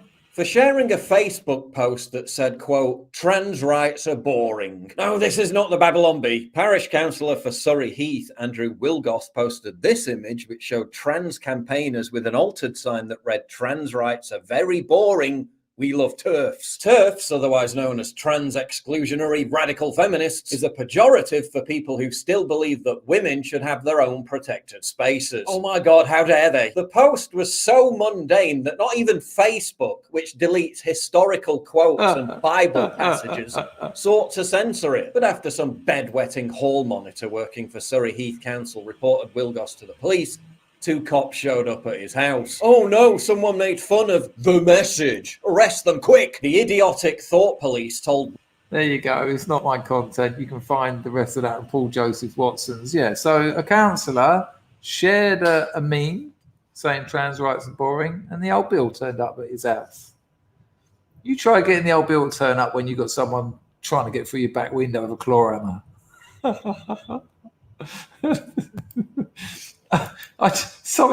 I'm not gloating, but this is just too fun.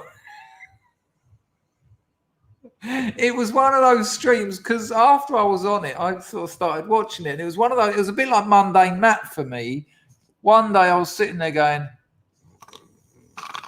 and I thought, why am I even watching this? And that was it, done.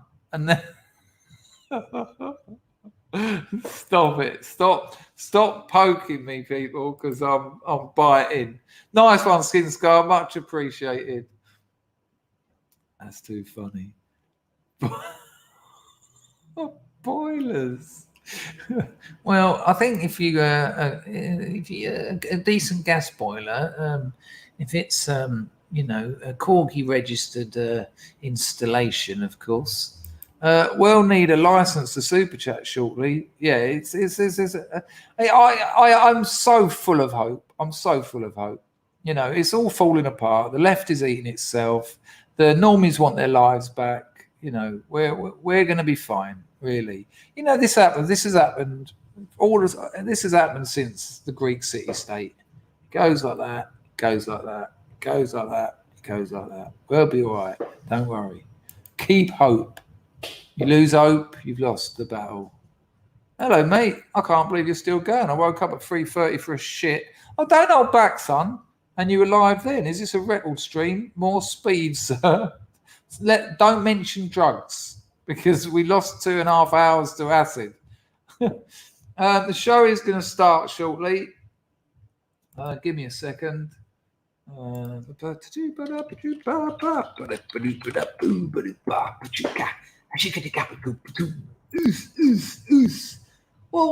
what did I start with today? I'll just do Johnny Briggs, I think.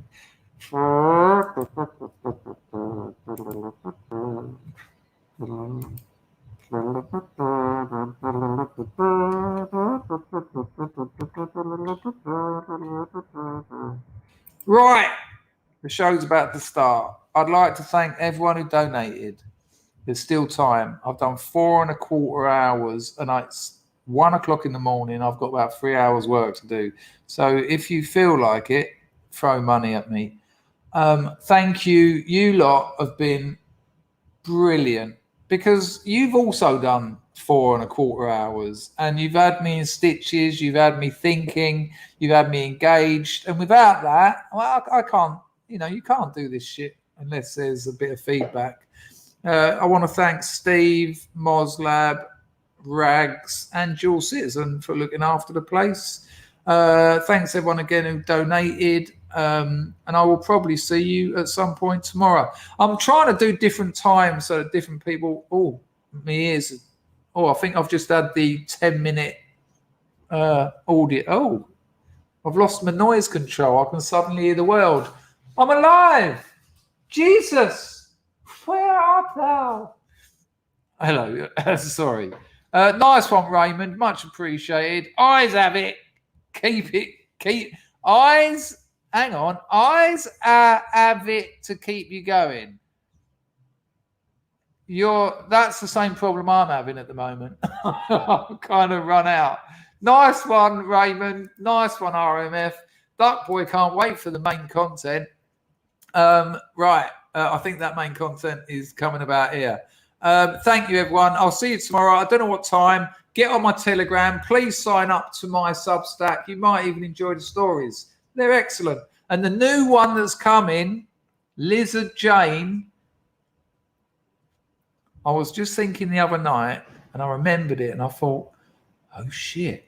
And then I remembered that then happened. And then I remembered that then happened. And I thought, hang on, it ain't just that bit, because then that happened. And then that, holy shit, this has got to be a Substack. And you're going to want that one emailed to you, because you're not going to want to miss it. It's a Lizard Jane is a witch. Yeah. I hope you enjoyed the show. Oh, bollocks. Every fucking time. I was trying to do my weird, moody ender. I hope you enjoyed the show.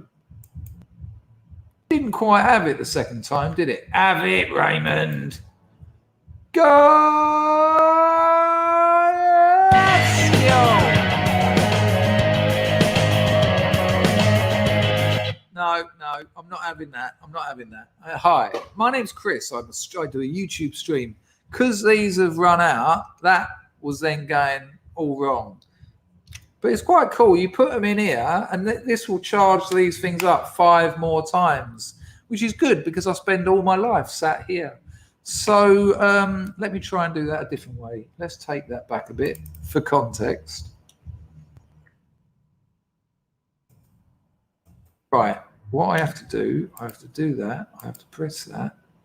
Right, that should be all right. How do I do this? I'm going to have to mute myself. I'm going to mute myself. Ever muted yourself? Ever abused yourself? Ever looted yourself? This is what happens, you see? This is what happens. Right, let me know that you've got audio, please. Thank you very much. Enjoy the stream. It's about...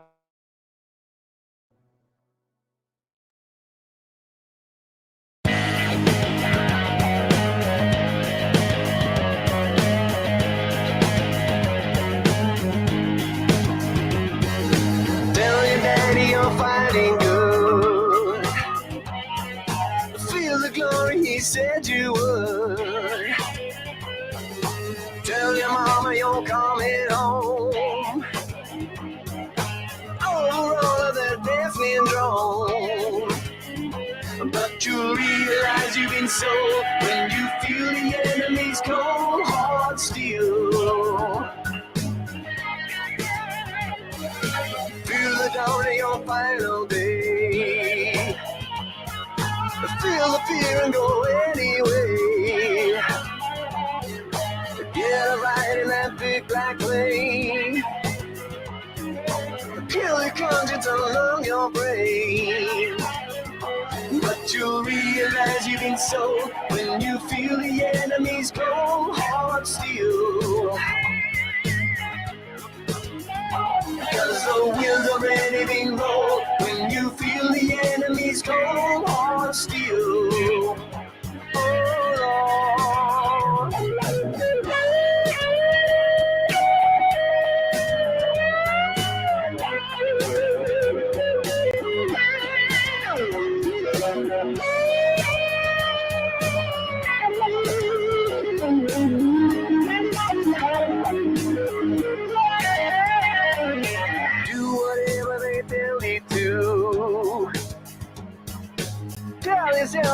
really you.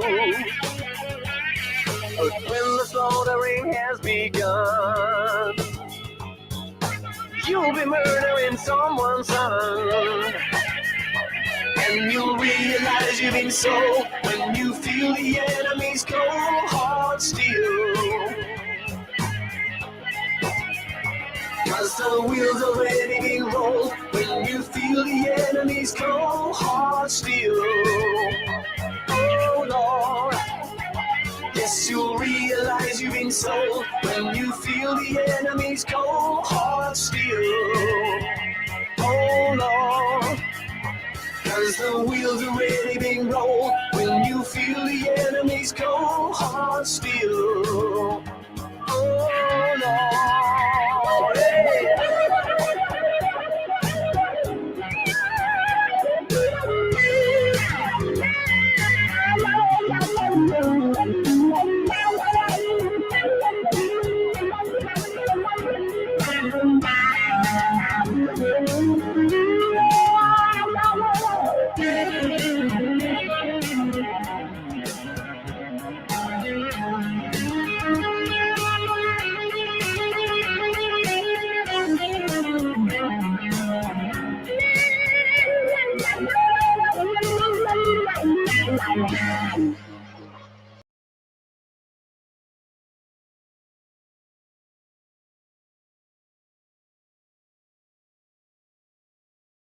Oh, we even had a bit of mutage.